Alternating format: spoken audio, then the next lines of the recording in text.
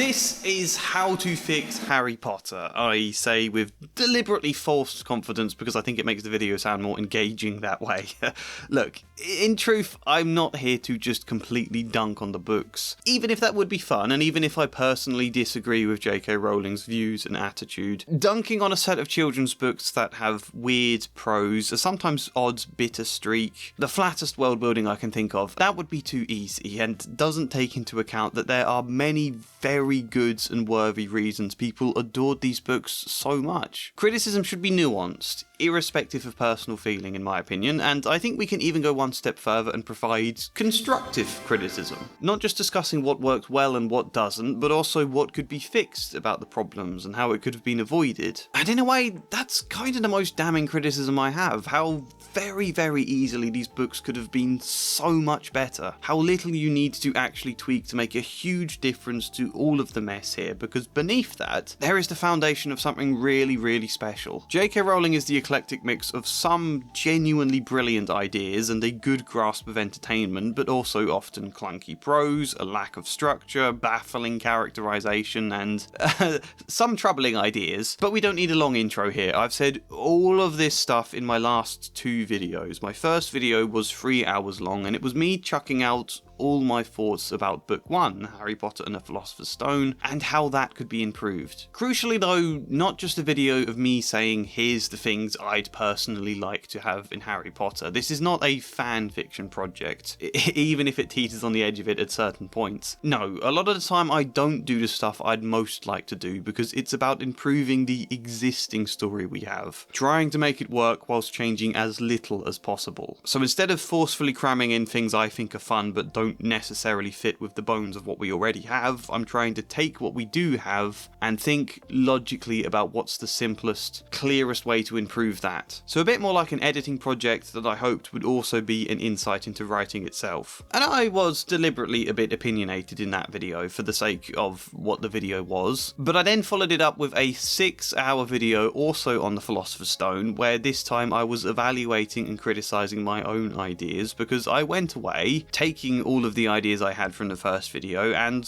writing them out. Writing the full script. I got a PDF copy of the book, converted it into a Word document, and then edited the entire script to fit everything in. And I did it at breakneck speed in about 3 or 4 days while still going to work, so it's very first drafty and I was very stressed. But I was quite happy for it to be a bit flawed. In a way, that was the point. I wanted to take the deliberately opinionated ideas of my first video and showcase that just because an idea sounds great in your head or when you explain the reasoning behind it, doesn't necessarily mean it will translate as effectively when you get down into the nitty-gritty of writing it. So the script I wrote inevitably diverted from the original plan in places, but I think it was a success. I'm happy with what I did. And you can watch both those videos about the Philosopher's Stone if you fancy, but don't worry, they're not essential for this. You'll be able to understand this video fine without them, as we now discuss Book 2, The Chamber of Secrets. Yes, this video is about The Chamber of Secrets. A lot of people's favourite book in the series. I very much disagree. So, apart from a disclaimer that I think I have to make here, which is that I don't think I'm a better writer than J.K. Rowling. That's not what this is about. It's an exercise in understanding writing through the example of J.K. Rowling, and I have hindsight on my side. These books have been out years, I've had years to think about them growing up. Being able to provide constructive criticism isn't the same as being able to write something from scratch, you know? Aside from that disclaimer, that is your intro. How can we improve Harry Potter and the Chamber of Secrets whilst changing as little to the original as possible? And what can we learn about writing as a whole via this experience? Are you ready? What better place to start than with an overview of the book?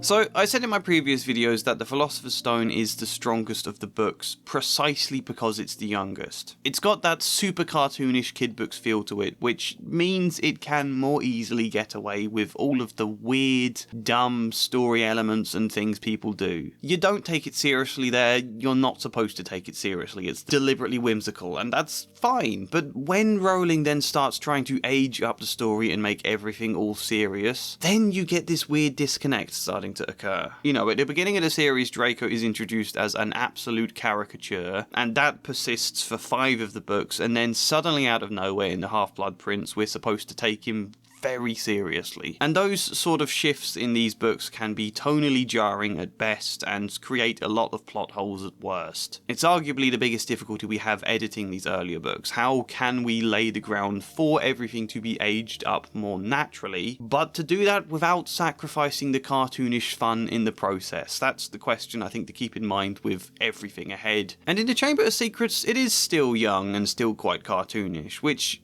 arguably makes it as good as the first book, if not better, because on a technical level, Rowling has definitely improved as a writer here. The Chamber of Secrets has a tighter structure than the first book, where a lot of the chapters did feel just like random vignettes loosely pieced together by plot. The Philosopher's Stone was kind of all over the place, and you could half overlook that for how it indulged the wish fulfillment, but on the other hand it does feel quite shallow and sluggish at times. JK has markedly improved on that here, and we've got a villain who we actually get to know slightly in Tom Riddle, get to have dialogue with him beyond Quirrell just being someone who stutters until the twist at the end. We've got stronger mystery elements, we've got the journey into the secret chamber for the boss battle at the end. In this book, the design is way stronger than the journey through all of the Philosopher's Stone trials for the boss battle there. There's also some actual real sense of jeopardy, with Ginny being taken away to die and Hermione getting petrified. You do really feel like JK was starting to get the hang here of how you write an effective murder mystery. Not to mention, Harry has a stronger arc. In the first book, it's so loose you could almost entirely miss it, where here he's actually going through something. The question of, am I Slytherin's heir? Am I like Tom Riddle? And really doubting himself as a person before Dumbledore reassures him we are defined by the choices we make. It's not a perfect arc, but it is one. It is there. And it's for that reason that a lot of people argued in the comments of my last video that the Chamber of Secrets is the best book in the series, and they have a point. Ideas-wise, I think the Order of the Phoenix is my favourite, but it's also a complete structural mess. The Philosopher's Stone is the least flawed, but also very wayward and first booky. And then the Chamber of Secrets has a very similar premise to the first book, only it's just written more effectively. The idea definitely works. Some strange house elf popping up to warn Harry not to go back to Hogwarts. Then he can't get through the barrier to platform 9 3/4. Then there's a rogue bludger trying to kill him. Tension building up about that, and then the book goes, oh, that's nothing. These are just the slightly bizarre attempts of Dobby trying to protect Harry from the real danger. Oh yeah, this book gets worse. Remember in book 1 when Quirrell trying to knock Harry off his broom was treated like a high stakes threat? Well, no. This time round that's just Dobby. The real danger is people getting petrified and ominous warnings smeared across a wall in blood.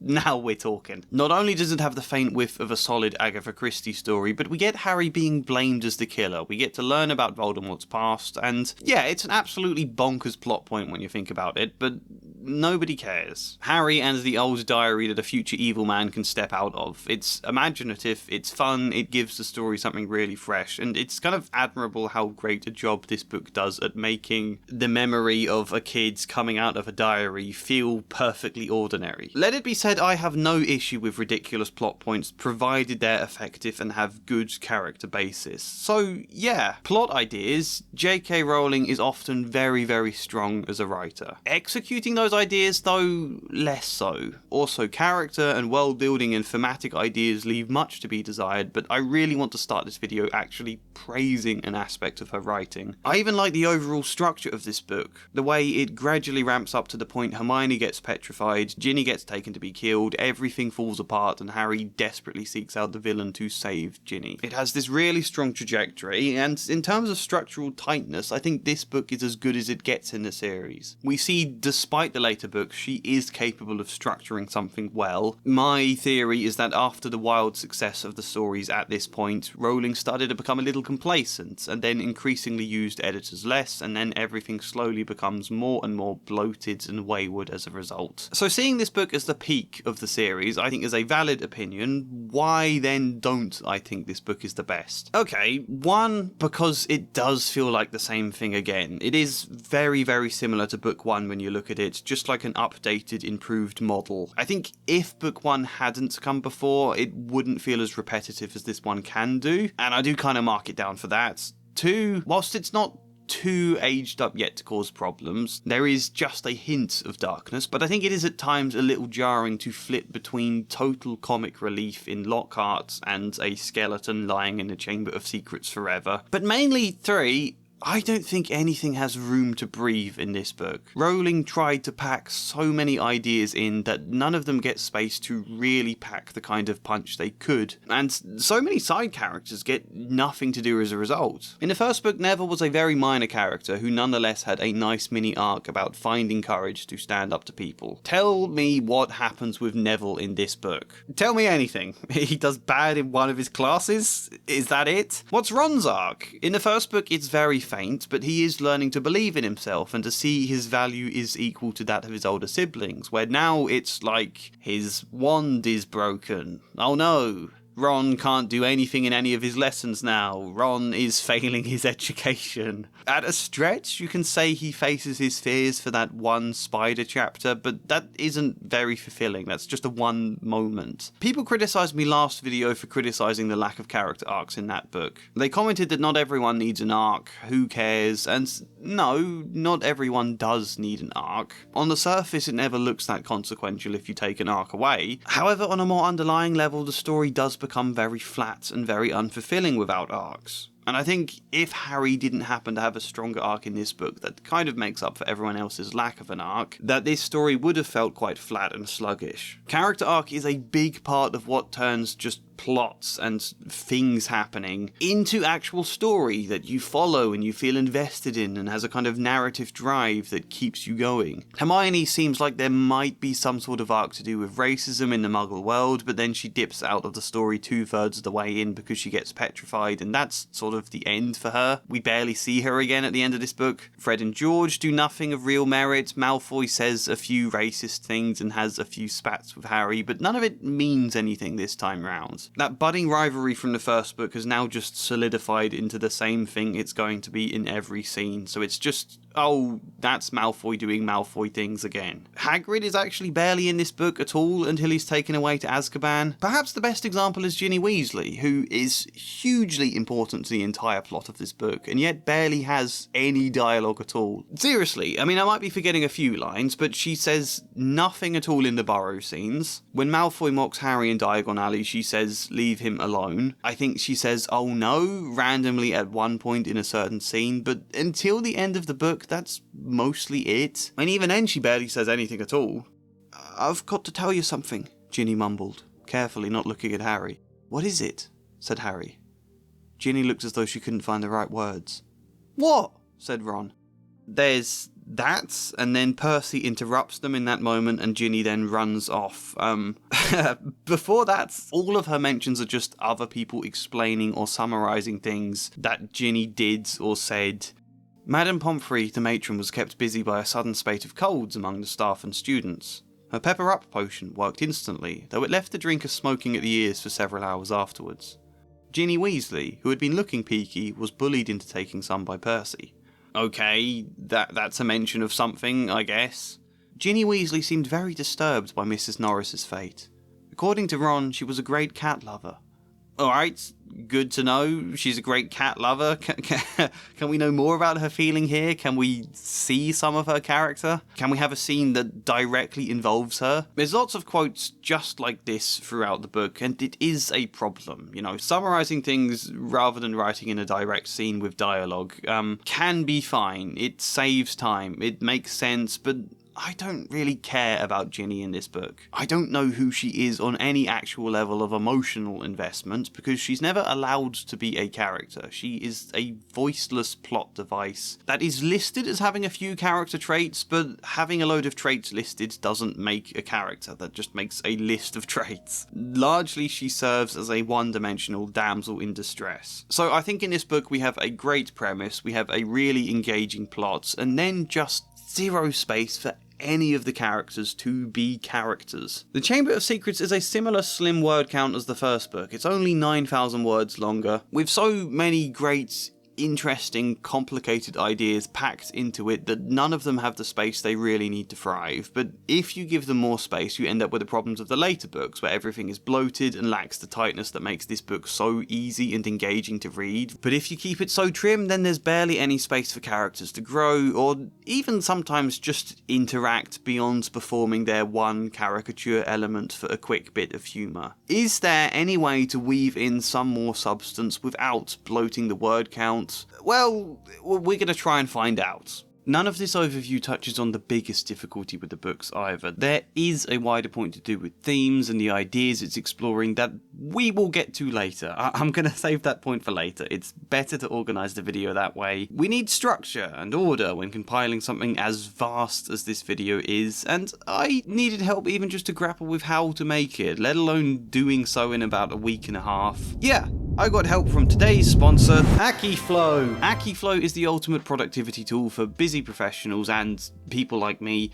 Not only is it a very slick tool designed for time blocking, better looking and more intuitive in my opinion than things like Google Calendar. I've got my days, I've got different tasks, and I can assign certain times, or even group within bigger projects like editing this 50,000 word behemoth of a video. You can set reminders for each task if you fancy that, either on your PC or your phone. But what's also great is how flexible and easily adjustable the whole thing is if, say, you have an emergency and you need to reschedule. Not to mention you can integrate so many other apps and programs into it. You're used to using Google Calendar? That's fine, sync it with Akiflow. You want to integrate your emails? Simple. If you get sent a particularly tricky email that you'll need a long time to answer, just right click, label it for Akiflow, and now it's here in your task manager. The same can be done with all of these apps, all of them integrated into one simple place so you don't have to check a billion different things all the time. And if you want to learn more, such as about their AI feature, which can learn your habits and start auto-assigning tasks based on what you like, then you can go ahead and schedule a free one-to-one call with one of their agents. Talk to them all about how Akiflow works, about what your needs are, what questions you have. Pop on, click a time, done. That is available to you now if you click the link in the description or the pinned comments. Give it a look.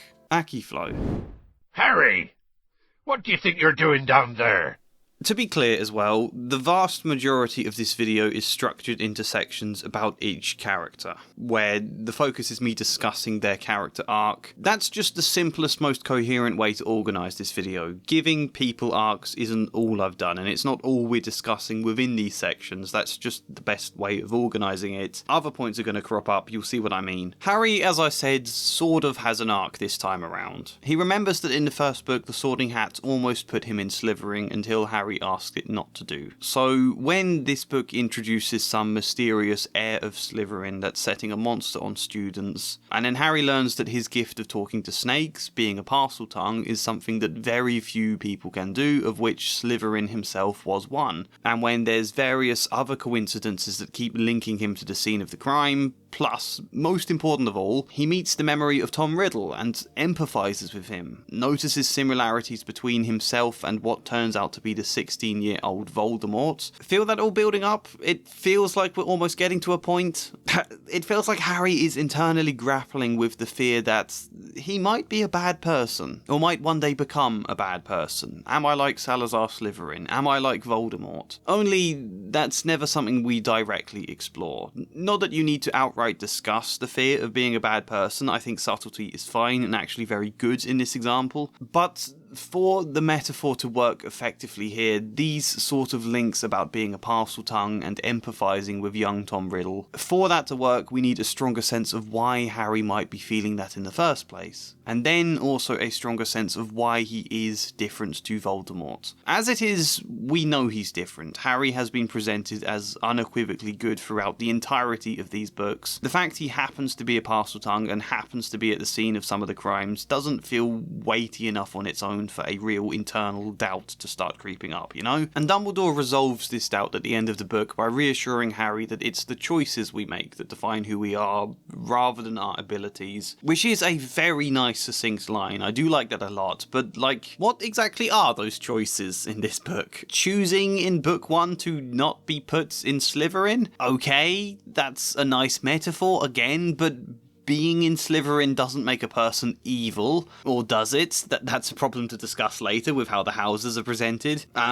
Choosing to save Ginny then. That's a heroic move in this book, but it also doesn't feel like a huge dilemma of choice here. Like he was always going to do that. It's either let your best friend's sister die or be the hero. Harry's not really given any knife-edge moments to really make a choice that can define him as a person. And not only does that then weaken his arc, but it makes the climax of this book feel slightly underwhelming. So what we need is motivation for why Harry doubts himself beyond just going, oh, you seem kind of like the villain on a very surface level. You have these arbitrary similarities. No, we need something deeper than that, and we need more active choice for Harry to make, and then a tighter structure to pull it all together. Also, this is just point 1 on the list of things to fix for Harry. There will be more. This is a long video. Ah, said a nasty little voice in his brain. But the Sorting Hat wanted to put you in Slytherin, don't you remember? J.K. Rowling is often very, very fixed on having Harry always appear like the good person. Okay, that changes a bit in the later books, but there's wish fulfillment, especially in these early books, that damages what she's trying to explore here. So I think let Harry not always be so obviously a good person in all situations. Let him be a bit more nuanced, which in terms of events that happen, he almost is. Take this moment right near the beginning of chapter 1 with Dudley. "Why are you staring at the hedge?" he said suspiciously. "I'm trying to decide what would be the best spell to set it on fire," said Harry. Dudley stumbled backwards at once, a look of panic on his fat face. "You can't. Dad told you you're not to do magic. He said he'll chuck you out of the house. And you haven't got anywhere else to go. You haven't got friends to take you."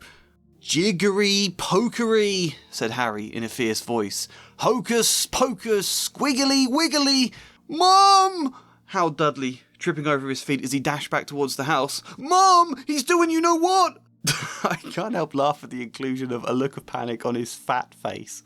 I don't know why she needed to specify that his face was fat, in case we've forgotten all the other a billion descriptions. But, you know, technically this is kind of mean from Harry. Like, it's played as a humorous moment, and the narrative frames it as totally acceptable because Dudley has been so much more horrible to Harry. But regardless of context and justification, this is a little bit of Harry not being very nice. Not awful, but not nice, you know? And that's good, right? Our protagonist occasionally being a bit of a dick in ways we can totally understand because he spent his entire life being bullied awfully by Dudley. Suddenly now he's got a magic wand and a bit of power, and he exerts it over Dudley when he feels annoyed because it's funny. It feels like revenge to him. I can fully understand why a 12-year-old Harry would be doing this, and it's not a good thing for a kid to be doing, but it is a good character moment. Of course this is what Harry would do. And I think, well, what if Harry was a bit more of a dick? And a bit more like that in other points this book too.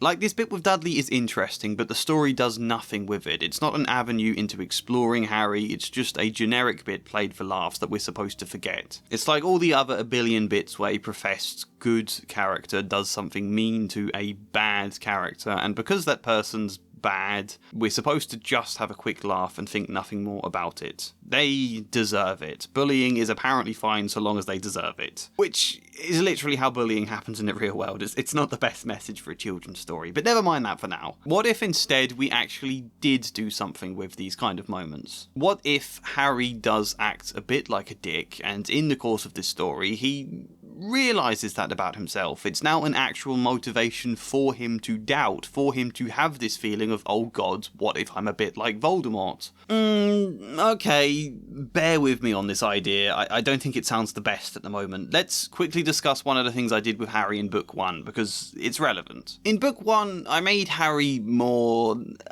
timid, let's say. He struggles to stand up for himself there. He's not the sassy kid he was in the original story. I made him a little bit more uncomfortable with the limelight and prone to not feeling the best about himself, prone to not having much confidence in who he is. You know, like a traumatised kid who has spent his entire life being abused and neglected and made to suppress all of his rage. All of that compressed into a slightly timid, overly compliant kid, because then you get to have an arc in that book of Harry breaking free from that. Harry becoming more daring, Harry learning to stand up for himself and stand up for what matters. Harry starting to believe he is worth something, his needs are worth standing up for, he can find the confidence to fight injustice, and now that he's faced Voldemort, facing Dudley doesn't seem half so scary. It becomes a very satisfying conclusion to that book when you create space for that to develop, and I deliberately took out some of his sassy, ready-to-fight stuff, precisely so that he can grow into that more in the second book. That's now. Harry has spent a year at Hogwarts with people who actually like him and think he has value, so now when he comes back to Dudley, is Harry going to take all the same bullying? No, he's not anymore. He's come back metaphorically bigger and stronger due to his magic and due to his courage. Harry becoming sassy is now a growth. Harry willing to fight back is a growth. Some of all this suppressed rage can start eking out too, now that he feels safer to let it out, and in the long term that's a good thing. Speaking as a children's therapist for a second, this is how it can tend to work with children who have been pressed into compliance. When you give them enough space to feel safer and more valued, the rage finally starts to come out, but often a bit too intensely. And in the long term that's important. You have to start with expressing it and later learning how to channel it more healthily, but in the short term it can cause some problems. You know, standing up for yourself is a very good thing, and anger can be very positive for that, but it can also go too far as a result, such as maybe Harry becoming a bit mean when he's most riled up, Harry maybe behaving just a tiny bit like his abuser. And maybe that's something you then need to learn not to fall into, which I think could be part of his ongoing journey across most of the book, Harry and the journey of processing trauma and anger. But for now, I think we can see a possible link between a book in which Harry feels troubled about having similarities to Voldemort and Salazar Slytherin, and yeah, linking that to the idea of having troubling feelings about being a bit like his abuser. That could be quite impactful. And that is just the theory, by the way. You know, it all sounds very complex and forced and psychological for a children's book. When I say it like that, that's not how it would come across in a children's story. That's not stuff we will directly explain in the book. It's actually very simple. So what does it look like? Well, yes, step 1. And this isn't the character arc yet, we're setting out a lot of the things that happen, but it's going to be later we pull this together into a clear, coherent arc, so bear with me for that. But step 1, Harry does something mean to Dudley. Probably more mean than what he currently does, but it still can't go too far here, because in book 3, Harry's anger will cause him to blow up his Aunt Marge, and we want that scene to feel like an escalation from this point, rather than just a repetition of what we were doing in book 2, you know? I mean, that's the wider arc for a lot of his story, really. By book 5, Harry's anger is now explosive and he's all over the place, and occlumency to block out Voldemort feels metaphorically tied up in ideas of learning to control and channel anger. So his anger is going to keep building until that book. Either way, Harry does something mean to Dudley. 2, Harry is in some way compared to Dudley. Now, I'm not going to say how just yet, because that would require a big tangent to discuss Mr. Ainsley or Mr. Crouch, for those of you who watched my last videos. But I wouldn't worry about this point. When I just describe it as him being compared to Dudley, it sounds very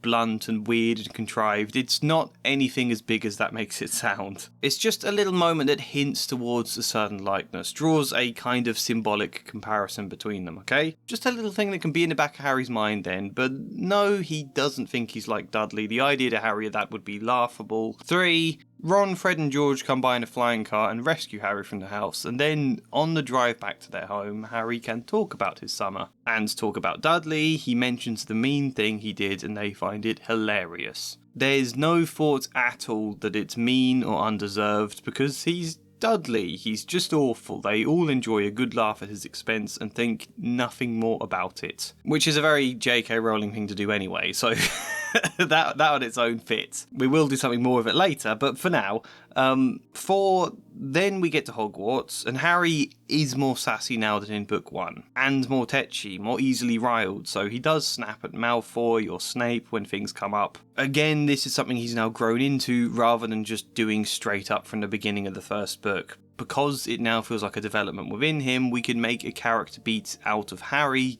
getting annoyed with Filch. Yeah, you see, there's a scene in the book here where Harry comes back from Quidditch and he gets mud on the floor.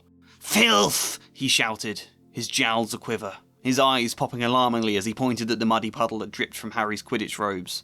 "Mess and muck everywhere! I've had enough of it, I tell you." Filch takes him back to his office and starts writing a report. "Name, Harry Potter. Crime." "It was only a bit of mud," said Harry. "It's only a bit of mud to you, boy, but to me it's an extra hour scrubbing," shouted Filch, a drip shivering unpleasantly at the end of his bulbous nose. "Crime, befouling the castle. Suggested sentence." I think we can easily make Harry a bit more snappy and a bit more riled up here. But I think that's important, not just for Harry, but what this scene is, because not long after this moment, Filch's cat, Mrs. Norris, gets petrified. Filch thinks Harry did it because Harry now has a motive. Filch has angered Harry. Also, Filch is revealed to be a squib, but never mind that for the moment. So if this tiny argument is supposed to be motive for Harry petrifying Mrs. Norris, then I think make Harry more angry, make him more snappy, clap back with more than just "it's only a bit of mud." Or if not that, have Harry leave this scene fuming about Filch. He does get away with punishment in this moment because Peeves distracts Filch, and there's the whole thing to do with being a squib, but Harry leaves feeling annoyed by Filch, I think. Harry leaves hating the bloke, venting a bit in his next scene where he talks to Nearly Headless Nick. What is Filch's problem? I have to come in from the mud outside. I have to get to the dormitory before I can change. What am I supposed to do? We need to start seeing Harry develop into a kid who can be very easily riled up, and almost surprised himself at how much he can be riled up. And there are a lot of moments in, I think quite a few of the books, where various characters make passing comments about wishing to kick Mrs. Norris. I think if Harry thinks that kind of thought here, he might not truly mean it. He might not really want to kick Mrs. Norris, but he's annoyed right now. He makes the remark about wanting to kick her, and now that serves as a proper motive when she's then found petrified. Now it's a stronger reason for people to suspect Harry, and a stronger reason for Harry to also kind of feel guilt. Obviously we know he's not the killer, but when people do start to question Harry, with this kind of added guilt, it makes more sense why he might doubt himself. I know I'm not the killer, but maybe I deserve the persecution. Maybe it makes sense people suspect me because maybe I am a bad person. Again, not explicitly saying that, but have that kind of feeling subtly in the background. And we can then apply this same kind of idea to several other moments in this book. Harry being more snappy when people get at him. Not only is this sensible character growth considering where he was at the end of book 1, but it fits for the murder story. Harry being more snappy at Justin Finch-Fletchley when he accuses Harry of setting the snake on him. The fact Justin Finch-Fletchley then gets petrified after that, it adds to it. Harry being more angry with Malfoy, obviously, but we'll talk about how we do that later. Just generally a harder edge to Harry. Even when Dobby comes to visit him in the hospital and Harry finds out that Dobby was the one who prevented him getting the train to Hogwarts, we get this in the book. "You nearly got Ron and me expelled," he said fiercely. "You'd better clear off before my bones come back, Dobby, or I might strangle you." Dobby smiled weakly. "Dobby is used to death threats, sir.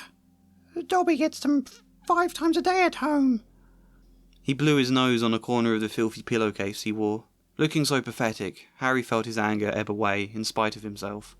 "Why'd you wear that thing, Dobby?"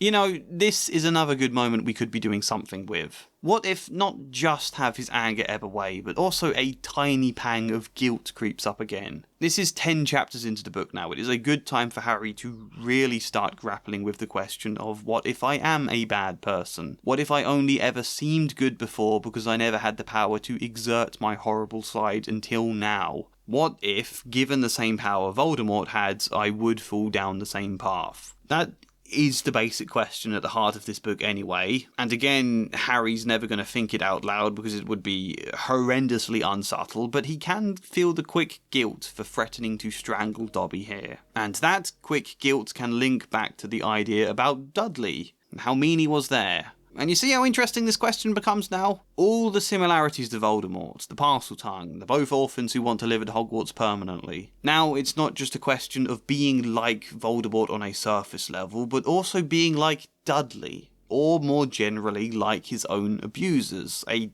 terrible, difficult, but often common struggle children who do grow up in abusive households have. The fear of becoming like them.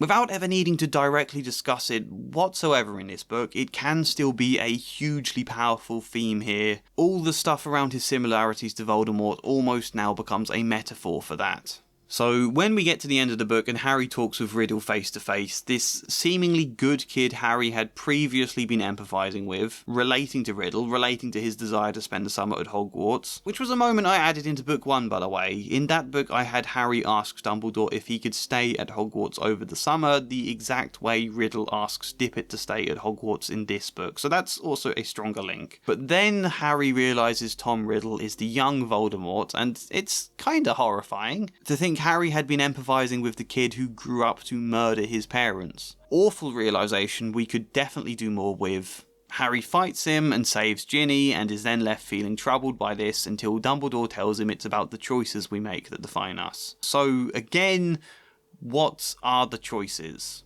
I think we've built up the basis for a better motive in his arc here now, but what can Harry actually do? It is our choices, Harry, that show what we truly are, far more than our abilities.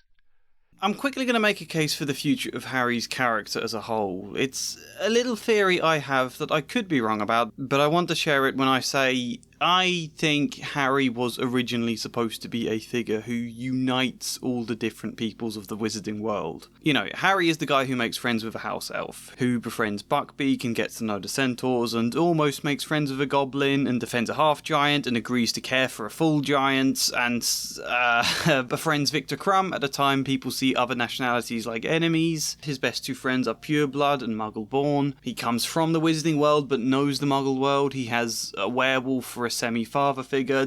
You get the point. There's this fancy statue in the Ministry of Magic that Rowling takes great pains to describe during the 5th book. A statue in which all these other magical species are bowing beneath the heel of mighty wizards. It feels like a very pointed description, but in the fight that happens there against Voldemort, this statue gets obliterated. It feels like foreshadowing for the rest of the series. Dumbledore even makes a speech in that book about how wizards have treated the other magical beings too harshly for too long, and then Rowling seems to change her mind and none of this ever pays off. Nothing happens about it, and I think it's a huge problem with the final books. It just feels very natural to me that Harry should be some unifying figure for lots of different groups to then come together against Voldemort and build a better society afterwards. I don't think that would be in a total rosy, they all hold hands and agree to fight Voldemort type way together, but to an extent of having to politically work to bind together a stronger force. I think that means the books can end with the idea of a more equal wizarding world afterwards. I think that's a satisfying end to the story. I want that to happen. And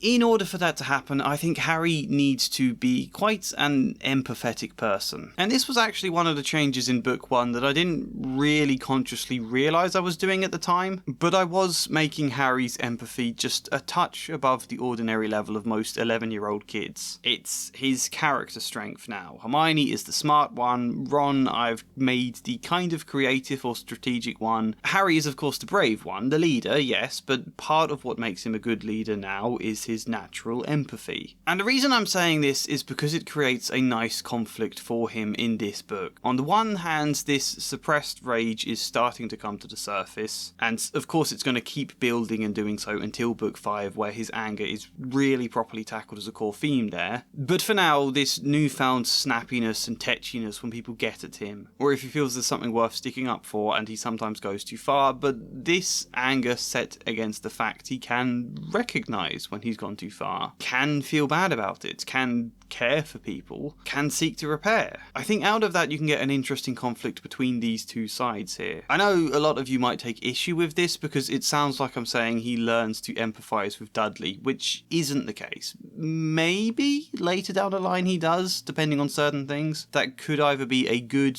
healing thing in the books or a terrible harmful thing to write. But in terms of book 2, he's just becoming worried that he might be turning into Dudley in certain ways or Voldemort in certain ways. I don't think he's consciously considering it that clearly, just the feeling of him maybe being a bit bad. So what do we have for his empathy? Yeah, there's everything we've mentioned already. Maybe a faint unease about being compared to Dudley. There's also his first meeting with Dobby, where Harry is very polite and caring and concerned about Dobby repeatedly hitting himself. I think we could also have when he visits the Weasleys and he finds their home wonderful, but he can't help but notice the poverty and he feels bad about that. I think that makes sense. I think he would want to do something about it. You know, do you ever find that weird in the books? Whenever there's a hint about how poor the Weasleys are, Harry just fidgets a little like it's an awkward moment. He says nothing and then moves on like, oh, thank God this moment of awkwardness has passed. Thank God I don't have to address their poverty in any way. This happens time and time again in the books. Here's an example. Harry enjoyed the breakneck journey down to the Weasleys' vault, but felt dreadful. Far worse than he had in Knockturn Alley when it was opened. There was a very small pile of silver sickles inside and just one gold galleon. Mrs. Weasley felt right into the corners before sweeping the whole lot into her bag. Harry felt even worse when they reached his vault. He tried to block the contents from view as he hastily shoved handfuls of coins into a leather bag. This is kind of as much feeling as you ever get on this subject, and I don't think it's enough. Especially when there's so much space for Harry to, for example, offer to buy Ron a new wand when his one breaks, or give all his free signed copies of Lockhart books to Ginny before buying his own ones. Or here's what I think is the most natural thing for slightly wishful children to do. You'll have to bear with me on this because I know it's getting a bit confusing. We're not yet pulling together a clear arc. We're just sort of setting out all of the different things that can happen for Harry, and we're going to organise it into something more coherent later on. Harry spends the summer with the Weasleys, as we know. Harry hates living with the Dursleys. So why does he or Ron never in a moment of wishful excitement go, we can ask Mum and Dad if you can live here for good, you can move into my room, Harry? Why don't they do that? And if money is a problem, Harry can very readily, almost too eagerly, offer to pay for getting to live there. Having seen their financial struggles, he's almost wanting to help. That could be quite a heartbreaking moment of Arthur and Molly having to explain why that's not possible for these two very wishful children. But it can also form part of an experience around a child who doesn't really understand financial differences between families, but does kind of have his heart in the right place, wanting to do something about it. Harry recognising the money struggles and wanting to help even if he's not quite getting it right. Another point we can draw on for Harry's general empathy in this book, Harry being nice to Myrtle. In the film, Harry kind of is nice to her and there's a faint bit of friendship, even if he's also, like, I think repulsed by her there. Never mind that for the moment. He's vaguely nice at points and it makes it feel natural when he later asks her how she died. Because Myrtle as this ghost feels like it's quite kind of him to bother thinking that question and bother asking her. In the book, however, no one is nice to Myrtle. I think the best we can hope for are moments like this. Moaning Myrtle was crying noisily in her cubicle, but they were ignoring her, and she them. Rightio.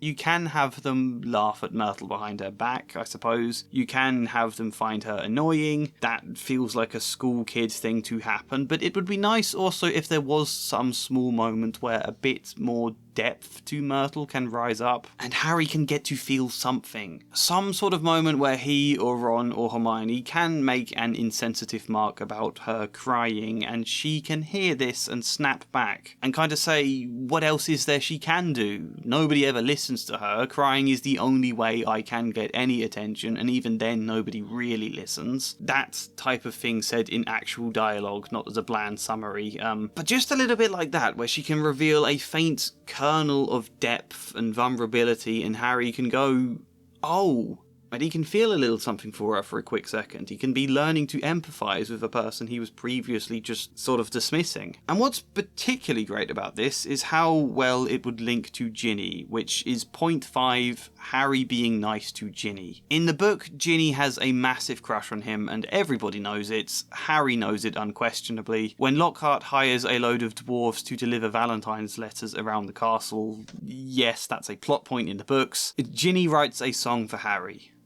His eyes are as green as a fresh pickled toad. His hair is as dark as a blackboard. I wish he was mine. He's really divine. The hero who conquered the Dark Lord. Harry would have given all the gold in Gringotts to evaporate on the spot. Trying valiantly to laugh along with everyone else, he got up, his feet numb from the weight of the dwarf, as Percy Weasley did his best to disperse the crowd, some of whom were crying with mirth. Is it weird that Harry never actually speaks to Ginny about this? This girl who has repeatedly been crying, as far as Harry knows, because of her crush on him. So many scenes in this book where she's mentioned to be crying. Is it not weird there's never a moment where he says, look, Ginny, you're nice and everything, but I'm just not interested in romance right now, or something of the sort. Anything, rather than letting her just pine on without ever addressing the point. Like, there's never even a sense of Harry feeling too awkward to have this conversation. Like, gods, I know I should talk to her, but I can't bear to. Never even that. It just never crosses his mind. Concern for how Ginny's feeling is just not a thought that enters his brain. I think it should. In general, Ginny spends most of this book incredibly sad, also very lonely. Percy offers vague concern, but generally none of the characters ever really give a damn to comfort or support her over anything. It would be nice if Harry noticed how sad she was at some point and decided to take the time to try and help do something. So think about it like this. Ginny sends him that Valentine's Day song and Harry is mortified. It's a really embarrassing moment for Harry. Malfoy's also there laughing at him. I think when he sees Ginny, he snaps at her very unfairly because of this and he makes her cry, but he doesn't care in that moment because he's angry. Then there's a scene after that in a girl's bathroom where one of them makes an insensitive remark about Myrtle. She hears and she makes some comment about feeling never listened to. And what she's saying can be a great moment for it to click in Harry's head that Ginny, like Myrtle, has spent 80% of this book crying or running away in tears, and he can go, oh, I should take that seriously, actually. I've been unfair on her. And this is then actually a choice he gets to make in the story. To show some agency here, Harry chooses to seek Ginny out. Despite his earlier rage and snappiness at her and faint Dursley-like traits, Harry is also someone who can care and will actively find the moments to talk to Ginny, to clear the air on this awkward crush stuff and to just show a modicum of comfort. Because that's the other weird thing about this moment in the books. As mortifying as this song might be for Harry, it would be 10 times worse for Ginny, who wrote it, who hoped it might woo Harry and then watches everyone in this corridor laughing their heads off about it. That's awful for her, and how she might feel is never addressed at all in the book. Like, she does run away at the end of the scene, but as we later realise, it's because she notices Harry has Tom Riddle's diary, and that scares her, which, yeah, is a much bigger concern, but still, can we acknowledge how Ginny might feel about the song, rather than it just being Harry's embarrassment? Can Harry realise that after this character moment with Myrtle, and then talk to Ginny? Please? That could be a great example of Harry making a choice that sets him apart from Voldemort. And even better, it then creates better space and motive for this bit from the books when Ginny randomly sat down next to Harry and said, "I've got to tell you something," Ginny mumbled, carefully not looking at Harry. "What is it?" said Harry. Ginny looked as though she couldn't find the words. "What?" said Ron. Ginny opened her mouth, but no sound came out. Harry leaned forwards and spoke quietly so that only Ginny and Ron could hear him. "Is it something about the Chamber of Secrets? Have you seen something? Someone acting oddly?" Ginny drew a deep breath, and at that precise moment, Percy Weasley appeared, looking tired and wan. If you've finished eating, I'll take that seat, Ginny. I'm starving. I've only just come off patrol duty." Ginny jumped up, as though a chair had just been electrified, gave Percy a fleeting, frightened look, and scarpered away. You know, this is an important beat in the story right before Ginny gets taken down into the chamber, but she just appears out of nowhere to say this. I think if Harry has already sought her out to clear the air on their feelings, hoping it would cheer her up if he did that, only to find it has no real effect because there's actually a deeper concern on Ginny's mind, one that Harry then shows some empathy and concern about, asks her what's wrong, and she starts to tell him there's something she needs to say to do with the Chamber of Secrets, only then Percy interrupts. I think that makes so much more sense. But again, none of this feels like an arc yet. These are just examples of Harry being a caring person that I'm setting out so that when Dumbledore says his bit about the difference between Harry and Voldemort, Harry can reflect on all of these moments and choices he's made and think, oh yeah, Voldemort wouldn't have done that, or Dudley wouldn't have done that, or Vernon and Petunia wouldn't have done that. Or probably not think that directly, but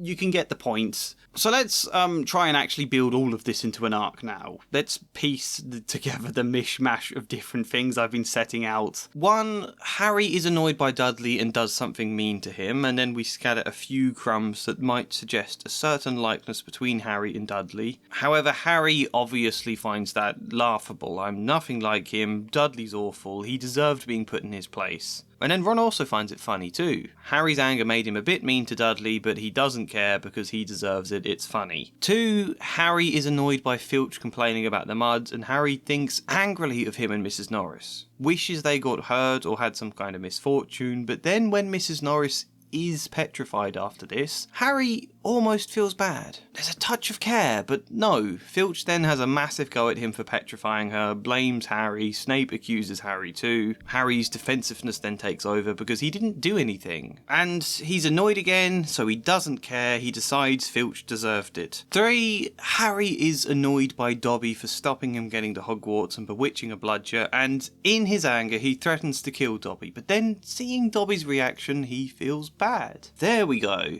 This time he properly cares and actually recognises his behaviour. Harry feels bad. And it's also after this in the book that Harry really starts getting compared to Salazar Slytherin, accused of all the crimes much more, and Harry first starts really doubting himself, rather than just being defensive, you know? You see how this is all building? Harry has been progressively showing more anger, but also progressively becoming more aware of it and more concerned about the people he might be upsetting. Harry's doubt about being the heir of Slytherin now neatly ties into the emotion of Harry feeling guilty for how he behaves when angry. Worrying his rage makes him a bad person. However, like Dumbledore will later say, it's about his choices. The difference is Harry recognising his behaviour and starting to actively try and not lean into it. Also not to get defensive and justify it, but to accept he got things wrong and to actively try to repair when he does, to apologise, to do better. That's the real choice Harry makes in this book. But he's not there yet.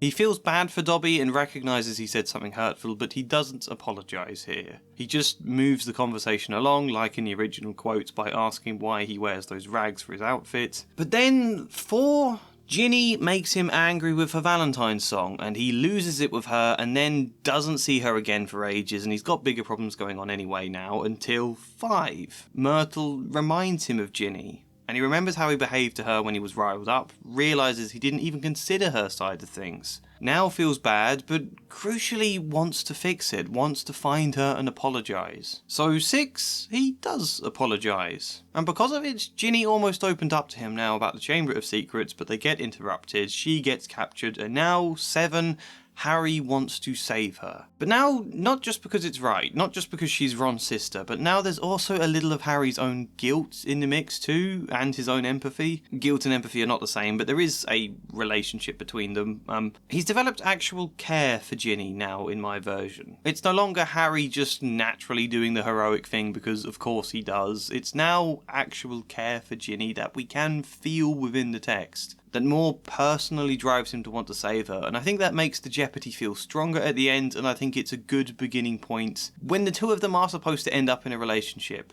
Okay, this structure kind of works. It still feels a little bit too loose, which is probably a sign I didn't spend long enough planning this video. However, I do like this idea a lot. We're turning the fact Harry doubts himself in the story into something that can be a positive driving force as well, which isn't always the case, of course. We can have a habit of humans of unfairly shaming ourselves and hyper-focusing on our flaws, and that can be very unhealthy, obviously. And I think my book 1 Harry would have been more likely to do that, to beat himself up for everything. However, the very feelings of shame that can imprison us in our own misery can also be a positive force for change and fuel a desire to do better. And I think the reason Harry is able to utilise it as a positive force in my version to be better is because of his good experiences in book 1, because he met people at Hogwarts who valued him and cared about him, and actually at the start of this book, living with the Weasleys, who, without really ever having to talk about it, just by being caring figures, help him believe that it is possible for him to be better, that he is good and capable of good, rather than all of the constant stuff the Dursleys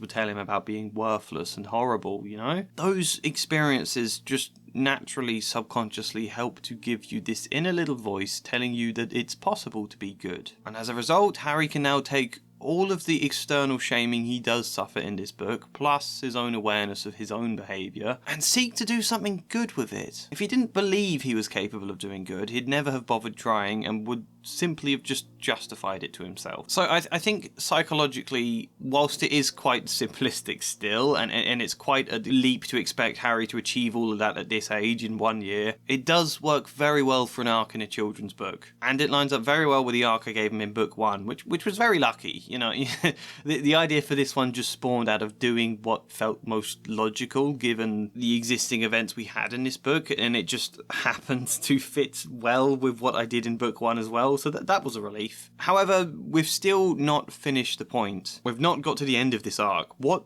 does happen when Harry goes to face Riddle? "What do you mean she won't wake?" Harry said desperately. She's not... She's still alive," said Riddle, "but only just." Harry realises how similar the two of them are, and yet he makes a choice that sets him apart. You see, Harry doesn't really get any choice in this scene originally. It's a problem. He just gets to the Chamber of Secrets, he talks for a bit with Riddle, and then he has the basilisk set on Harry, so it's like, of course Harry fights. He's fighting for his own survival more than anything, and he then saves Ginny in the process. Also, unfortunately, book 1 very clunkily does the "join me and together we'll rule the world" type trope. I don't know if you'll remember that, it's an easily forgettable bit from that book, but Voldemort's head at the end tries to tell Harry to join him, which is kind of a weird moment. It doesn't feel earned. I didn't think to cut that out of the book in my last edit video, but I wish I had, because as much as I personally don't like this trope as a whole, I think it would be very earned to include it in this book. It would make absolute sense here when this whole book has been about how similar Harry is to Voldemort. For Tom Riddle, who has very little context about the adult he would later become and why killing Harry was so important, for Tom Riddle to try and sort of recruit Harry here, there can then be an interesting idea in that of his younger self trying to rewrite history, to try again but do things right this time so that Voldemort doesn't get himself half destroyed the way his adult self does. And so out of that, Tom can then be directly pointing out the similarities between him and Harry, including their upbringing. He can be saying, "You've known the cruelty and the stupidity of Muggles, Harry. You've known what they're like and why they can't be allowed to influence society." He can make some vague case for all of the pure blood superiority stuff that almost sounds like there's some logic somewhere in there. Have Tom Riddle do that in a faintly convincing way, in order that Harry can then say no. Harry can make a conscious choice there. It doesn't matter how awful the Dursleys are. Muggles don't deserve to be treated as lesser, and neither do Muggle-born wizards. Just because Harry understands the cruelty firsthand, just because he has his own anger and impulses wanting revenge on Dudley, doesn't mean he wants to eradicate their world or wants total revenge. As much as his anger might make him a bit mean and snappy, Harry is not evil, and he realises that in this moment of choice. Setting a snake on students is a barbaric thing to do. Killing Ginny is barbaric. Harry won't let Tom Riddle do that. And so then is when Tom unleashes the basilisk and they have their fight. You know, it's not the best. I personally don't like that "join me and together we'll rule the world" trope. There's only a handful of stories where it works well, but I think all of this stuff I'm setting out is the most sensible thing to do considering the bones of the story we already have. I think it makes everything come full circle. The difference between Harry's meanness towards Dudley at the start of the book and the idea of killing or perhaps enslaving muggles and muggleborns as Tom Riddle wants to do. Sure, Harry can be mean at times, but there's no way in hell he's choosing that path. Now, when Dumbledore talks about the choices being what defines us as people, it can mean far more than just a kid in book 1 going, please, Hat, don't put me in Slytherin because I met this kid in Slytherin who seemed like a prick and I don't want to have to share a dormitory with him. That's a bit flippant of me, but yeah, it's not my favourite idea for Harry arc, but it does fit very, very well. And whilst we can be very subtle about it, there is still that very powerful idea at the heart here. The fear of turning into your abusers, the fear of this anger that you've suppressed for all of these years starting to come to the surface and not really knowing what to do about it. That set against also slowly learning why you are more than that, why that stuff doesn't encapsulate who you are as a person. You are caring, you are kind, you can make positive choices. There's still a load of other stuff we haven't discussed about Harry yet. We haven't mentioned his interactions with the Weasleys, we haven't mentioned Malfoy at all, and loads of other stuff to do with the Dursleys. If this video was well organised, I would talk about that stuff now. Discuss all of Harry in a single section before moving on. However, the problem with this kind of video is it's very difficult to explain things in clearly defined sections when all of their arcs and themes overlap all the time. Like, ordering this video into sections about each character still makes the most sense, but we have to do Harry in 2 different parts. I've given you the main meat of Harry's arc, but we're going to come back to him later on for everything else, because now I think we need to talk about Ginny. His diary, Ginny sobbed. I've been writing in it, and he's been writing back all year. So as mentioned, Ginny is not currently a character. She is a voiceless plot device that nobody really cares about. All of the mentions about her being distraught or upset about various things are not supposed to make us care. They are simply foreshadowing to set up the reveal that she has spent the entire book being possessed by a diary. Ginny Weasley, who sat next to Colin Creevey in Charms, was distraught. But Harry felt that Fred and George were going the wrong way about cheering her up. They were taking it in turns to cover themselves with fur or boils and jump out at her from behind statues. Ginny didn't find it amusing either. "Oh, don't," she wailed every time Fred asked Harry loudly who he was planning to attack next.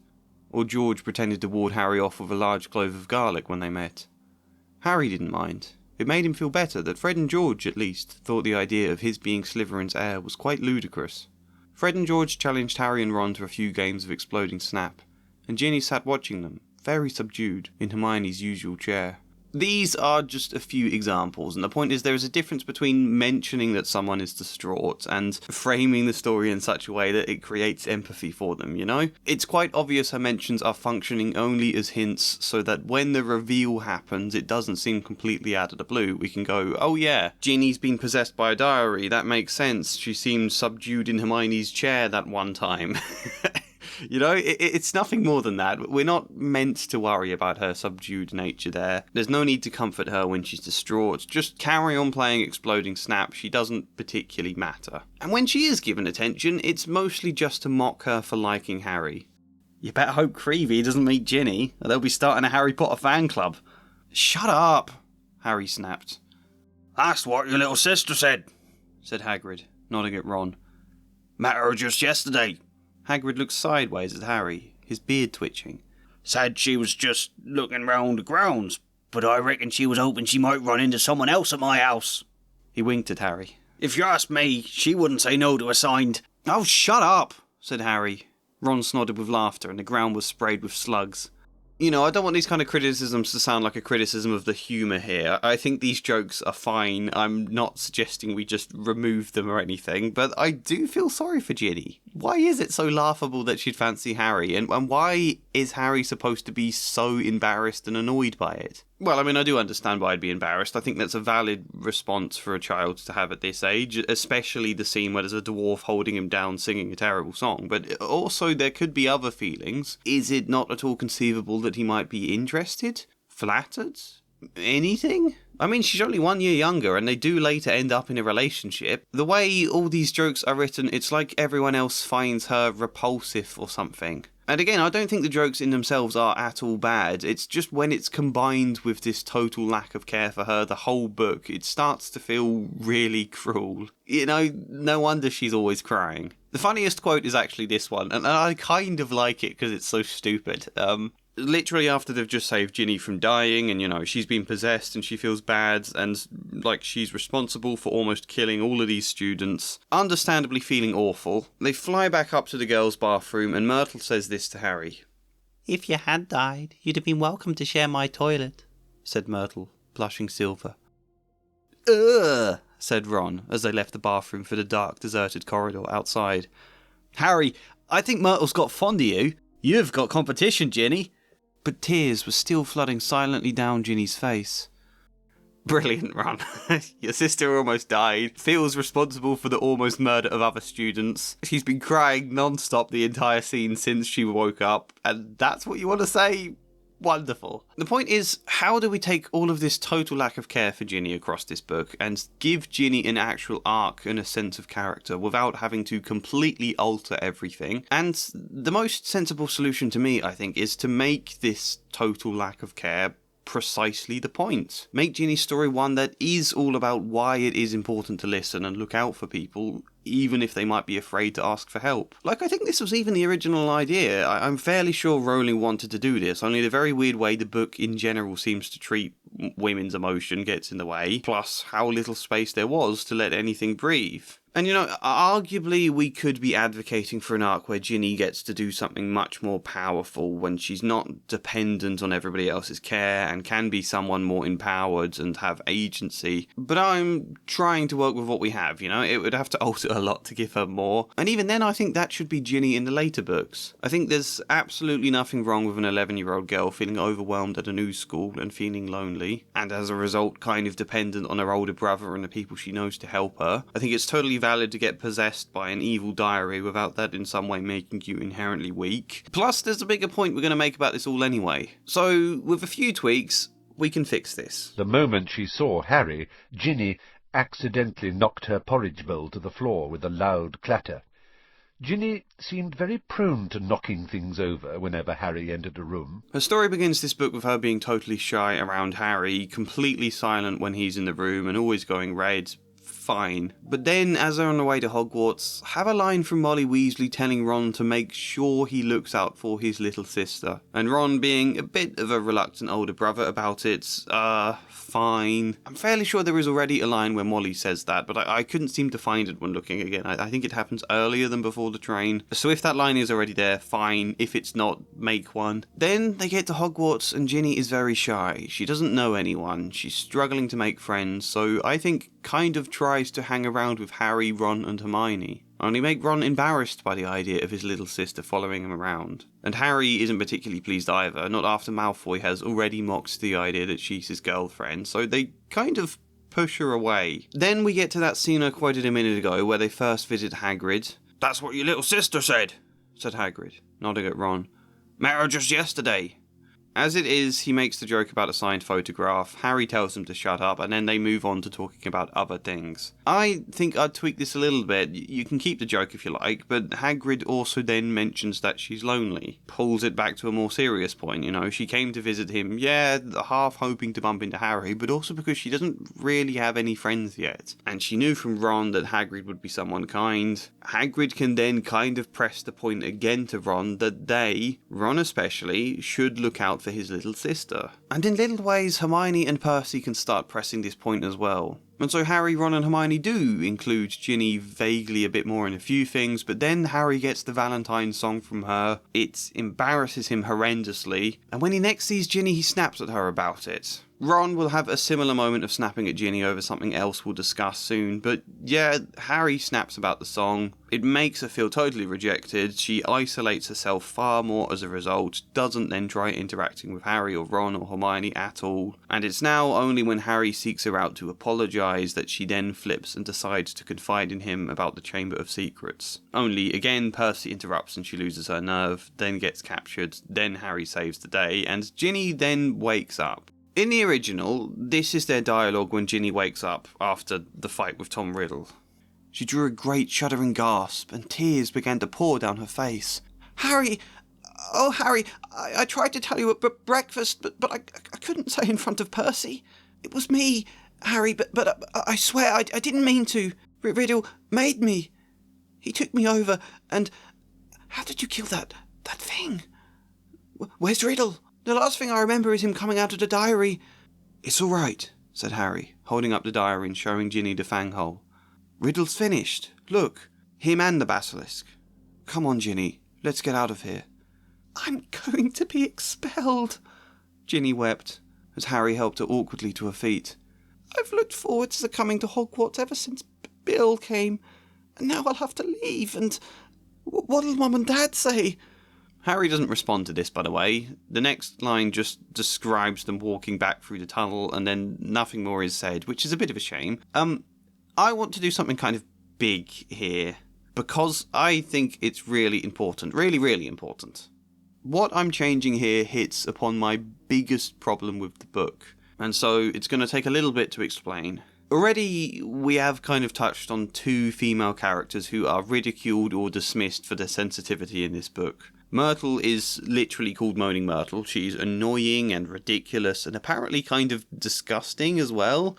People seem repulsed by her. Ginny, we've just discussed. Even Hermione also has this crush on Lockhart that is ridiculed as stupid, but we'll discuss Hermione later because it's slightly different there. But I think 11 and 12-year-old girls are perfectly entitled to fill their heads with ridiculous crushes. I think that's what kids do. It's not an inherently bad thing. I mean, sure, it can definitely lead to problems, but it's imagination, it's hope, escapism, and all part of learning what relationships are and how they work and what they feel like. Similarly, I think 11 and 12-year-old girls are perfectly entitled to cry. On the point of over-the-top dreamy crushes, it feels like this book is explicitly suggesting that they are a bad thing. I mean, okay, the general warning of don't be spilling all your thoughts to a diary you can't trust is, I think, a potentially good message and an idea about, like, don't spill all your secrets online to people you don't know. That is a good moral, but when you combine it with the total lack of care towards Ginny that no one ever apologises about, that fact makes Riddle almost sound justified in his perception of Ginny.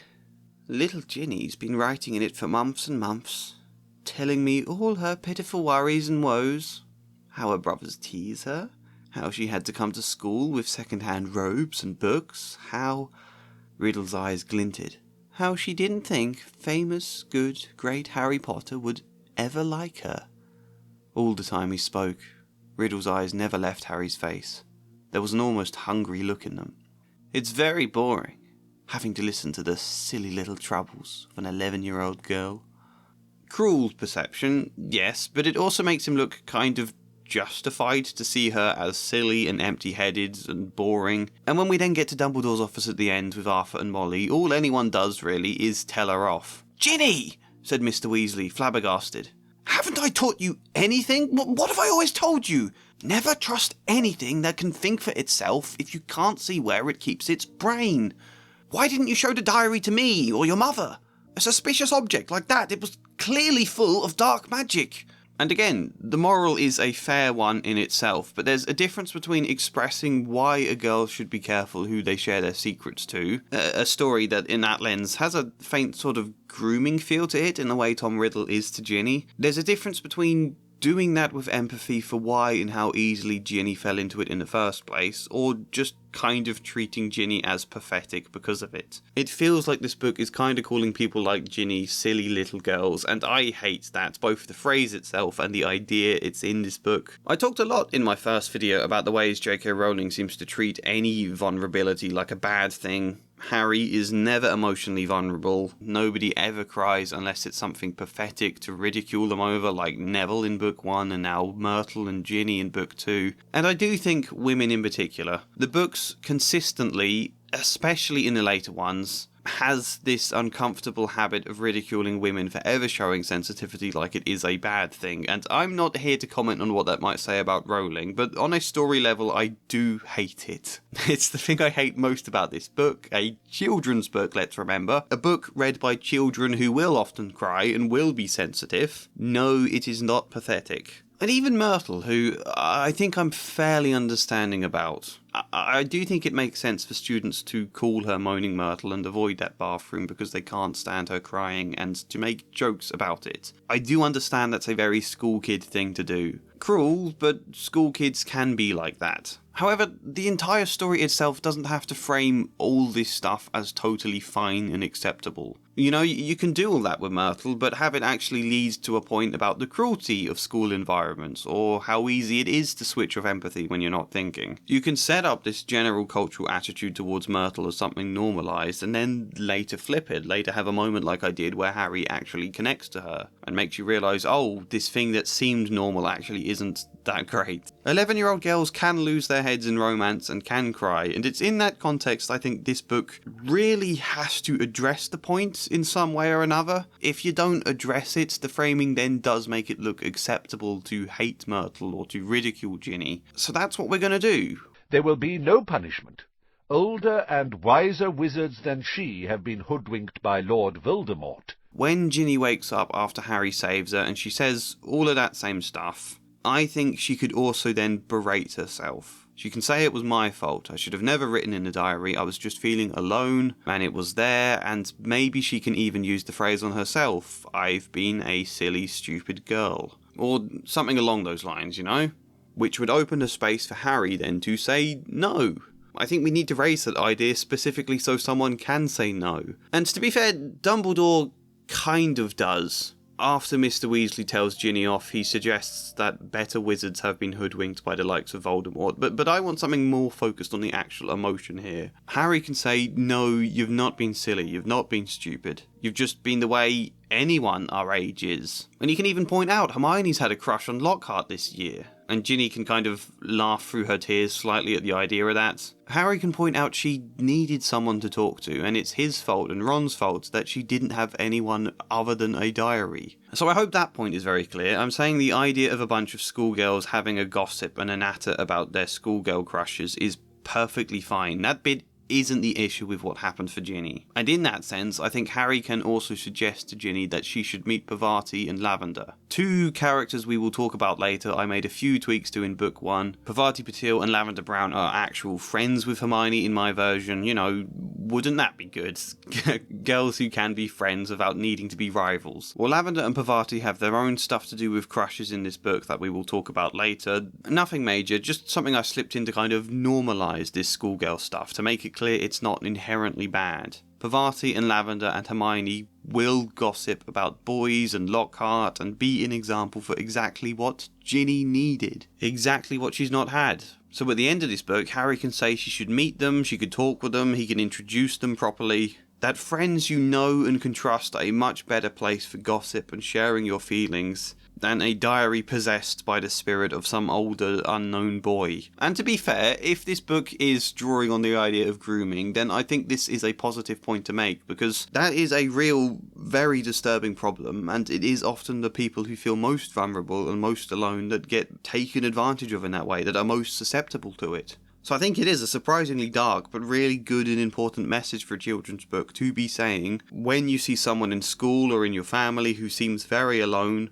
take the time to consider their feelings, to make them feel less isolated rather than just mocking them. Although I should caveat, it's potentially bad for Harry to say, here are these girls, Parvati and Lavender, go talk to them instead.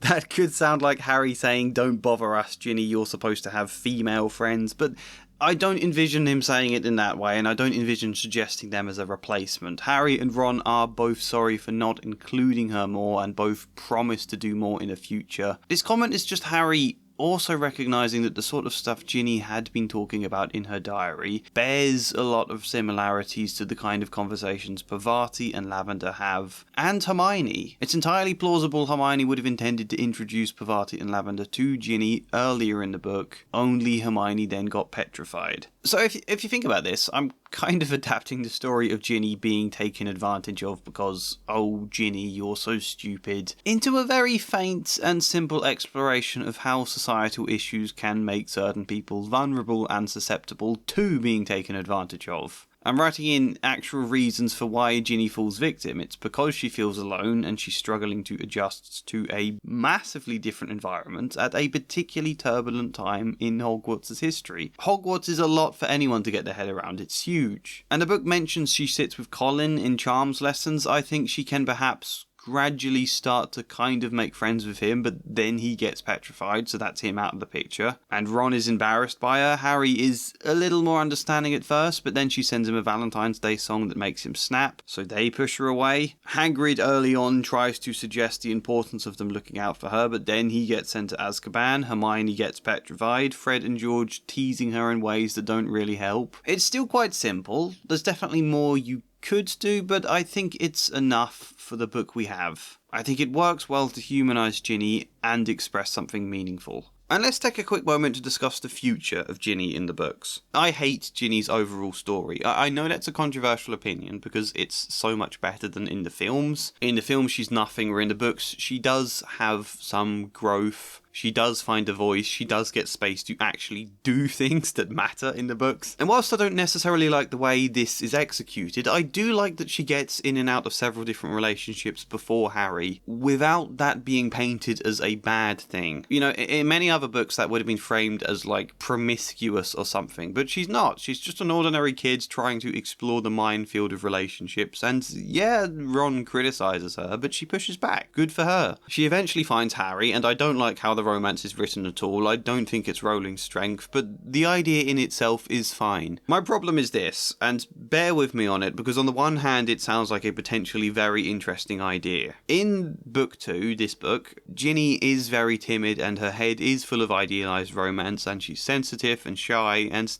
dare I say it, a bit of a stereotype of traditional femininity. A bit of an unkind one. And in that book, all of this leads to her getting possessed by a diary, almost murdering people. Which I do wonder about, by the way. Like, surely the Ministry should have some legal concerns about attempted murder in this book.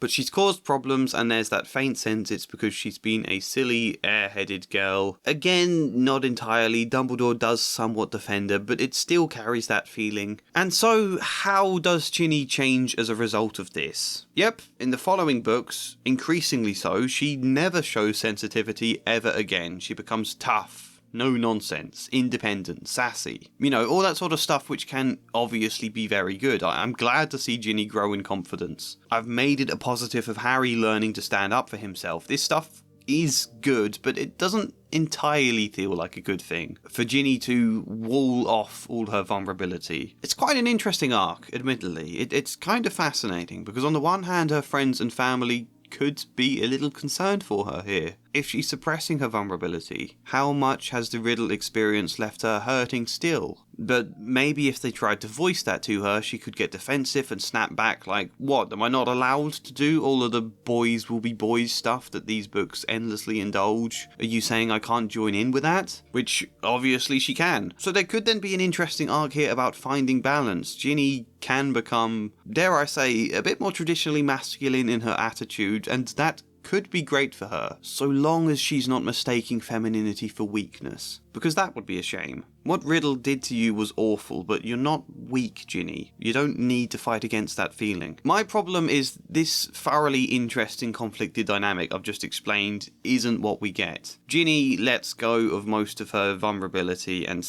traditional femininity, if we can call it that, to become more like one of the gang, and then Harry loves her for it as an unequivocally good thing. She becomes the contrast between Cho Chang. Cho, who likes going to tea shops with cutesy decorations, who does cry. And there are endless scathing complaints from Harry about this stuff and how much Cho cries. For God's sake. She's annoying and pathetic, and just a whiff of the way they all view moaning Myrtle crops up there. But Ginny. No, you wouldn't catch her doing that. No, Ginny is strong. Ginny is tough. Ginny's not like other girls. Ginny is therefore an ideal partner, and there is absolutely nothing worth exploring beneath the surface because she's great.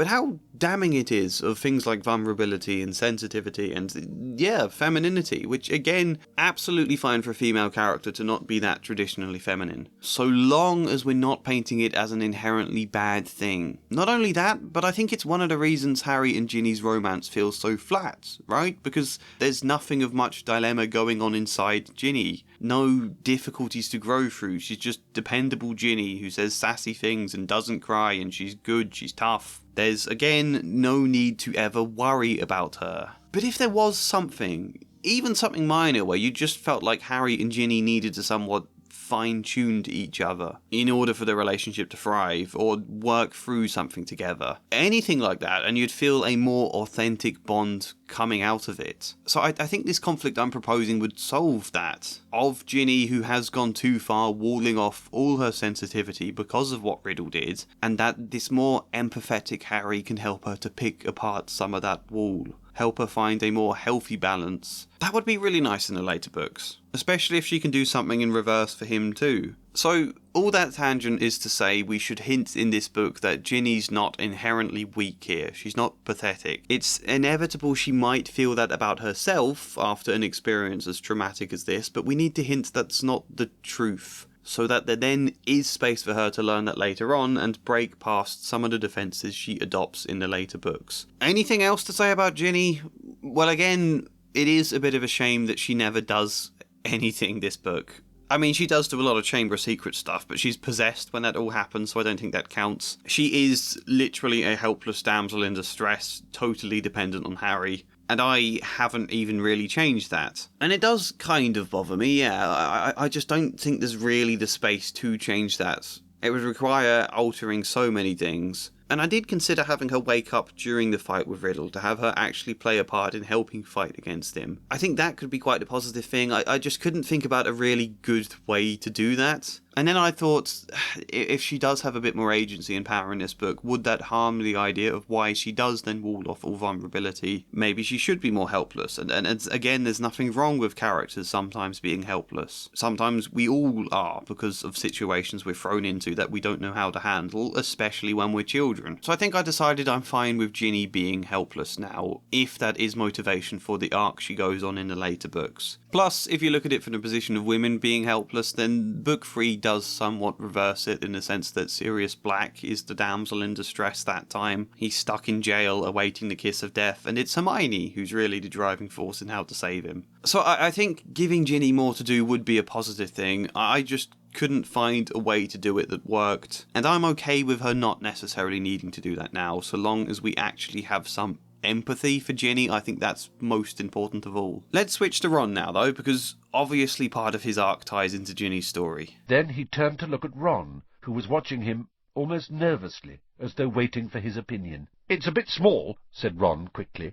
"Not like that room you had with the muggles." So, yes, I want Ron to be embarrassed by his younger sister. It's one possible sibling dynamic you sometimes get. There is a lack of sibling dynamic in general with the Weasleys, except for Fred and George teasing Ron or Percy. Ron is the second youngest and wants to set himself apart as not one of the young ones, to seem closer to Fred and George than to Ginny, you know? He has already settled into Hogwarts, has a good story last year where he kind of proved himself to the school. But Ginny is new, Ginny is shy. She wants to not exactly cling to Ron, but he is a person she knows, plus she likes Harry. The idea that she'd want to spend time with him and that Ron would hate that and try to push her away, I think makes sense. And of course, there's a lesson there of don't be like that to your sister. She's struggling. Be supportive. It feels like it could be a very natural beat in an arc where, after half a book of Ron not particularly being kind to Ginny, suddenly she gets taken below into the Chamber of Secrets and she might die, and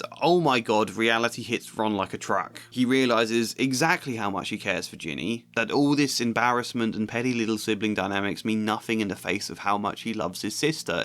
I think that just makes sense to do. Give them this kind of conflict early in the book so that the moment Ron discovers Ginny has been taken will punch 10 times harder. And sometimes this is what story structure boils down to, in my opinion. Looking at the natural story beats you already have, like the twist where we learn Ginny has been taken, and thinking how with set up and build, you can make those beats land as effectively as possible. So this is one part of Ron's arc, this book, in my opinion. Harry comes to the Burrow. Ginny is acting all shy and weird around Harry, and it embarrasses Ron. He's already a bit embarrassed about his home. Now, Ginny being Ginny is winding him up, and he's apologising about how annoying she is. Harry doesn't really mind it too much, but he doesn't know what to make of it either, so sort of doesn't respond. Then you get to Flourish and Blots, where Ginny speaks up defending Harry, kind of out of nowhere, like in the original book. "Famous Harry Potter," said Malfoy.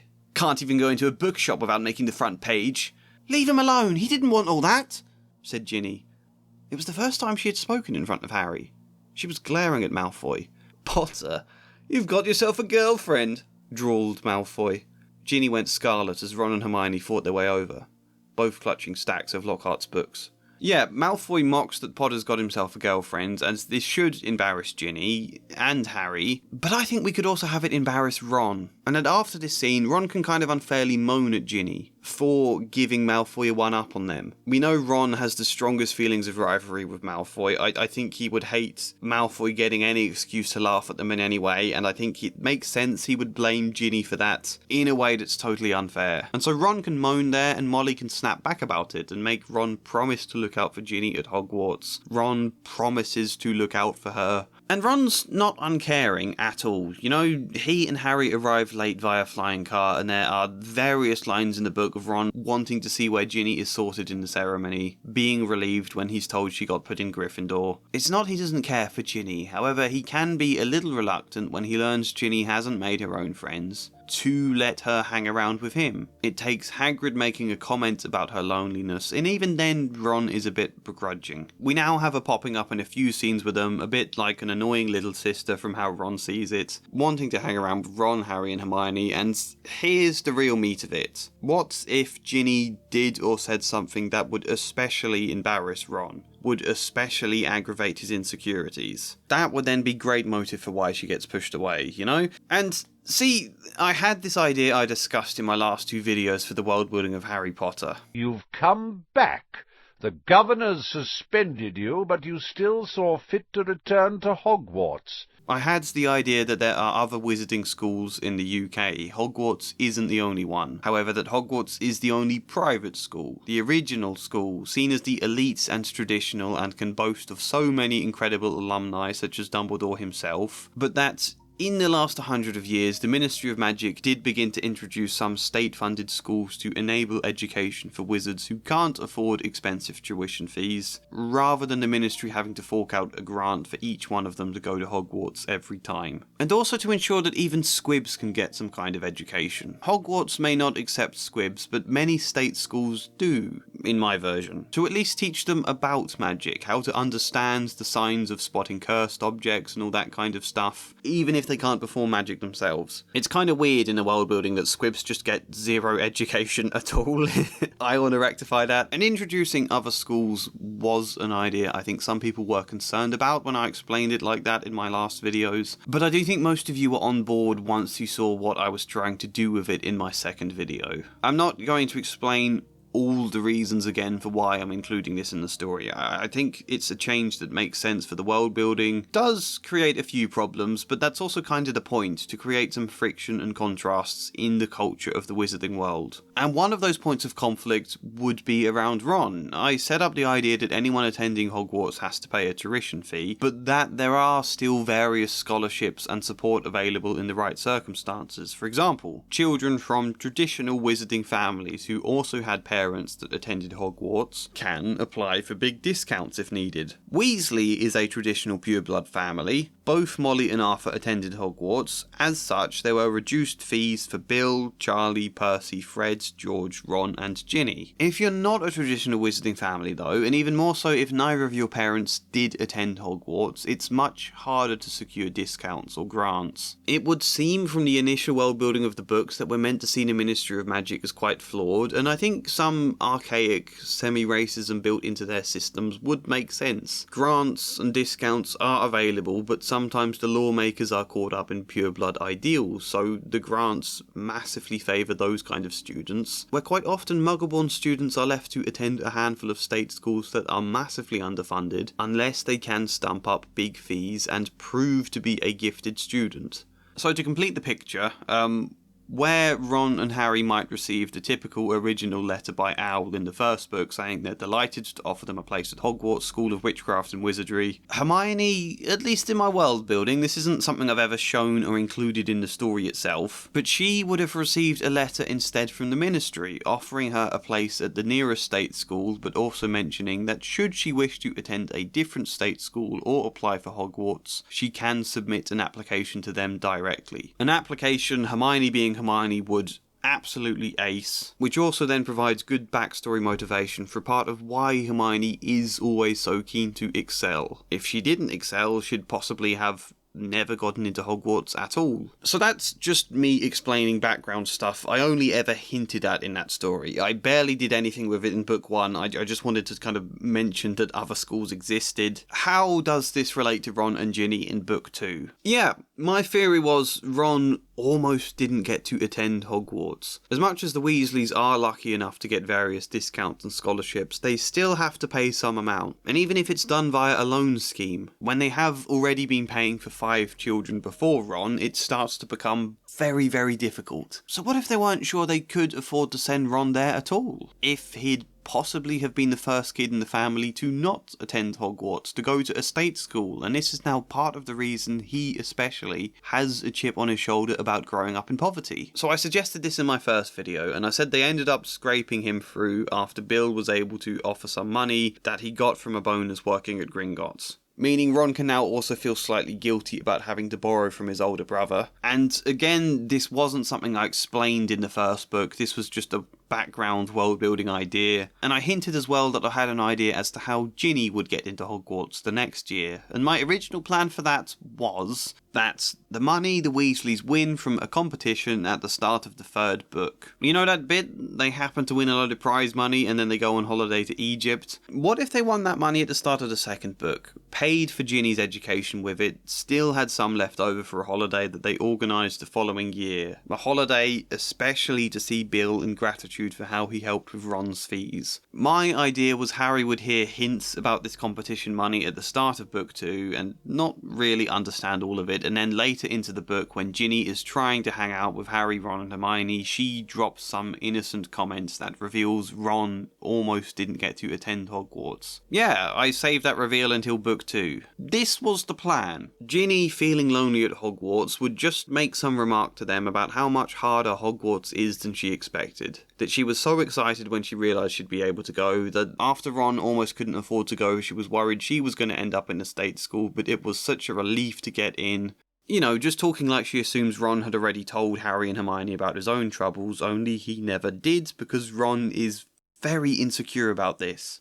And so when Ginny reveals it to them, he flips out at her and it causes a rift and sends Ginny away. And yeah, I think for Ron, this would be a great character beat. Ginny just innocently talking happens to hit at his insecurity, and Ron reacts very badly and pretty unfairly to her. And I think Harry and Hermione would be aware that it's unfair and would feel it's too much to Ginny. Can much more be on Ginny's side about this. This kind of semi-rejection from her brother, though, makes Ginny more desperate with Harry as a result. So she then sends him the Valentine's Day song, which causes him now to also react badly, to more side with Ron, and she ends up feeling totally isolated. Of course, there's still Hermione, but let's remember she's a character who gets petrified. But yeah, I do still like this idea a lot. 2 good beats in the story now of both Ron and Harry quite harshly pushing Ginny away. Well, we can understand why they do that, but it makes the impact of her then being taken at the end much more weighty and mean much more to them both as characters. However, there was a problem with this plan, a problem I did not foresee when I hinted all of this in my first video. Having the competition money stuff happen at the start of book 2 just doesn't work. When I reread The Chamber of Secrets, that became immediately obvious. So much of those early chapters with Harry living with the Weasleys are built around realising how poor they are and Harry feeling awkward and guilty about that. So if you introduce some miraculous prize money that undercuts all these feelings,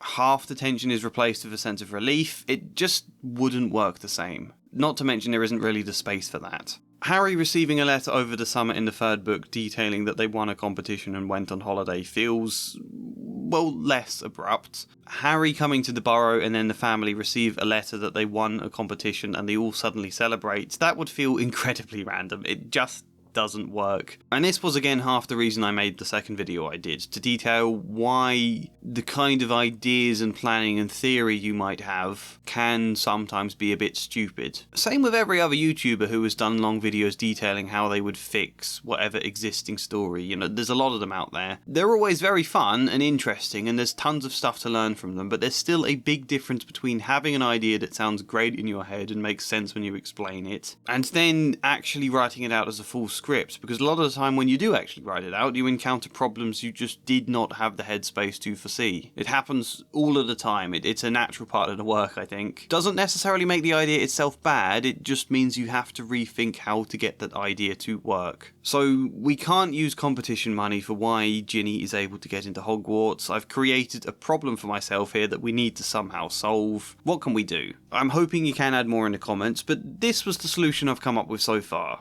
When they're all at the Burrow, they all receive their Hogwarts letters, like happens in the original book, including Ginny getting one. Molly hands them all out to everyone, including one to Harry. However, when sorting through these envelopes, she is very happy and relieved to see Ginny has indeed got one, in my version. I think she announces it. She says, "Ginny, there's one for you," and she opens it and says, "Oh, and a letter from Dumbledore himself." And we don't know what that letter from Dumbledore says, but Molly reads it and then hands it to Arthur, and both of them can make some comment about Dumbledore's kindness. Arthur can be faintly surprised he managed to swing this, managed to convince the Board of Governors to accept her for a lower fee than usual, or with a loan amount they don't normally agree, or with an extra grant, or something of the sort. Something extra on top of the benefits they already have that just about makes it possible to afford Ginny. Arthur can say he's surprised Dumbledore managed to convince the Board of Governors, especially with Lucius Malfoy on the board. Malfoy will no doubt be furious, and he can wonder aloud if Dumbledore had to concede something else in return for this agreement from the board. I wonder what that might be. Something the Board of Governors would want to enforce at Hogwarts that Dumbledore will only agree to if they help secure Ginny a place, despite the Weasleys' lack of funds. Yes, it's a little ham-fisted, but we're doing several things in this moment. One is establishing Ginny had some difficulty getting a place, for reasons we don't actually state here, but it's obvious to infer might be money. Harry is just hearing hints of this stuff, let's remember. It's not like we're explaining all of this in great detail for kid readers. He's just hearing hints and inferring easily enough that the Weasleys couldn't afford to send Ginny. They reached out to Dumbledore personally in hope, and he said he'd try and wangle something with the Board of Governors. We don't need to know what that is. This is boring adult stuff a 12-year-old Harry doesn't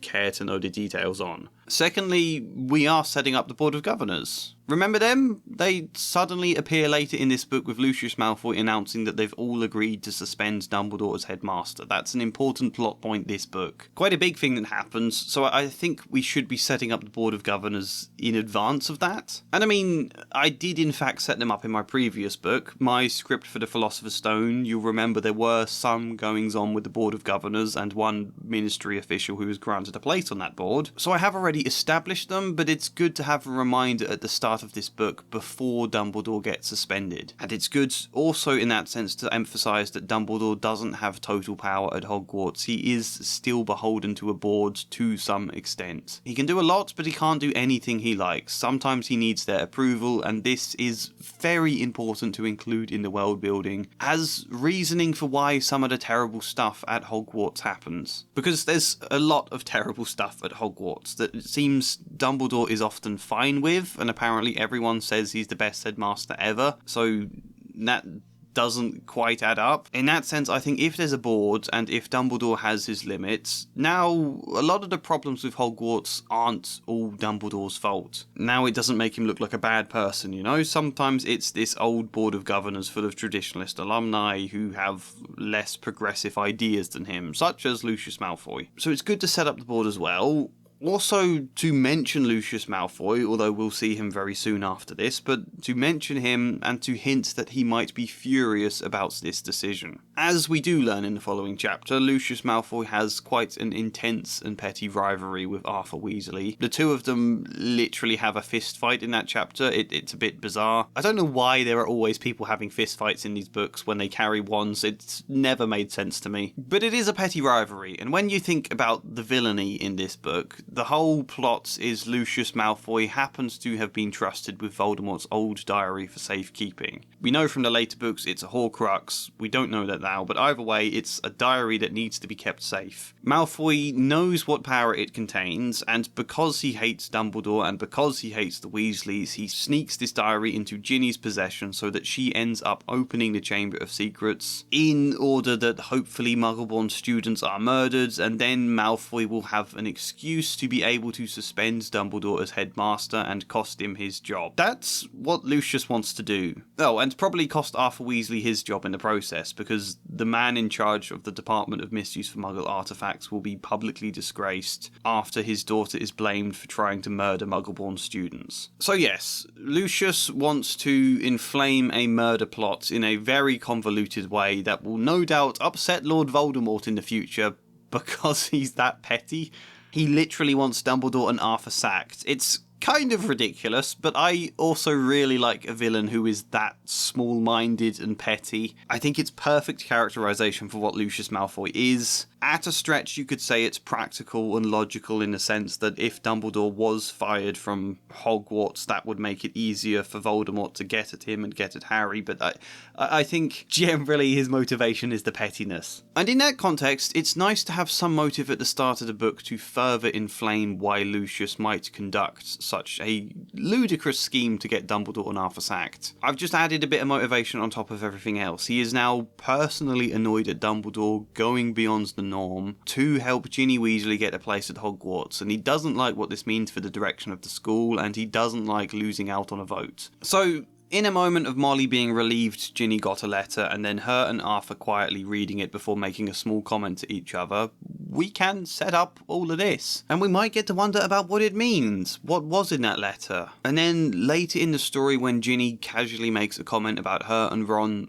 almost not getting into Hogwarts, suddenly it clicks. Oh, and also yes, we're hinting the board or potentially the ministry official on that board might get something in exchange for voting with Dumbledore on this issue. Not to spoil it, but that's something will be discussed in a section later all about Gilderoy Lockhart. Ron though, I've created a book in which he has all of this fallout with Ginny so that when Ginny then gets taken, he feels awful. As such, what happens when Ginny is saved and they're reunited? In my version, Ron apologises. Ron hugs her tightly, overcome with emotion, says how sorry he is, he's let her down, he's not been a proper brother, he's not kept Mum's promise, he let his own stupid worries get in the way of their relationship, and she then hugs him back, and it's very, very sweet. Ron has learned something important about his responsibility to others, about his insecurities and how they might sabotage him, about what family truly means. And you can do all of this with a startlingly low amount of tweaks to the story. When you're really looking at what this requires to change, it's barely anything at all. That's half of Ron's story. Now, what is the other half? Dunno how Mum and Dad are going to afford all our school stuff this year, said George after a while. Harry said nothing. He felt a bit awkward. Stored in an underground vault at Gringotts in London was a small fortune that his parents had left him. So this is the book that really introduces us to Ron's feeling around growing up poor and Harry's awkwardness about it. In many ways, that's the whole point of Harry going to the Weasleys at the beginning of this book. I think it then deserves some kind of endpoint, for this book at least, some kind of growth rather than just to be this ongoing elephant in the room that they'll avoid ever exploring for the next 5 books. That was half the reason I wanted Ginny to accidentally aggravate Ron's insecurities, in order that we can then address them a little. Just a little, but enough to feel like something develops. So Harry comes to the Burrow and Ron is awkward about what Harry will think, then relieved when Harry loves their home. good. Harry sees a load of examples that demonstrate their poverty, also good. Then I'm adding in this whole plot point about wanting to move in with the Weasleys. There will be a section all about that later on. Then they travel to Hogwarts by flying car, crash into a Whomping Willow, and in that moment of chaos, Ron's wand gets snapped. His wand is broken, and then for the rest of the book, every lesson he fails to perform any spells properly, and it's just this quirky comic inconvenience he has to put up with. Like, imagine going to some academy for learning cricket. Yes, this is a very British example. And you break your cricket bat on the way there, and the coaches tell you, oh, never mind, just carry on trying to bat. We'll tape it back onto the handle. No, you can't have any, like, academy-supplied bats. You have to have your own one. And then you spend the entire year learning absolutely nothing because whenever you hit the ball, your bat falls apart again. Imagine that. We want to coach you to be as good at cricket as you possibly can, but oh, your bat's broken. Okay, suffer. Not our problem. There's 2 points to make here. First, I think the school should have their own set of wands for these precise situations. Wands students can borrow during classes, but they have to be given back and taken out again each day. Like, I remember in my final year of school, they managed to get their hands on like 15 or so laptops that sixth form students would borrow during the days if they needed to. Sign your name into a logbook, and then you have to return it before the end of classes. Some little system like that, so Ron can have his education still. But at the same time, this isn't a wand he can use outside of classes because he has to return it. He's also not particularly good with it because it's not his own wand, it's not one that chose him. And also, it's locked. Yep.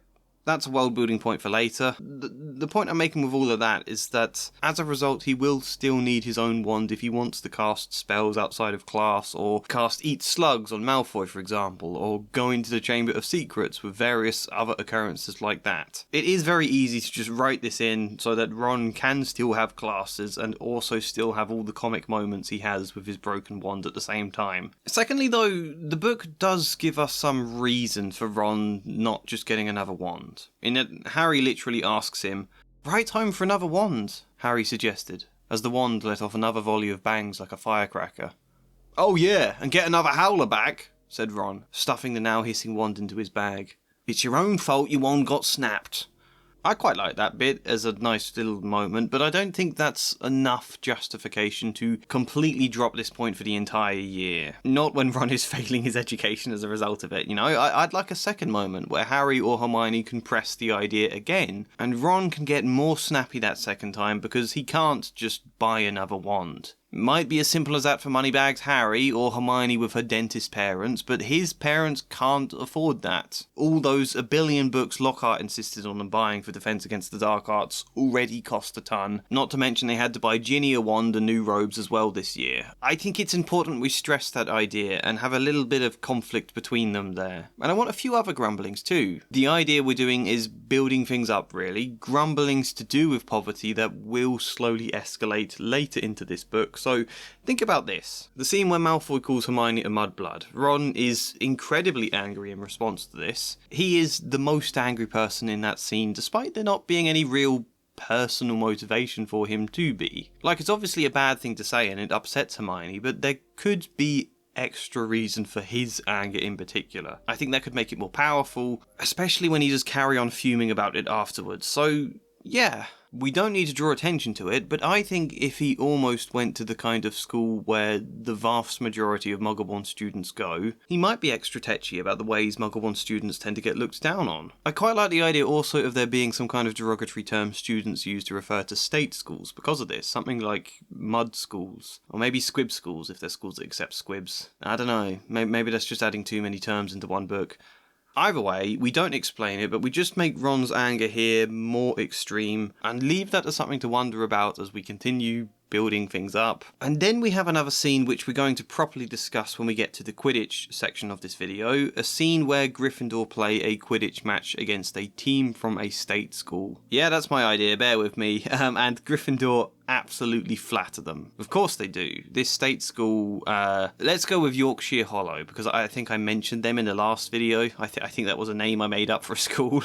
Yorkshire Hollow has way worse brooms, so they get flattened, and it's all a fun laugh for the Gryffindor crowd. flawed. Someone like Seamus can crack a few jokes at their expense, only Ron gets weirdly annoyed at a joke. He gets very grumpy and no one really understands why until we get a scene where Ginny mentions he almost didn't get into Hogwarts. She says that Ron almost went to Yorkshire Hollow. And again, we don't need to explain this, but it now clicks into place. Ron was imagining himself being on the Yorkshire Hollow Quidditch team and getting flattened by Harry, Fred, George, Oliver Wood, the rest of them. Having Seamus make jokes at his expense. We don't need to explain that, but I think it adds weight to the reveal and extra motivation as to why Ron is uncomfortable about his family's income. So yeah, basically we've had a load of grumblings from Ron that slowly ramp up in this book until it hits a climax when Ginny reveals this bit of backstory and Ron loses it with her. Then what? Hermione, of course. Hermione starts to chide him for upsetting Ginny, but Ron shuts her up. They're in the Great Hall when this happened, and he's realised Malfoy might hear something. He doesn't want this kind of conversation with Malfoy nearby, because if he found out Ron almost went to a state school, that would cause hell. Basically, that's just a way to pause this moment so we can then spread it out to a character beat a little later on. So there's this little lapse where they go to classes, and Ron can be mopey for the rest of the day, and then it's another scene when they're back in the common room. The topic of Ginny comes up again, and now Hermione can chide him properly. Say it's not Ginny's fault if she's not walking over eggshells around you. How is she supposed to know you hadn't told us this? In fact, I can't see why you wouldn't have told us this. And Ron can vent about exactly why he didn't want to tell them. They don't understand what it's like. Harry can take issue with being called moneybags or something like that because the Dursleys never gave him anything. And the only reason he's got all his money is because his parents are dead. Would Ron prefer that? No, of course that's not what he meant, and it can silence him a little, and then Hermione can point out that she almost went to a Muggle school too. The only reason she didn't is because her parents could afford the fee and because she aced an application to Hogwarts. That even though Dumbledore's done a lot in his time as headmaster to make it a lot easier for Muggle-born students to get in at Hogwarts, it can still be hard. And if Ron thinks there's anything wrong with going to one of the state schools, then he's just as bad as Malfoy. All Ron's talk about pure-blood elitism being ridiculous, but unless you get into Hogwarts, you're inferior, are you? I don't know how the conversation would go. I imagine the dialogue wouldn't look like this. It's hard to know what works until you try and write the lines, but basically the two of them picking apart the insecurity, and finally Ron breaks and offers a mumbling apology, and then Harry can finish the job. Point out that they wouldn't afford any less of him. That if Ron had gone to Yorkshire Hollow, he wouldn't have been getting hammered in a match against Gryffindor because Harry and Hermione would have gotten stuck in a chess match from last year on their way to fight Quirrell. They would have failed that without Ron. Voldemort would probably have come back and they wouldn't have been here at all. Or, you know, something along those lines. Potentially that's a very weird thing to say, but I think it's also a good example to reassure Ron he has value. It isn't tied to his lack of wealth, he is important and essential in his own right. So yeah, I imagine it would look quite different to that summary in terms of what the lines are, but I think overall the idea works. Ron can finish this scene still a bit mopey, but afterwards he is much lighter and more himself again. And he promises, on Hermione's instructions, that he will apologise to Ginny when he next sees her, but he's not that eager to. And then they don't really see each other anyway, because Ginny seems to be spending more and more time shut up alone in the dormitory. There's potentially a good chance at the weekend, but then Harry gets the Valentine's Day song by her. It inflames his own anger at Ginny. Neither of them see her for ages after that, especially when Hermione gets petrified and now the teachers start shepherding students between classes. So Ron doesn't apologise to Ginny until after she is taken and then saved. The last conversation he had with her was having a go at her over something that feels entirely minor now. All his concerns about being poor. When he does see her, it's such a relief, and out comes this apology that is both about his relationship to Ginny and about letting go of some of his insecurity. Job done. And you know, arguably this one does mean adding in quite a few extra scenes. For example, a Quidditch match scene where Ron can be angry and this whole argument scene after it. A lot of you might be saying, well, this is hardly improving the book without altering anything. This is more like fan fiction what you're doing here because you're adding in all these extra bits. And to that I say, well, obviously certain elements do have to change. It would be impossible to do anything without some changes. But secondly, none of this is doing what I most personally want. What we're doing in all of this is looking at what the core arcs and story is already about. Everything I'm doing here with Ron and Ginny is already kind of in the book. It's just so underdeveloped and badly structured that you don't really notice it. I'm taking those ingredients and thinking about how you can develop them properly. What can we tweak that would make the existing stuff work at its best? And the changes I've made here, I think, would achieve that. I'm not adding all this waffle about Yorkshire Hollow because I just like the idea, although I do quite like that one, to be fair.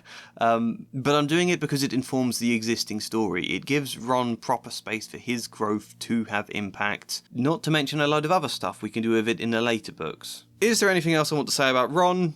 Yes. And someone was goggling through the bars at him. A freckle-faced, red-haired, long-nosed someone.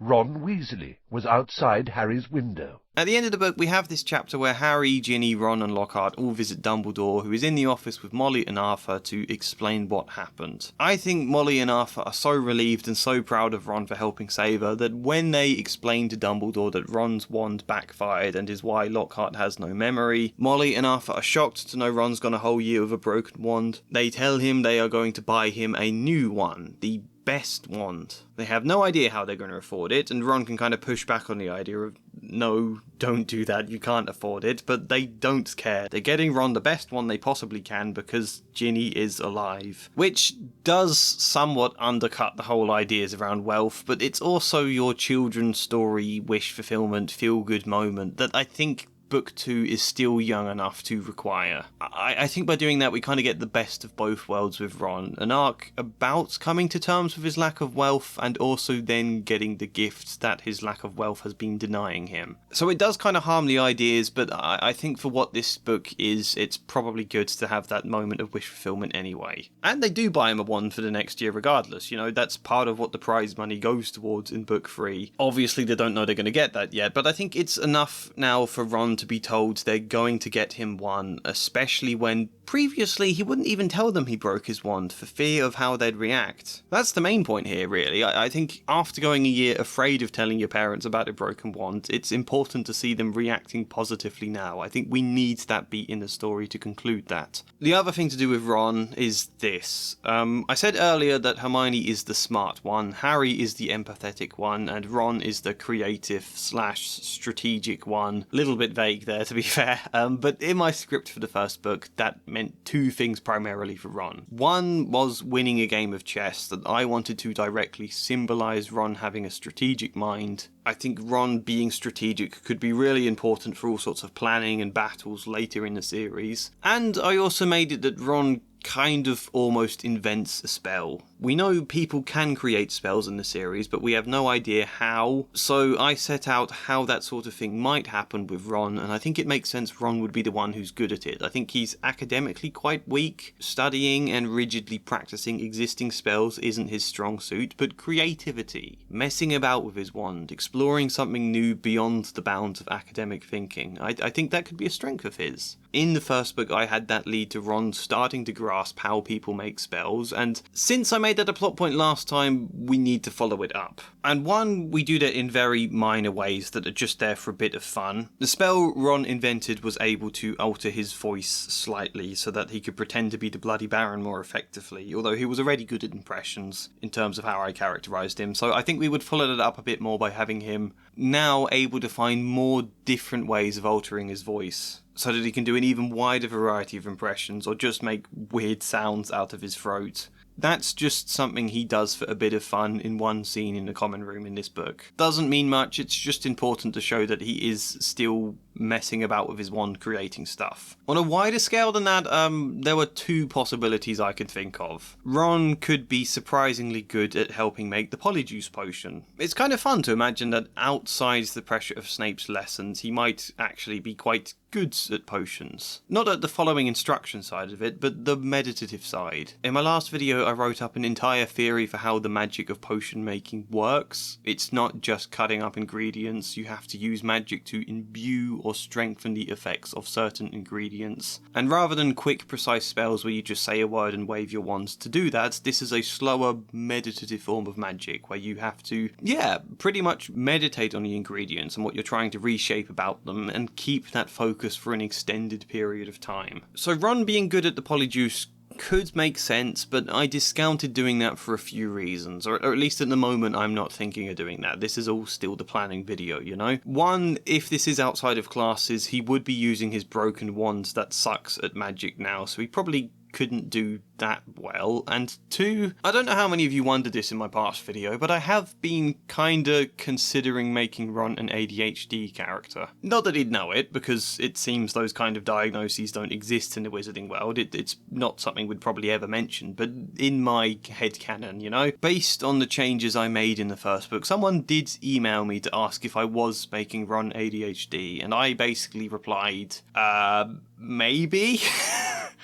Look, I don't want to set it in stone when I haven't even finished reading all of the books back yet and seeing how the story concludes. I don't want to entirely write something like that in if I don't have a full vision for the characters. I did make Hermione dyslexic in the first video, but I think Ron being ADHD might require more changes, and it's probably possible. I just want to give myself a bit of space before I commit to anything, you know? But I feel like if Ron was ADHD, this meditative side of potion making might then be something he struggled at, or potentially the complete reverse, and being able to hyper-focus helps tremendously. But either way, doing something around the Polyjuice Potion with Ron would require me to make a final decision on whether I think he's ADHD or not, and at the time of making this video, I've not yet finished reading the book. That being said, there could be some basis in the world building I've created to do something interesting here, and this is me now talking while editing the video, because I just thought of this now. I talked about wild magic in my last video, I no doubt talk about it again this video, the idea of if you're not channeling your energy correctly for the spell you're performing,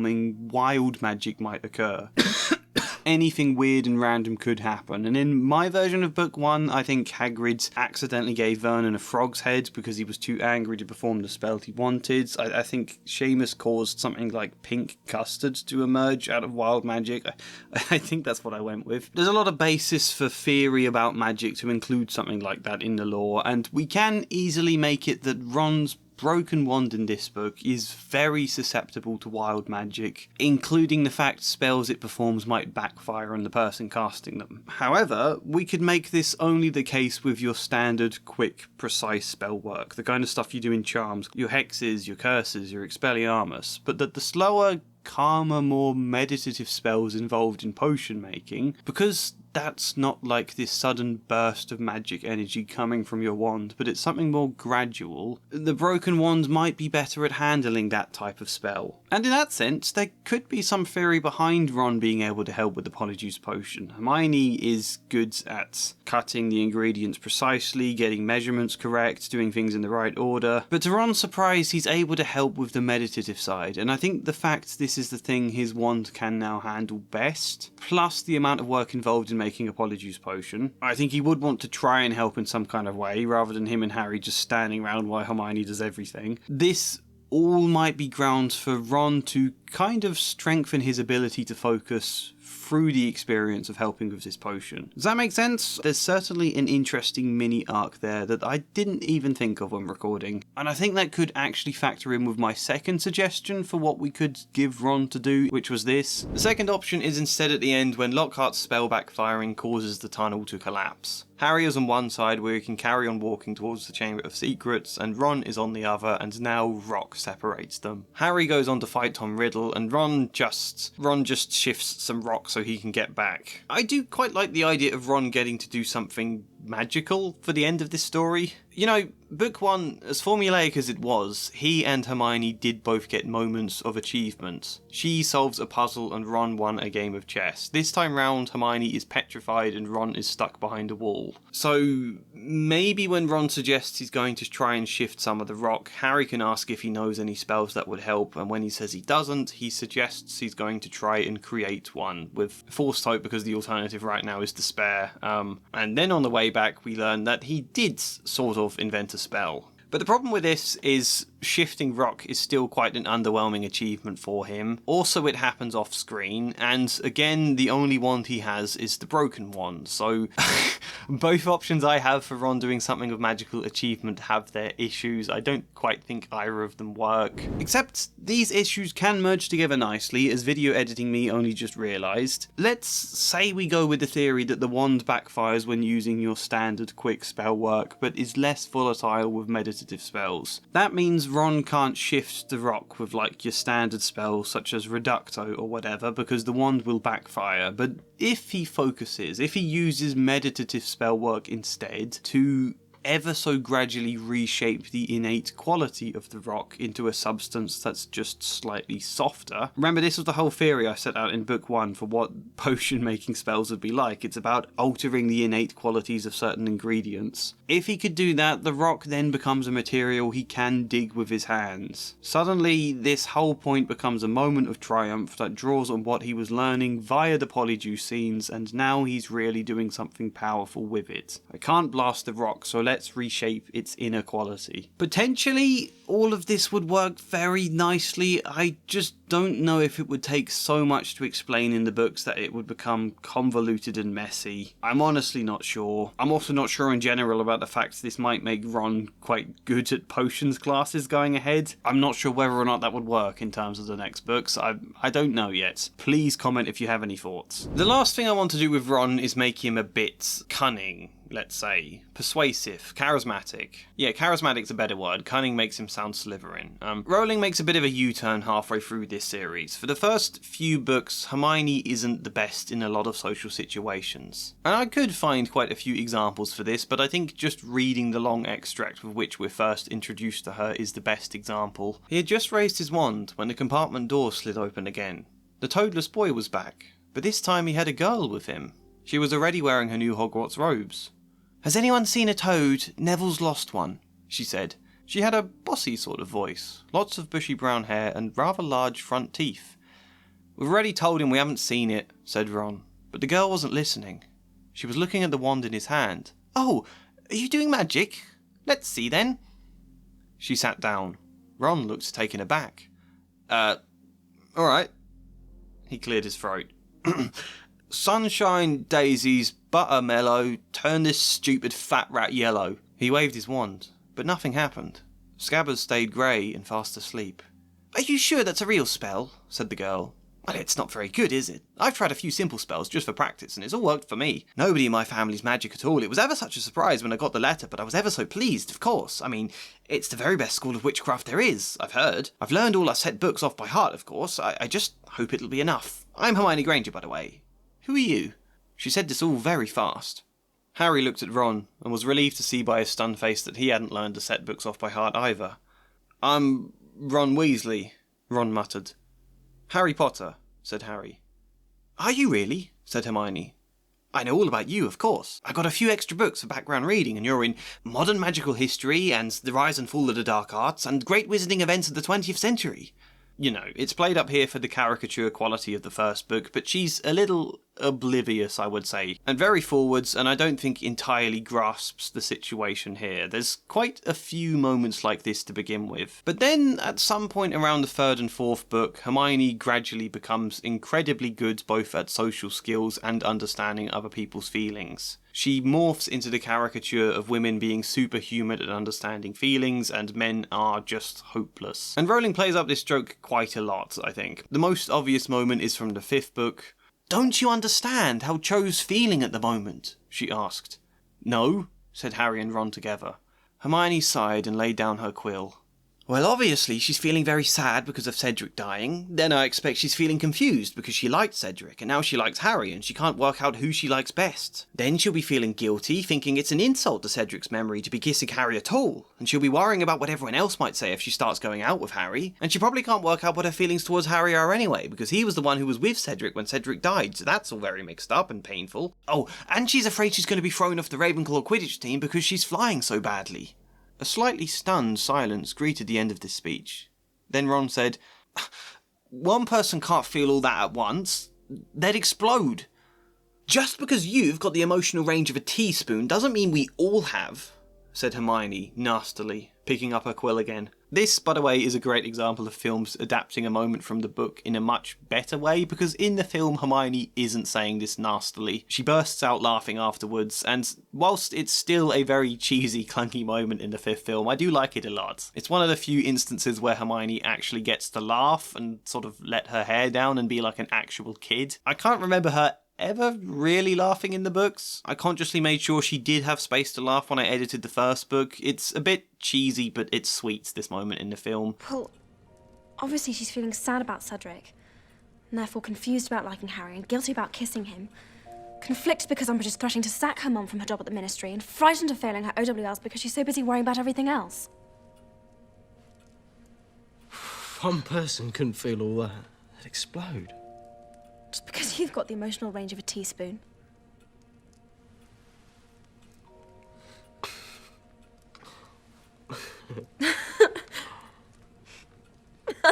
Anyway, Hermione changes and it's weird. It makes her character very inconsistent, and she can grow, of course. She could get better at this stuff, but we've not actually really seen that growth or sensed her exploring anything here. It just sort of happens randomly because men, am I right? Men and their bad social skills. I much prefer the dynamic Rowling was first going for, that Hermione is very smart, but not the best with people. Not awful, mind you, but just it's not her strength. And she doesn't know the Wizarding World beyond what she reads in books. Ron isn't the smartest and doesn't read that many books, but he is kinda street smart, we could potentially say. At least he knows the Wizarding World inside out because he's grown up there, and he's grown up in a big family where I think he'd be used to a lot of not just socialising as a kid, where Hermione was a single child, but needing to be a bit cunning to make sure he gets noticed, and make sure he gets his needs met. And then Harry has an explosive temper and can be a bit one-track and impulsive, but underneath he's also very empathetic in my version, and together the three of them can form someone smart, charismatic and empathetic. But I didn't mention this in my videos on the first book, but I didn't really need to do anything with it in the story there. Even now I'm not doing a huge amount with this idea, I'm just giving Ron some of the cunning or charismatic moments that otherwise go to other characters. I think Harry and Hermione both get moments like that in this book. Here's an example of one Harry gets that I think should be Ron. "Mark my words," he said, ushering them round a corner. "The first words out of those poor petrified people's mouths will be, 'It was Hagrid.' Frankly, I'm astounded Professor McGonagall thinks all these security measures are necessary." "I agree, sir," said Harry, making Ron drop his books in surprise. "Thank you, Harry," said Lockhart graciously, while they waited for a long line of Hufflepuffs to pass. "I mean, we teachers have quite enough to be getting on with without walking students to classes and standing guard all night." "That's right," said Ron, catching on. "Why don't you leave us here, sir? We've only got one more corridor to go." "You know, Weasley, I think I will," said Lockhart. "I really should go and prepare my next class." I think these kind of moments should be a strength of Ron, so let him engineer this moment. And Harry be the one who drops his books and then catches on a moment later. You know, he doesn't have to have all of these moments, but enough that this stands out as one of his strengths. To be a bit persuasive, you could say a bit devious. Generally, I'm just thinking about understanding well the best ways to talk to certain people. Harry can be very empathetic, but also quite awkward, you know? Ron is not particularly empathetic, but understands how to navigate certain social situations a bit better, which potentially could cause a lot of problems in the later books when he's just played as dumb in a lot of situations. But I think there's a way we can make a lot of that consistent with his character. And yeah, don't get me wrong, he's still a very mopey, grumpy, often quite tactless person, but that doesn't necessarily contradict having a charismatic side. In the same way he's not particularly empathetic either. I think Ron can rub people up the wrong way. I think his bluntness can knock people back, but I think once people understand that about him, he's very likeable. In general, I think grumpiness can be very likeable. I mean, I don't know, maybe this is just a very British thing. People do say we love a good moan, but I find grumpiness very endearing. So I'm going to keep all of the grumpiness and the mopiness and the lack of tact in certain moments, but as the books progress, he also has a persuasiveness that can become more apparent. And I also think he'd become pretty popular at Hogwarts. Not just this weird outsider living under Harry's shadow all the time, but someone people generally like once they come to know what to expect from him. So for now, just let him have a few of the cunning, sort of charismatic moments in place of Harry or Hermione. Speaking of Hermione, let's speak of Hermione. You're not telling me you did fly here? said Hermione, sounding almost as severe as Professor McGonagall. Now, doing anything with Hermione is really difficult in this book because she spends the last third of it petrified. And that fact scuppered my original plans. Because before I reread the book, when I was just sort of daydreaming about the kind of things I think could be tweaked, I had this idea about an arc for Hermione involving her critical thinking. I had a conversation with someone in the comments about this actually, and I'm sorry I can't remember who you were or what you even actually said. There's so many comments. But we were talking something around the idea of Hermione being incredibly knowledgeable and yet not always the best at applying it. She can literally recite the book definitions for certain stuff, but reciting something and putting it into your own words, forming your own ideas about it, relating it to your own world and perspective, that's two very different things. And I think the comment said something about Hermione often seen in this light, an insufferable know-it-all, to use Snape's phrase, who just recites books in ways that make her look smart, but she can't actually do any of the critical thinking. And I thought book 2 could be a great place for an arc all about that, because Hermione spends this entire story reading books in search for an answer to this mystery, constantly looking for books, never once finding what she's looking for, and it's only when she takes the time to think creatively about the clues that they have. Harry can hear a voice in the walls that no one else can. Harry can speak Parseltongue, that she strikes upon the answer. And she does then rush off to the library to check it, but at a stretch, this is an example of Hermione failing to just study and read the solution and instead needing to think critically to solve it. Not to recite the knowledge, but to piece what she has together to realise that the monster in the Chamber of Secrets must be a basilisk. So I found this idea cool, and I was thinking there might be space to do something interesting around that, and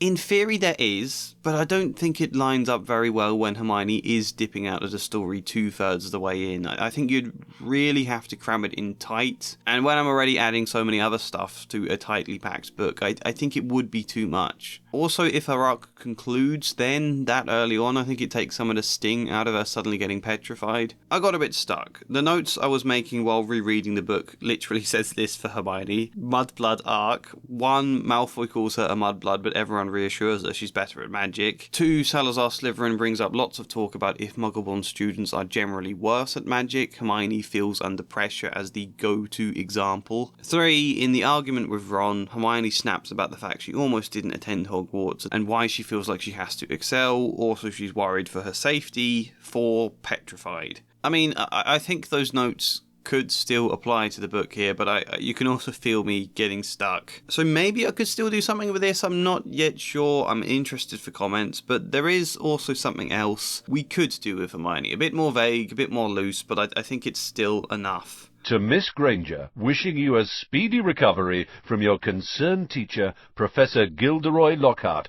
Ron looked up at Hermione, disgusted.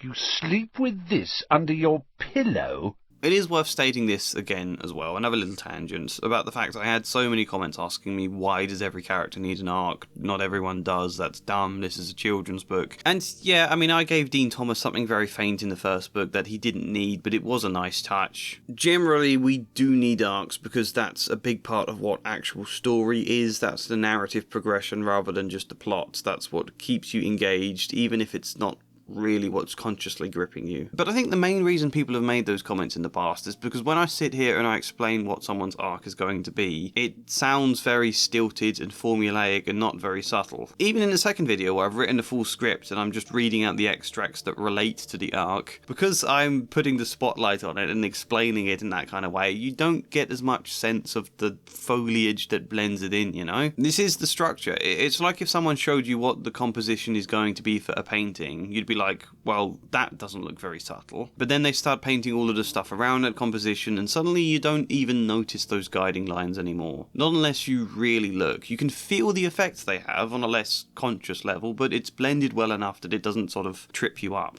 And I think that's the same kind of idea with character arcs in a book. If I fail to blend them in very well, that is a problem, and I think the first drafty quality of the script I did for the first book does make that the case in places. But we shouldn't be criticising the idea of arcs themselves. Put simply, if you want the events of your story to feel like they matter to the reader, then those events have to change the characters on an internal level. They have to matter to them. And I suppose I must be saying all of that now because the arc I've done for Hermione really isn't that major at all. It's to show that an arc doesn't need to be huge so long as there is something there that you can feel progressing and you can feel matters. What can I do with Hermione based on what happens with her in the first 2/3 of the book? Well, weirdly enough, it's actually Lockhart. Yeah, not what I was hoping for when I started to reread, but it's the easiest thing to work with. How Hermione feels about Lockhart and what that actually means. They cut this stuff from the films, and they were probably right to. I think if I was doing what I personally wanted to, I'd just get rid of this completely. But in the books, Hermione has a big crush on Gilderoy Lockhart. Hermione is in denial about how incompetent he is for most of the book. Ron insists Lockhart is useless, and she keeps defending him and making excuses, and she blushes when he praises her, and she knows all the answers to his favourite colours and favourite foods. And when they get a permission slip from him to go to the restricted section of the library, she wants to keep the permission slip because it's got his signature on. Even when she's in hospital after the polyjuice potion goes wrong, she sent a get well card from Lockhart that has his writing on that she keeps under her pillow. And the book is obviously laughing at her for this. In the same sort of ways it laughs at GINNY and laughs at Myrtle. But as I said earlier, I think it's perfectly fine for a schoolgirl to let herself get dreamily caught up in wispy ideas of romance. So what if it's not realistic? That is the point. It's dreaming, it's escapism. It can be bad in certain situations when taken to certain extremes, but it's not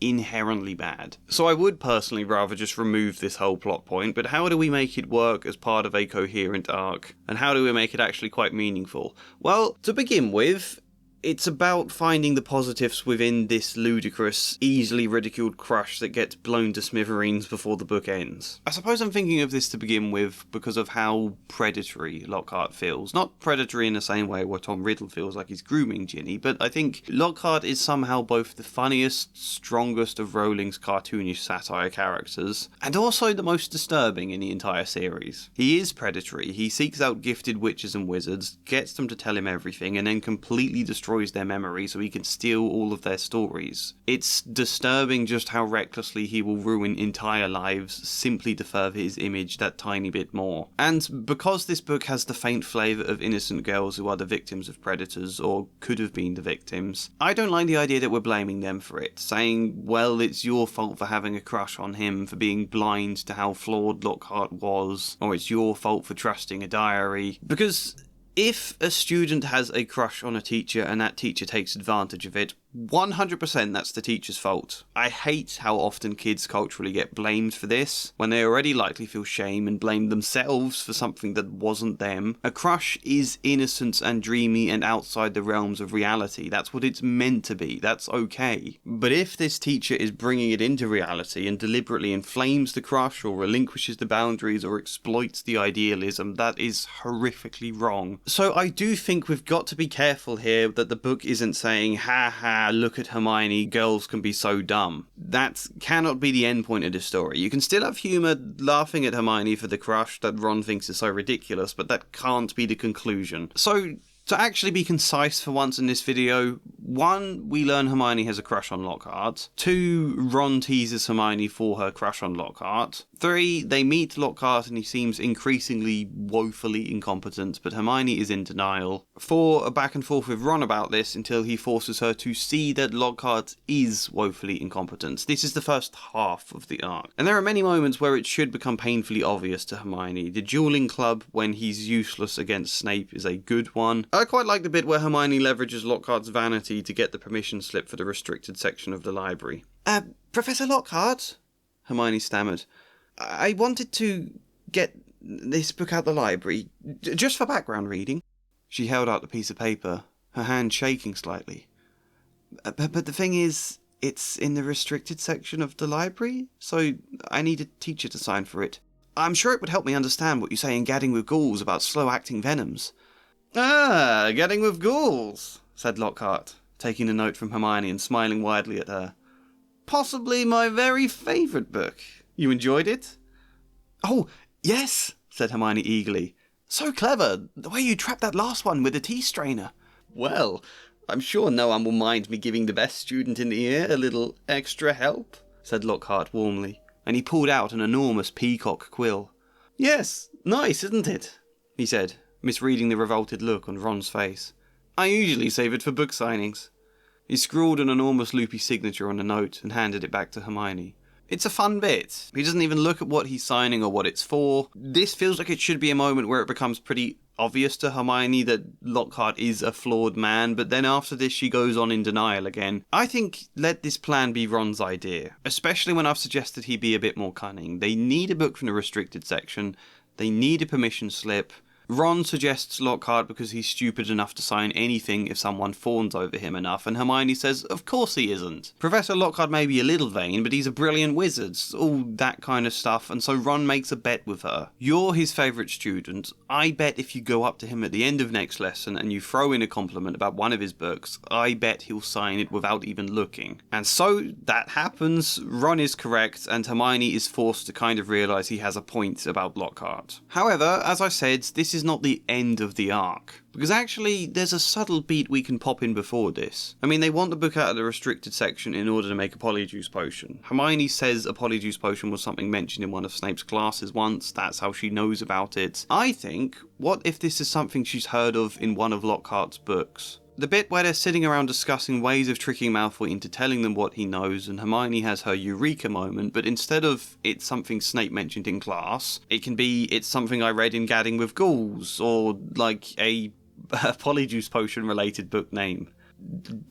Dealing with doppelgangers. She mentions that in that book, Lockhart expertly pilfered the ingredients to whip up a polyjuice potion and deal with the doppelgangers, blah blah blah. And we make no point of this little beat yet, but the idea is going to be just because Hermione was wrong about Lockhart, just because he's an awful fraud, doesn't mean his books can't inspire her. In fact, the whole reason this previously do-gooding student is daring to steal ingredients and secretly make a polyjuice potion that's totally against the rules is precisely because Lockhart does in one of his books. Lockhart may be useless in reality, but his daring persona inspires Hermione to be more daring herself, which I think builds nicely on how she was in book 1. There she found a little bit of courage and learns that it's okay for students to sometimes break the rules, but now she's the one actively seeking that out. Not more or less going along with Harry and Ron breaking the rules, but coming up with the plan and doing it. So she gets the permission slip and they start reading how to make the polyjuice potion, and it says it takes a whole month. In dealing with doppelgangers, Lockhart said he whipped one up in 20 minutes. Aha, see, Lockhart is a fraud, Hermione, all of that back and forth. Then they have to fetch the ingredients, and here's the quote from the book.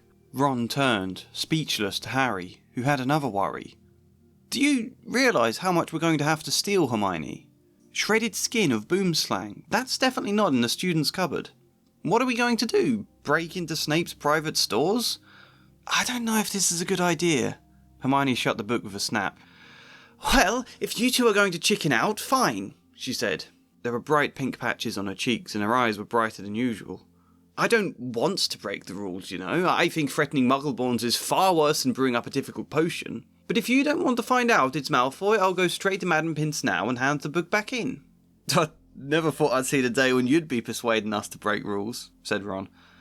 Alright, we'll do it. Hermione can make that same point in my version, but I also like the idea of Harry asking, you know, breaking more rules, what's gotten into you, and Ron saying, I think I've got an idea what's. Lockhart, isn't it? I bet he does something like this in one of his books, and Hermione can redden and dodge having to answer. After all, the whole thing they're doing this book is solving a mystery like detectives, and what does Lockhart do in his books? Travel the land, solving supernatural mysteries and dangers like Doctor Who roaming time. It makes sense this could all be inspiring to Hermione, and when Ron next goes to tease her about this, Hermione can make that exact point. Alright, so what, he's a fraud. I still enjoy his books and they've still helped me. I wouldn't have thought to make a polyjuice potion, I wouldn't have dared to steal supplies or wanted to break into the Slytherin common room. Just because he doesn't add up in reality doesn't mean I'm wrong to dream and doesn't mean I can't be inspired. I think that's a minor enough arc that we can cram all of that in before she gets petrified without it being too convoluted, you know? And when she emerges again after being petrified, it's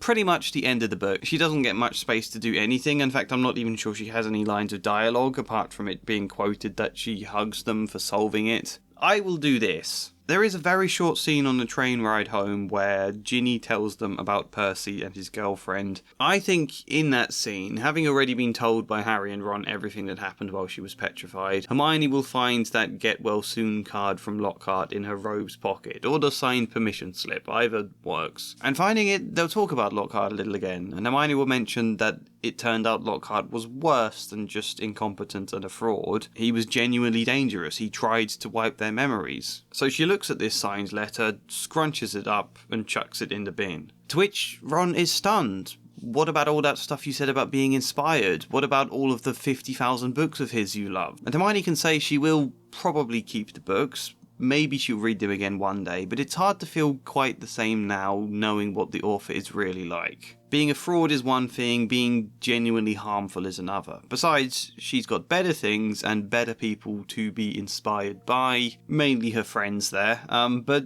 yeah, we've gotten a bit meta. This is indeed a point about J.K. Rowling. Well done, me. I said Hermione's arc was not about sacrificing inspiration because of reality. I lied. It is an arc about coming to terms with the fact one of your heroes might be a bad person. I enjoy that idea. I think it's the most obvious thing to do with Hermione. It means you get to keep all of the J.K. Rowling style humour around Hermione being a bit over the top in this crush and Ron getting at her about it. Which isn't my favourite stuff, but that's what the book goes for. You get to keep all of that and make it into something meaningful that develops and has a point that, I won't say the conclusion doesn't please me in some ways, but this is probably enough Hermione now. You'll notice, despite me making her dyslexic in book 1, we've not talked about that at all for book 2, and that is a conscious decision. It had a point in the story of book 1, but I don't think these kind of things always need a point and always need a clear arc behind them. You know, it's still there. It would no doubt crop up in places somewhere in this book, but it doesn't need a purpose anymore. In the same way a character having blonde hair or being tall doesn't necessarily need a purpose. It can just be a normal part of who someone is. This is now the key characters section of the video done, though. I think it's time to talk about, well, everyone else. That'd be a cheerful visit, said Ron. Hello, Hagrid. Tell us, have you been setting anything mad and hairy loose in the castle lately? So as I said earlier, Hagrid actually doesn't do that much in this book. They come and visit his hut, as always. He gives Ron a bucket to throw up slugs into. Then you get a scene of past tense Hagrid 50 years ago, which counts as getting to see Hagrid and to learn about his backstory, but it's not like a part of his arc in the present tense, you know? That's not Hagrid's developing now. Off the back of that scene, they go to visit Hagrid to talk about it, but they aren't really able to because Cornelius Fudge turns up, Hagrid is arrested. He makes a quick comment about following the spiders before dipping out of the story until the very end when you learn he's been released. That's kind of it, which isn't necessarily a bad thing. It's just surprising when he's in so much more in pretty much all of the other books except maybe the 7th. You know, Hagrid getting arrested in book 2 is of course a plot point, but it's like 2 beats. Tom Riddle tells them Hagrid unleashed a monster, then they visit Hagrid and see him getting arrested. The end. It doesn't feel like an arc, a story with development on an internal level, you know? My theory is Rowling realised Hagrid wasn't in this book very much, and so on a second draft she found spaces to chuck him in more so that at least he actually appears. Like randomly bumping into him in Knockturn Alley at the start of the book, or Hagrid bursting into Dumbledore's office when Dumbledore is speaking to Harry. Little moments that aren't really essential to the story but are quite nice and does at least mean we get to see Hagrid, that he doesn't go forgotten the entire book until he's arrested. However, it isn't about the amount of screen time. Or page time. It's the lack of substance to it. I've already said this book is so tightly packed, and it does mean a lot of the more minor characters, rather than getting small little stories of their own, like Hagrid and Neville and Malfoy, and even Snape all had in the first book. Now they just get like a moment. Memorable, interesting individual events that are kind of detached from anything wider on a story level. Remembering story is different to plot. You know, like getting to visit the Slytherin common room in disguise to talk to Malfoy means something plot-wise because now they know Malfoy isn't the murderer, but it doesn't really mean anything else story-wise. It's just a whole fun interlude that develops nothing about anyone's characters or theme. Not that any of that is a huge criticism. As I said, it's fine for Hagrid to not be a main character in this book, but I think we can at least still give him something in terms of story, and I think it requires barely any extra word counts, if we were to build on what I did with Hagrid in book 1. So, in book 1, I gave Hagrid an arc around his drinking. There are so many mentions in that book about Hagrid drinking and being drunk, and his drunkenness is literally what enables Quirrell to almost get the Philosopher's Stone. Hagrid got drunk and told a stranger in the pub who happened to be Quirrell in disguise how to get past Fluffy the three-headed dog. And then at the end of that book, he cries about it. He tells Harry he's sorry and swears he'll never drink again. That's all in the original book. It's pretty much all already there.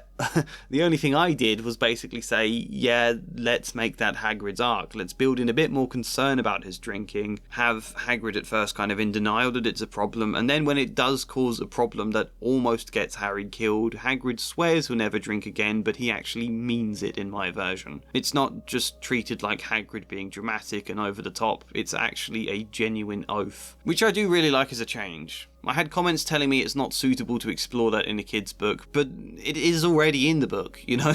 I could cut out his alcoholism entirely, sure, but why not actually do something with it, rather than the book just kind of normalising it as a perfectly fine problem that adds zero story to anything? The point being, Book 2 Hagrid now has given up drinking, or at least he's committed to doing that, and irrespective of thematic exploration or anything else, I think this is just quite nice because now there is actually something going on in Hagrid's life. Like, in the space between Book 1 and Book 2, Hagrid is now not exactly the same. He's not this timeless, unchanging person whose life is so monotonous that he's got nothing new to tell us when we meet Harry again. You know, when Harry visits the Burrow, Ron has things to tell him. The world is a changing place. His dad's having busy raids at work. Ginny is becoming obsessed with Harry. Percy has a new girlfriend. Those are points that don't actually mean anything else, but it's just nice to sense that they are alive, that their lives are changing, that they've grown since Harry last saw them over the summer. That's a big part of what makes a world and a book feel immersive and alive. So what's a thing we can now have that's gone on in Hagrid's life?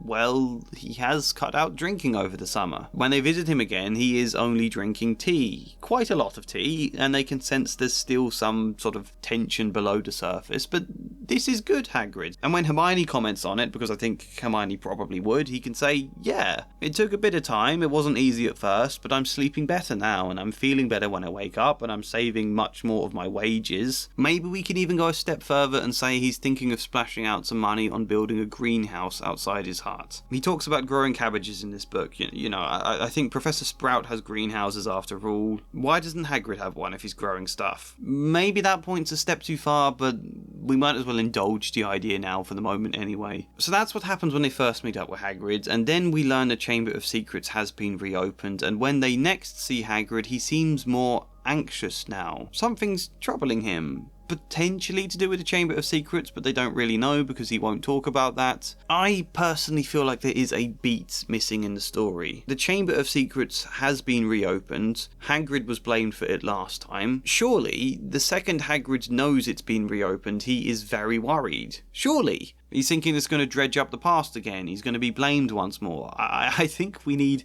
a scene of Hagrid being quite concerned. Even just a setup for what we learn happened 50 years ago with him. For Harry, Ron and Hermione to bump into him or visit him at some point, but he's a bit distressed. And when they try to talk about the Chamber of Secrets, just spitballing about if Malfoy is the heir, he really shuts it down. Hagrid says he absolutely doesn't want to talk about that. Not at all. If they've come to visit him, we can eat rock cakes and we can drink tea and we can talk about something else. About my new greenhouse or whatever. And I find this kind of weird. It's a bit of an extreme reaction.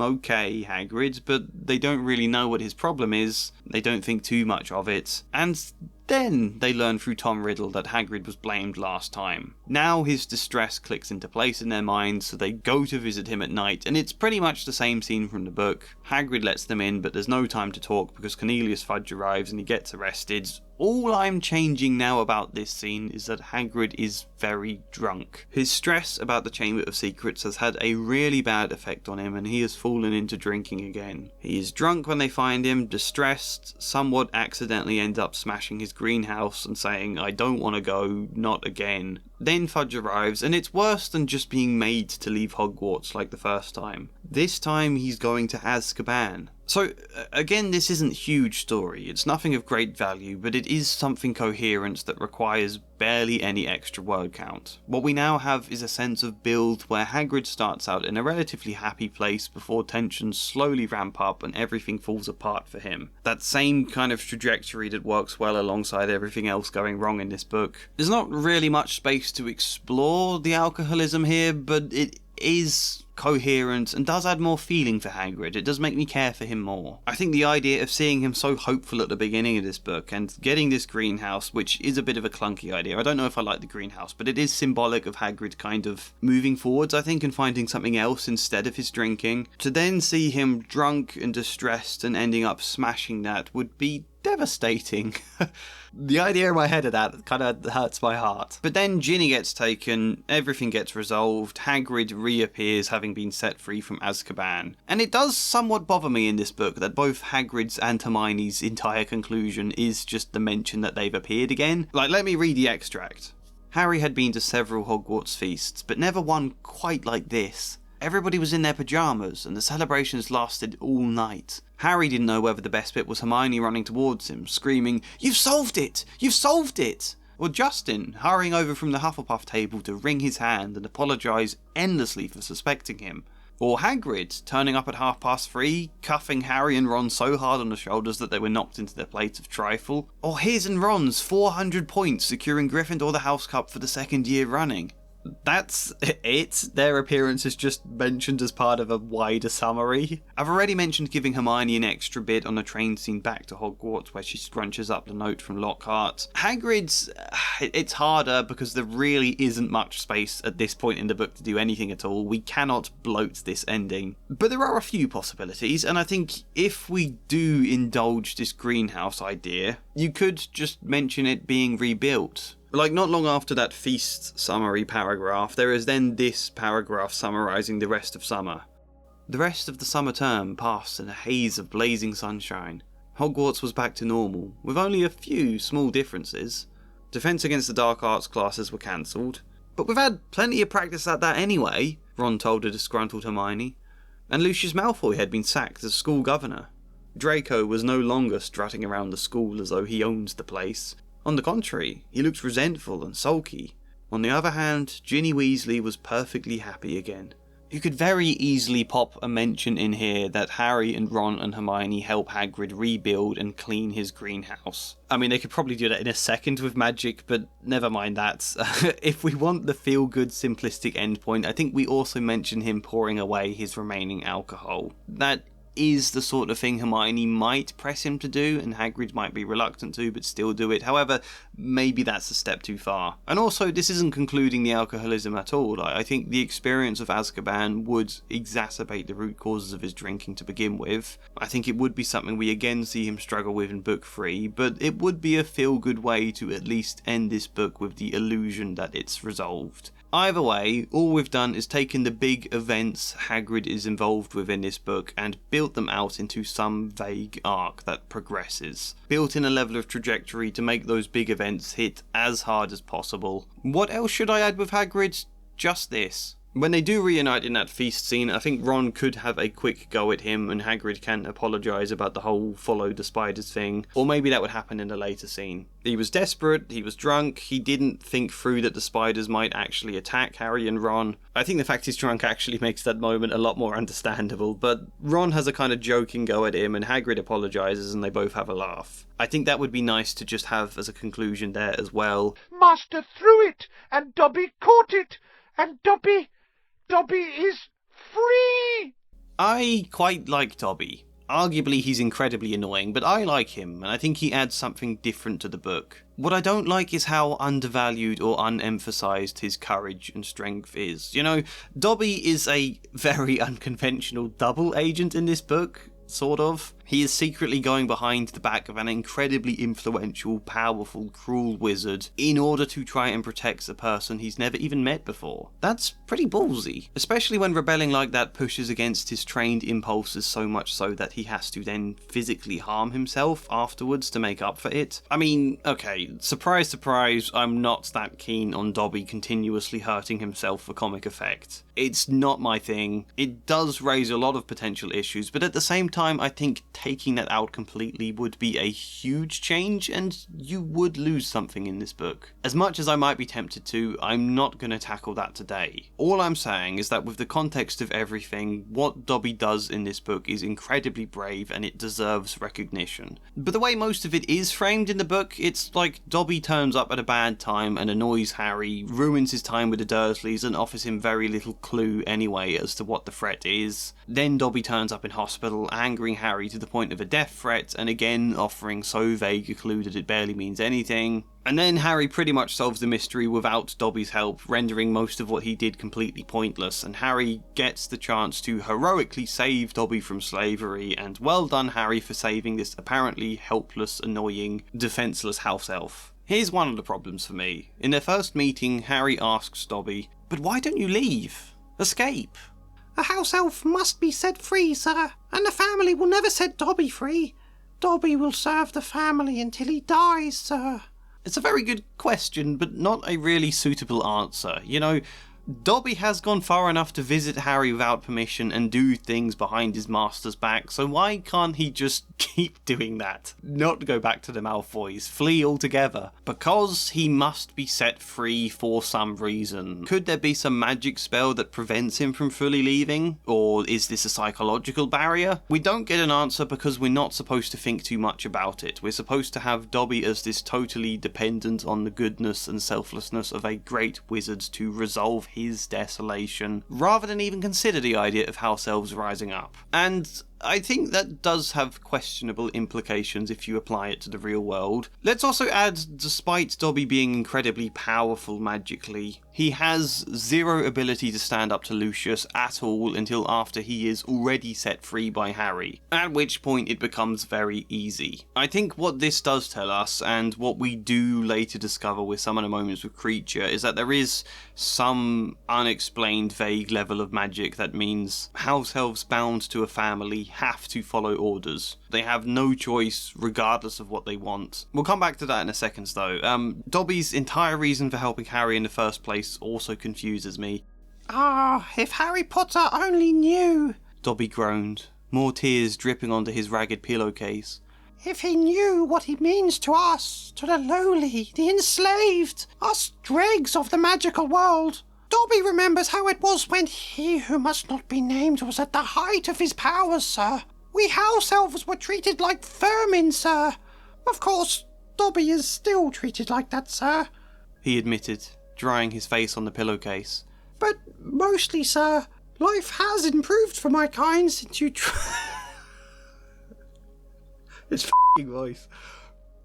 Since you triumphed over he who must not be named, Harry Potter survived, and the Dark Lord's power was broken, and it was a new dawn, sir, and Harry Potter shone like a beacon of hope for those of us who thought the dark days would never end, sir.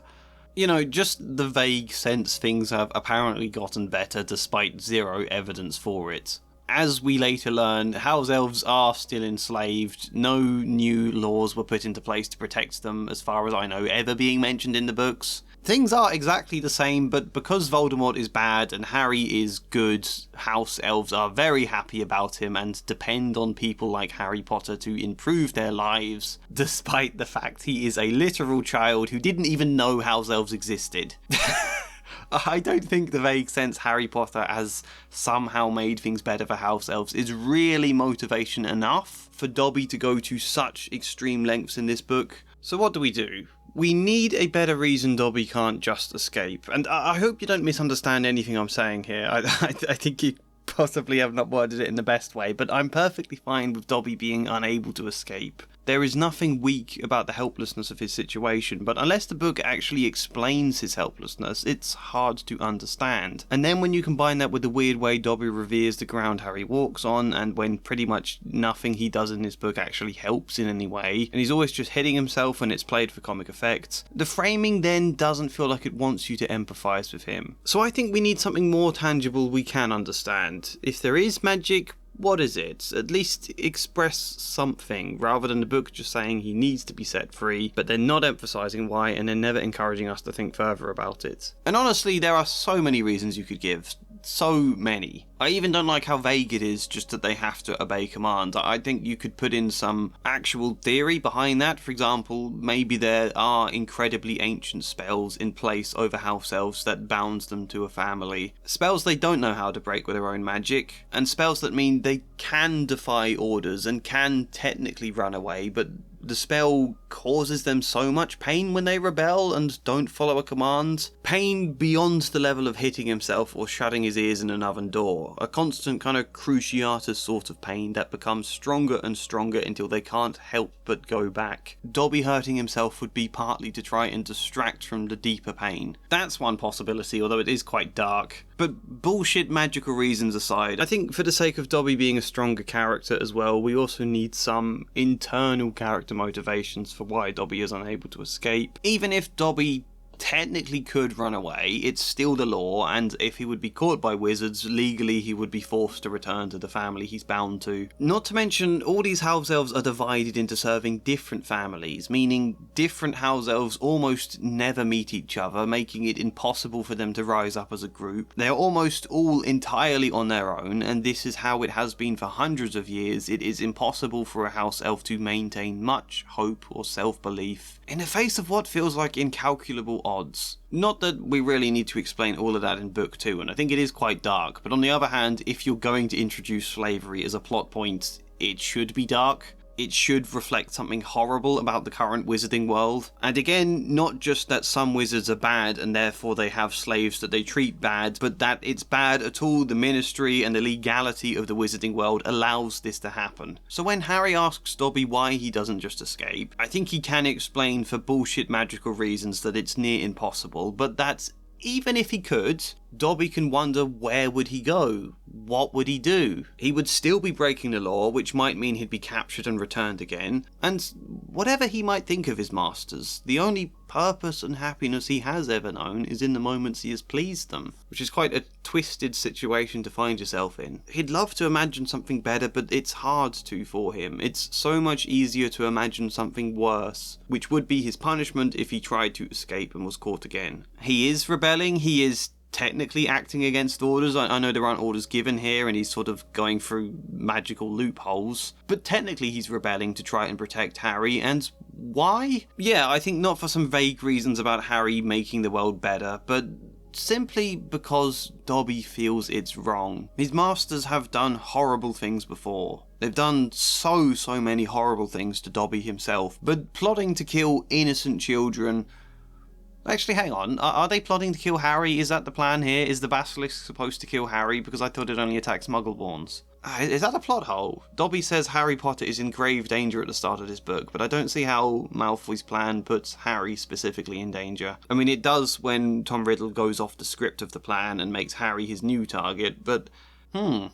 That's a good question. I don't think that means Lucius has to, in some part of his plan, be hoping to kill Harry. But... either way, Dobby can't just stand by and do nothing if even there's the slimmest chance he could prevent the death of innocent children. That's way too far. That crosses a boundary for him, you know? And Dobby, in that sense, doesn't have much hope for himself. He has given up on himself, won't fight for himself because of both the magical and psychological prison he feels locked into. But he will fight for someone else. Someone innocent who he feels deserves much better. And it's not just because he's great, esteemed Harry Potter, but because he's an innocent child and it's wrong.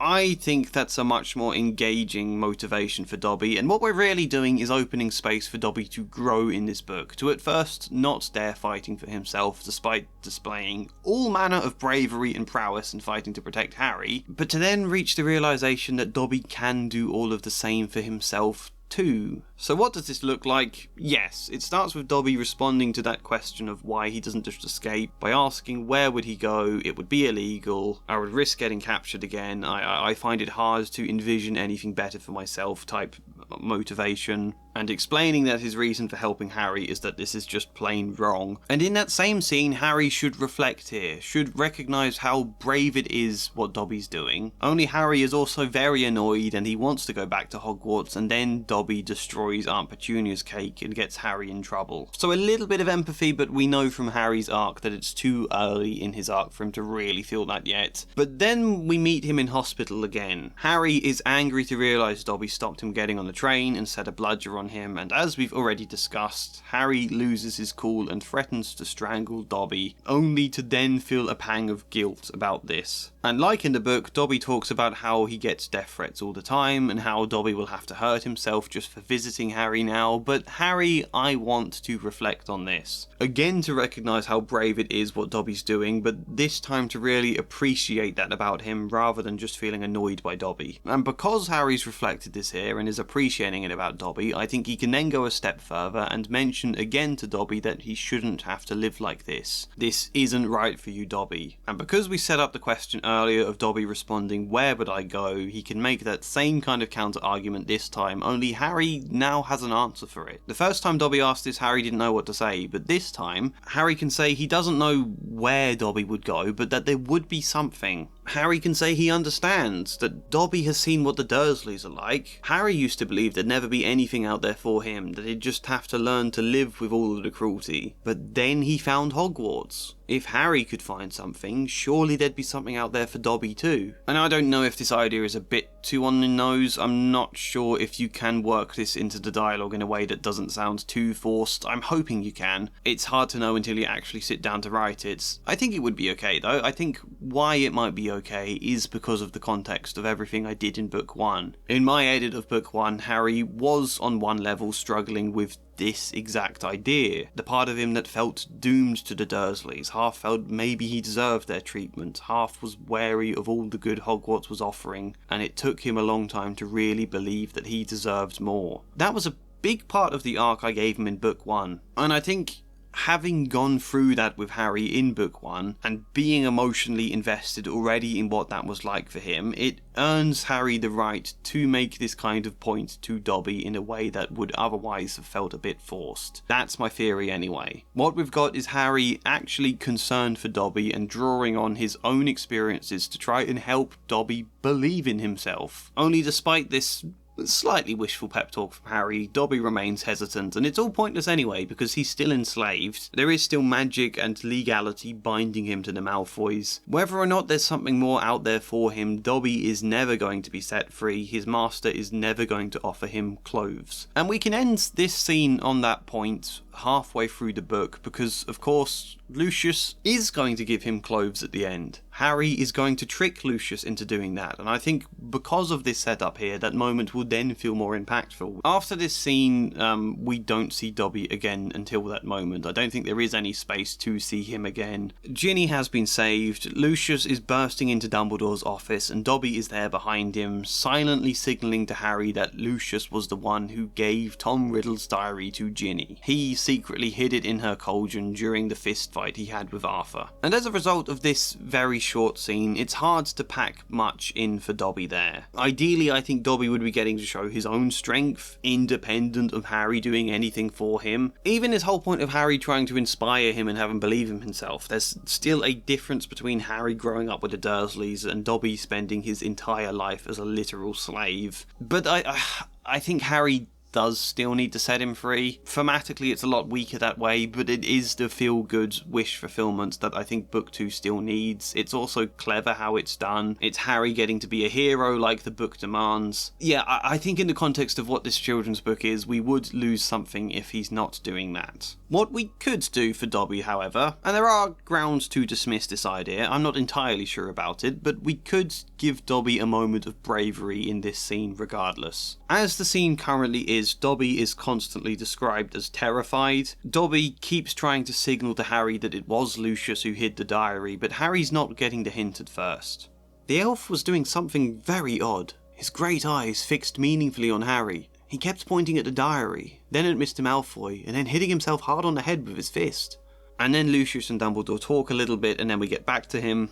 And still, behind his back, Dobby was pointing, first to the diary, then to Lucius Malfoy, then punching himself in the head. And Harry suddenly understood. He nodded at Dobby, and Dobby backed into a corner, now twisting his ears in punishment. "Do you want to know how Ginny got hold of that diary, Mr. Malfoy?" said Harry. Lucius Malfoy rounded on him. "How should I know how the stupid little girl got hold of it?" he said. "Because you gave it to her.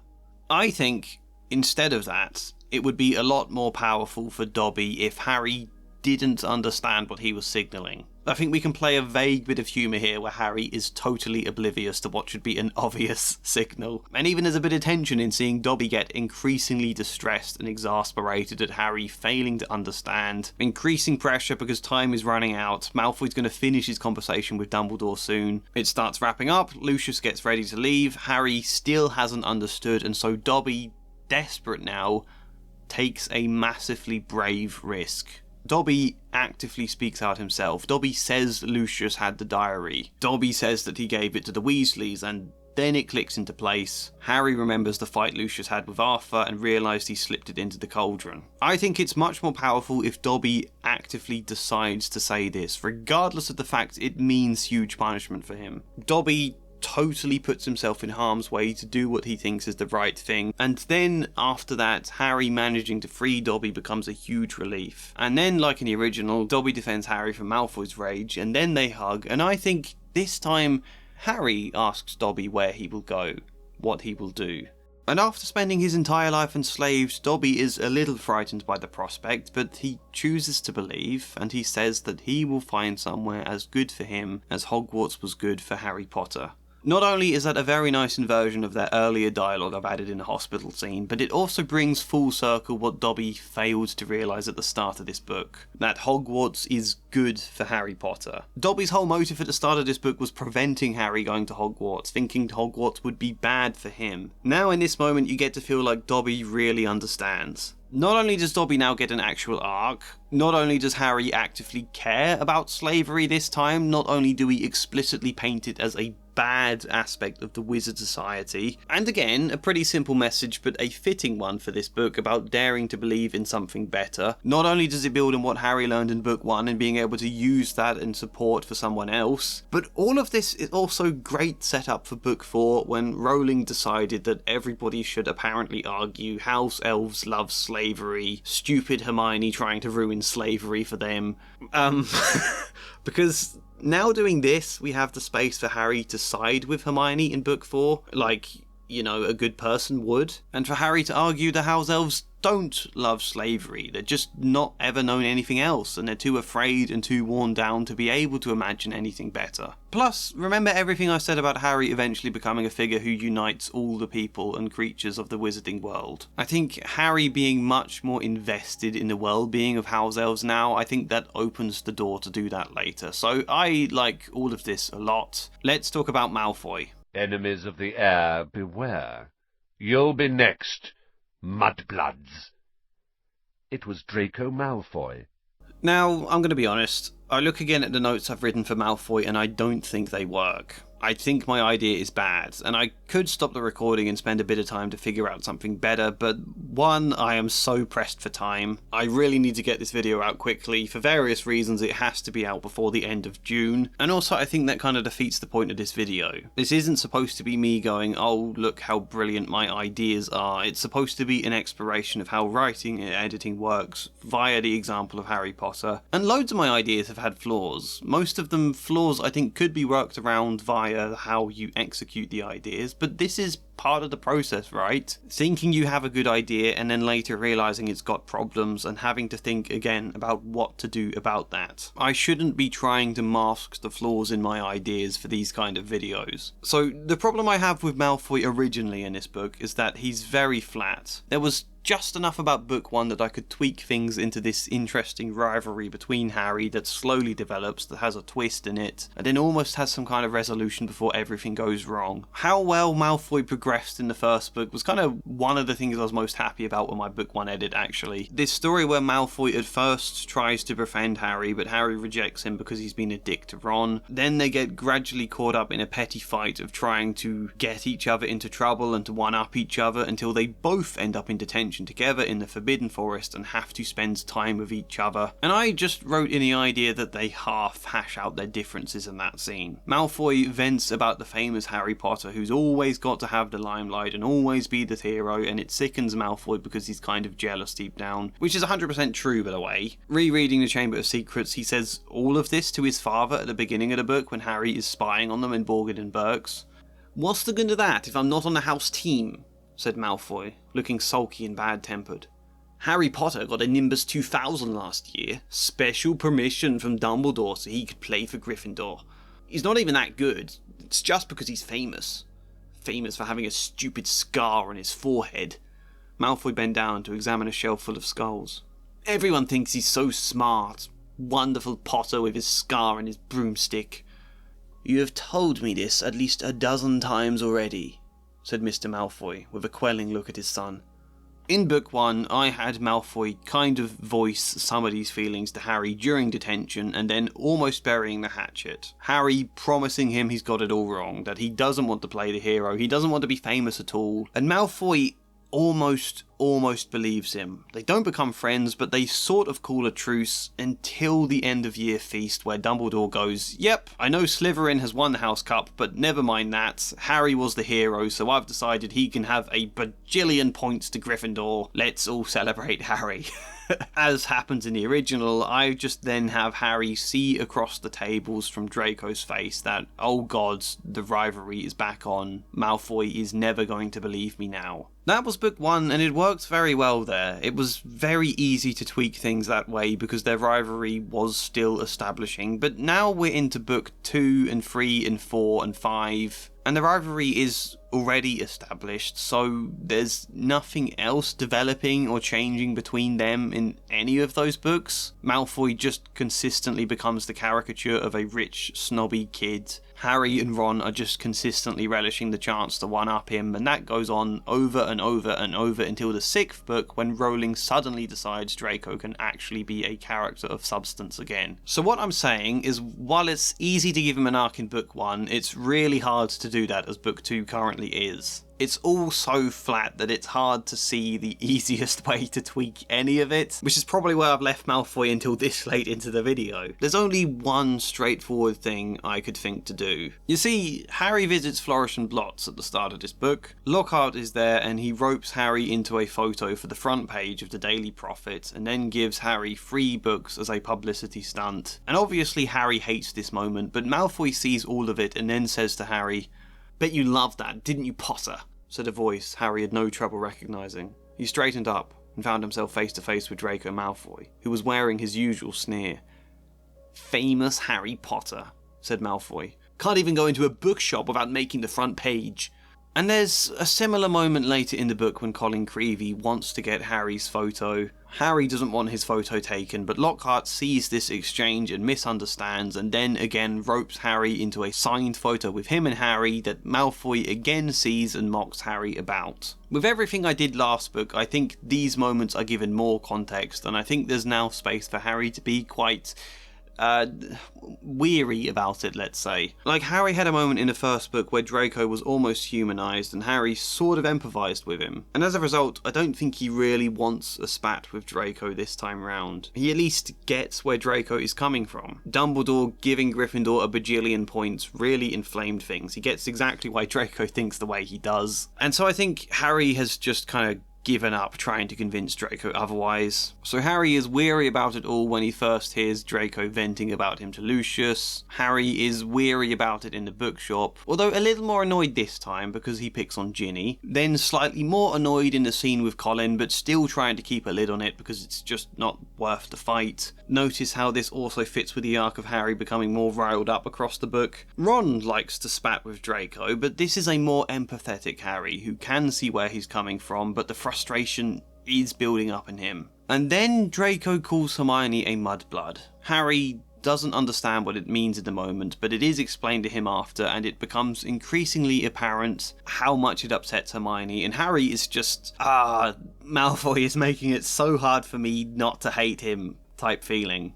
Harry's really starting to lose his patience now, and so when they then play each other in a Quidditch match after this, Harry gives in to the emotion. He's tried being understanding, but goddamn he can't take any more of Malfoy's pathetic little sneers. And then when they see the words "Enemy of the Heir Beware" written in blood on the wall, and Malfoy seems to enjoy all this stuff and even shouts, "You'll be next, mudbloods," Harry has now completely lost it with him. I think when we then get to the dueling club after this, Harry cannot stand Malfoy at all. He's even more angry than Ron is now. I think precisely because Harry tried to be patient and a bit understanding and tried to call a truce, to have seen Malfoy consistently keep throwing that back in his face and be so unnecessarily horrible, I think that's double the motivation for why Harry might be so angry with him now. In that scene they duel and Harry can completely lose it. The duel gets totally out of hand until Malfoy conjures a snake and it sort of distracts Harry, and he ends up talking to the snake in Parseltongue, which he does to try and stop the snake lunging at Justin Finch Fletchley, but everyone is freaked out by Harry speaking Parseltongue. This is one of the big reasons they blame him for the murders, but I think more so if Harry also completely loses it with Malfoy and all of his rage bursts out in front of the other students. That's double the reasoning for people to suspect him. You'll notice how we're talking much more about what Harry's arc is in relation to Malfoy rather than Malfoy's himself, but we will get to him in a moment. You see, when Harry and Ron take their Polyjuice potion to turn into Crabbe and Goyle so they can question Malfoy in disguise about the Chamber of Secrets, it's a twist in this book. They're expecting Malfoy is the killer, but Draco reveals he has no idea who the killer is. It knocks Harry and Ron back. It's a blow midway through the story that means they're no closer to stopping the killer. But it could feel like more of a twist, couldn't it? I think if we have this build-up of Harry increasingly losing his patience and increasingly becoming single-minded on blaming Draco, it's then much more of a twist to realise that he's completely wrong and his ongoing dislike of Draco has led him astray. I think that would make this hit harder now. And something else I would like to do in that scene, potentially a controversial one. I don't blame you if you dislike this idea, but I think have Malfoy maybe not actually wish death upon all mudbloods. In the original book he goes on talking about that in this scene. He's made all sorts of other comments at other points in the book, but what if he's not entirely serious? What if he says this stuff more like a kid who doesn't really understand the reality of what he's been led to believe? Like, it's all very well to suggest Muggleborns should be killed or removed from Hogwarts, but experiencing the reality of that happening would be very different. So I like the idea Draco does make half comments, like that quip earlier where he saw the writing on the wall and shouted, "You'll be next, mudbloods." I like the idea in this scene with disguised Harry and Ron for Malfoy to think of that again and to laugh and say, "Did you see the look on Granger's face when I said that?" Or "Weasley was furious." I think next time they're in earshot I'm going to talk about how I hope Granger gets killed by the monster. That'll really set them off. Which, by the way, is something he does later say in the book. During a potions lesson he says this out loud. "I'm quite surprised the mudbloods haven't all packed their bags by now," Malfoy went on. "Bet you 5 galleons next one dies. Pity it wasn't Granger." I like the idea he's half just saying this stuff to rile up Harry and Ron. It's not he doesn't believe it, but he's never really thought about the reality of it. He's just a child parroting things his dad has said, who is using it to wind up the people he dislikes. And I think in this disguised scene, Harry and Ron can realise that about Draco, and that would be an interesting twist in itself. Not just that Malfoy isn't the killer, but also that they're wrong about him. Draco is still a horrible person, but he's not some evil, twisted villain. He is quite simply a bit pathetic. We still need a conclusion of some sorts, and I struggled to think what that might be. This was the best I hit upon. After the celebration feast at the end of this book, Malfoy comes up to Harry, and he says the kind of thing that Draco actually says to Harry at the end of book 5. In that book he says, "I'll get you for this, you got my dad in trouble, you're gonna pay, Harry."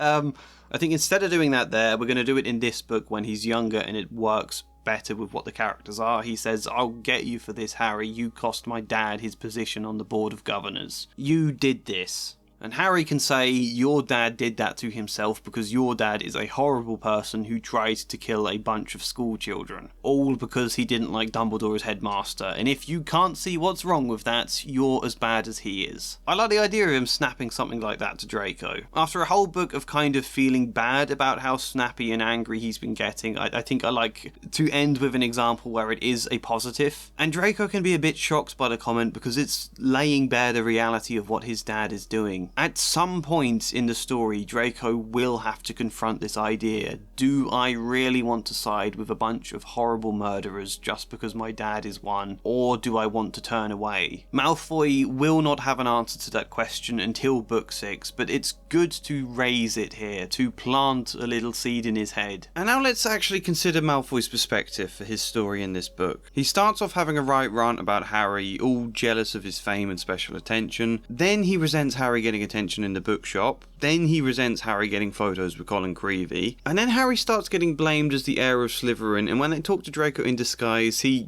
kind of resents this too. He's actually quite annoyed at another thing Harry is getting all the attention for, and in all of that context, Malfoy shouting "You'll be next, mudbloods," talking loudly how he hopes they'll die, and all his other antics in this book. Suddenly, that all looks like someone just grappling for attention by being as edgy and taboo as he possibly can, you know? And I won't say that isn't the case in the original book, because I think it is. All of Draco's antics are a desire for the kind of attention Harry seems to just always get, but because of the framing of the original, the focus is less on that and more on Draco just being kind of evil. So if there is much more of a sense that Draco is specifically trying to wind up Potter and Weasley and all sorts, now there's real space to poke holes in their rivalry, to get to the end of the book and Harry to be like, is this really what you're doing? Supporting murder, bigging up ethnic cleansing, all because of our petty rivalry. Crikey, that is low. Draco doesn't need to have a response. Draco doesn't yet need to change, but it's certainly something to think about, and now also a decent children's book theme about why kids should think seriously about the edgy stuff they say. That's kind of the best I managed to do with Draco this book. I think if you want to have Draco somewhat have a redemption by the end of this series, then I think we at least need to see him slightly bothered when his dad earlier tries to murder a bunch of his classmates. Otherwise, it's near impossible to present him as a good person later on. So my Malfoy, although I'm not showing him really troubled, I am showing him as someone who's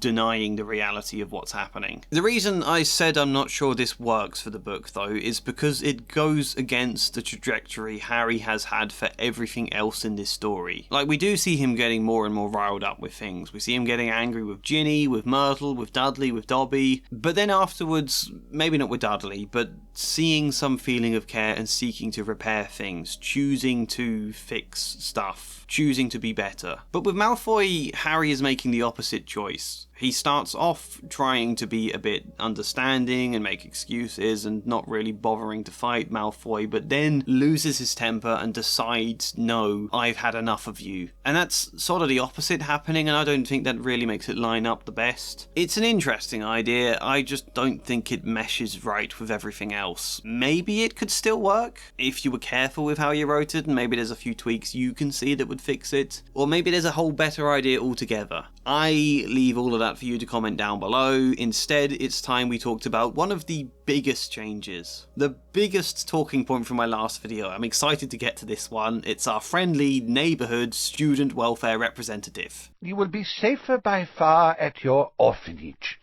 As a matter of fact, the Ministry of Magic is even now talking about closing the school. So, if you've not watched my previous video, the title of this section might confuse you, and if you have watched my previous video, it probably confuses you even more. As such, we have to start this with a little history tangent. In my first Harry Potter video, I theorised that the world building requires a character from the Ministry to exist at Hogwarts. That if you want everyone to keep on talking about how Dumbledore is the greatest headmaster Hogwarts has ever seen, and you also want Hogwarts to be a very chaotic, flawed but fun mess of a school, then you can't have Dumbledore as a person responsible for all of its problems. You need someone else you can blame that mess upon, and to an extent, that's what we did with the Board of Governors, right? We talked about this earlier. However, none of this mysterious Board of Governors really have space to be characters in the story, with the exception of Lucius for a brief bit of this book, before he is then removed from the board. So it would be nice if there was an actual character who you could have fun with, who could have a voice in the story. Even better if they are from the Ministry. If they can be the Ministry's one link to have some regulation over what Hogwarts does as a private school, and if they're given a seat on that board as a result. And even better if you can use that character to poke fun at how much of a ridiculous death trap Hogwarts actually is. I invented the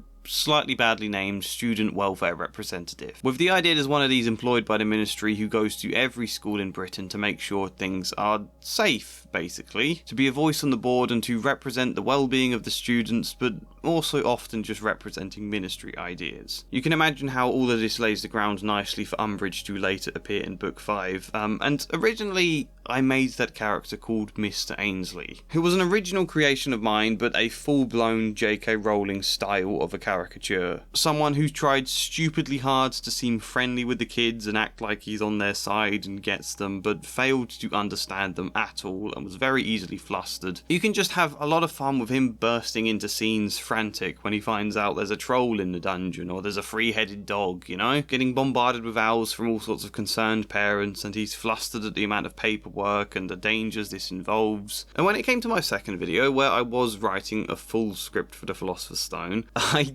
did have a hell of a lot of fun writing him into different scenes. He is incompetent, he is daunted by anything that requires a lot of paperwork, yet also occasionally quite good. He has his moments. He's a decent caricature, I think, of a flawed and unwieldy government system, and an example of how children's well-being often goes overlooked by the systems meant to protect them. It was a lot of fun, and surprisingly for such a huge change, people were almost unanimously on board with the idea of the character. A lot of you really liked what I was trying to do, even if the dialogue was a bit first drafty. You liked where it was going, apart from one thing, the aspect of this you were almost all unanimously against, which was that in that script I decided to name him Barty Crouch. I thought, why not blend this Mr. Ainsley character with an existing person from the world in order to A, better set up Barty Crouch in advance of book 4, and B, then when Barty Crouch dies in that book, this student welfare type space is left wide open for Umbridge to enter the story next book. I thought that made a lot of sense. It has some complications. It means a very fun and cartoonish student welfare character in book 1 has to some extent develop into the darker Barty Crouch of book 4. That's the bit people were uneasy about, and I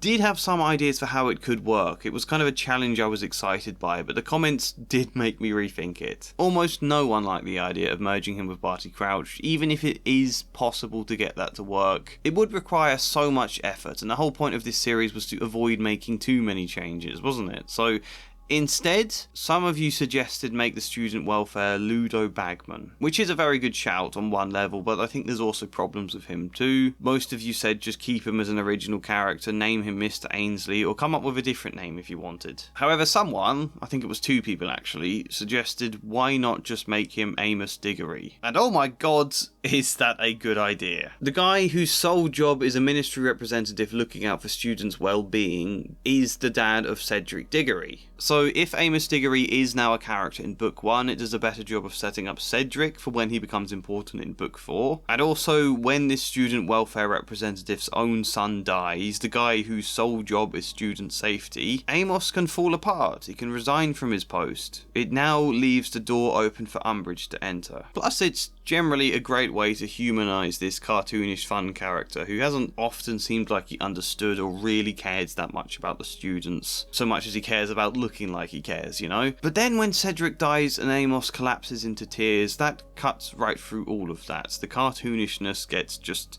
disintegrated in a way that would feel natural. I think him being Amos Diggory fits perfectly. I think there are 0 complications this creates. I wish I'd thought of that sooner. And look, on the one hand, I think stick with the decision I made in the last video, for better or worse. See it through. When Rowling published her first book, she couldn't go back and amend things if she suddenly got a better idea later on, you know? She had to stay committed to the plan she'd set out. On the other hand, the script I wrote for that video was definitely a first draft. I knocked it up in about 3 or 4 days while still going to work. It was very much a rushed project. It was inevitable some elements would be a bit dumb. Why should I condemn this series to sticking with all my dumb decisions? So I decided for each of these videos, ones like this are just me setting out a general plan. I can change whatever I like in this video when it comes to writing the actual script, but in the videos where I do write a script for the books, I am allowed to amend one thing from the previous script. That's kind of the rule I'm allowing myself. I can tweak one thing from that full script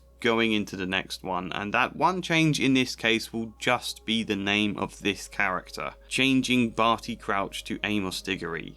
Nothing else. Your friendly neighbourhood student welfare representative is now called Amos Diggory, and what does he do in the second book? Well, inevitably he doesn't have much space. No one has as much space in this book, but it's easy to imagine the fun you can have with a character whose whole shtick is getting flustered and panicked at the idea of anything that endangers students in a school where the Chamber of Secrets is then opened. This would not be a fun year for Amos. I am excited at the prospect of writing that out. And you might remember ages ago in this video I suggested Dumbledore wangled something with the Board of Governors to secure GINNY a place at Hogwarts for a lower school fee. That Lucius would be furious about this, and Dumbledore may have had to concede something else in exchange. Well, to get the approval for GINNY through, he required the support of Amos Diggory, and in exchange, Amos wanted the Ministry to pick who the next Defence Against the Dark Arts teacher would be. Dumbledore had interviewed several, but none of them great candidates, and the Ministry were concerned. Dumbledore had previously hired a staff member who, whether or not the Ministry believed he had Voldemort on the back of his head, it was obvious he supported the idea of Voldemort, and he tried to kill Harry. The Ministry is concerned with the kind of teachers Dumbledore might pick, so when Dumbledore is struggling to find a good candidate, Amos gets the agreement to pick a candidate himself. Well, for the Ministry to select one, but with Amos's recommendations based on his experience at Hogwarts, and naturally he picks Gilderoy Lockhart. This guy looks like he knows what he's doing. He's exactly what we need at Hogwarts, Dumbledore. And Dumbledore disagreed with this, obviously, because we can't portray Dumbledore as an idiot who was duped by Lockhart. He had a ton of concerns about Lockhart's teaching at Hogwarts. This point is really weird in the original books. Why hire him willingly, despite knowing he's a fraud, Dumbledore? That's weird. Hire a man who wipes people's memories and just assume he's going to be safe around children. It's odd. I think the rationale is somewhere rather that J.K. Rowling argues Dumbledore wanted him to teach there in order to expose him as a fraud, but as I said last time, investigative journalism is a much better way of doing that rather than putting children's lives at risk. No, let's just simplify it down into a reason that makes a lot more sense. Dumbledore doesn't want Lockhart at all. He stresses all of his concerns, but the matter is taken out of his hands. Amos Diggory thinks Lockhart is the best, and Amos is having him hired. Which, you know, happens. Disturbingly often we can think of many examples in governments and politics and all sort of state sectors where people who are grossly unqualified and not at all safe get hired to positions just because they've got a reputation, just because there's a bit of hype about them. How do we explain all of this though? Very easily. There's this existing dialogue in the book that is the one very vague explanation for Lockhart being there, and it's this. Hermione said in a voice somewhat higher than usual, "I think you're being a bit unfair. Professor Dumbledore obviously thought he was the best man for the job." "He was the only man for the job," said Hagrid, offering them a plate of treacle toffee while Ron coughed squelchily into his basin. "And I mean the only one. Getting very difficult to find anyone for the dark arts job. People aren't too keen to take it on, see? They're starting to think it's jinxed." Book 2 is too soon for people to insist the job is jinxed, in my opinion. As far as we've experienced, it's literally Quirrell. It's hard to imagine absolutely no one else would dare apply for a job at the only school in the entirety of Britain, as JK wrote it. There would definitely be more people in the wizarding world with the ambition to be a teacher, and even then, if it's that big a problem, why not just make your potions teacher the Defence Against the Dark Arts one? Let Snape take the job he's always been wanting, like he does in book 6, and then just hire a new potions person. Or if things are really, really desperate, Dumbledore teaches for a bit himself. It's not his old subject, and he's a very busy man, but it's still an infinitely better decision than hiring Lockhart. So in my version, you change Hagrid's response to say something along the lines of Dumbledore didn't think so.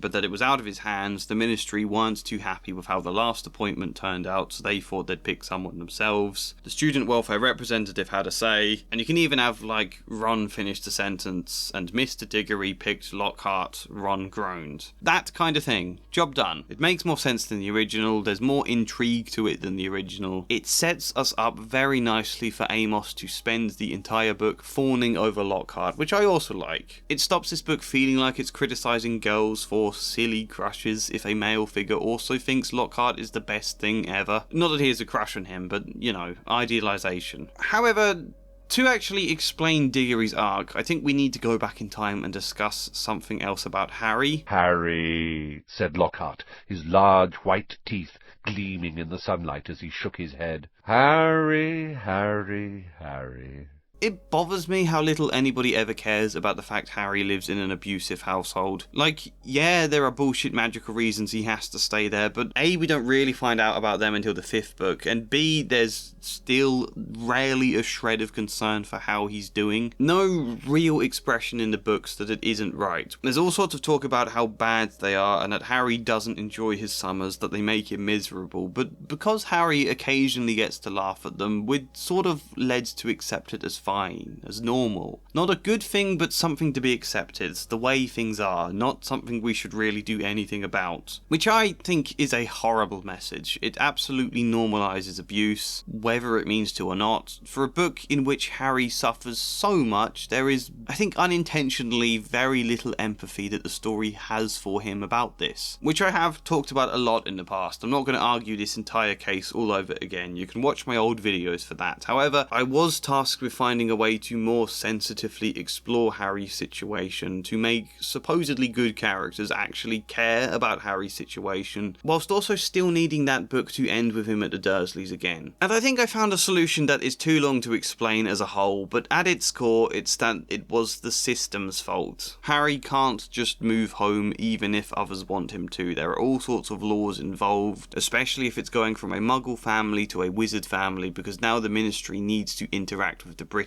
government. People will fight Harry's case. Dumbledore promises to take it to the Ministry, but at least for now, in book 1, he will have to go back to the Dursleys, and over the summer, someone from the Ministry will visit him to do a check. Yeah, that was kind of what I set up in book 1, and it would be someone a bit like a social worker, only worse and more wizardy. That's what I set up was going to happen, because I thought you could have a ton of fun with a flawed social worker who isn't used to Muggle culture, suddenly rocking up at the Dursleys to see how Harry is doing. I liked that idea a lot, so that is now how my book 2 begins. In Chapter 1 of The Chamber of Secrets, as written by J.K., the Dursleys are fussing about this dinner party they're hosting for Mr. and Mrs. Mason. Vernon is hoping if he can schmooze Mr. Mason, it will secure a massive order for his drills at work, the biggest deal of his life. Therefore, this dinner has to go perfect. And this chapter is all just a setup for Chapter 2, really. They go about in the daytime before this big dinner, setting everything up. Harry potters about the village, reflects on things, sets up the story, has a spat with Dudley, then gets sent to his room where we come across Dobby, which is then Chapter 2. Chapter 1 is a very short chapter though by Rowling standards. There is definitely space in between the Dursleys scurrying about organising everything for the Masons for a strange man to ring their doorbell, and they can be confused that the Masons could possibly have come this early, but when they open the door, it's Amos Diggory. Yep.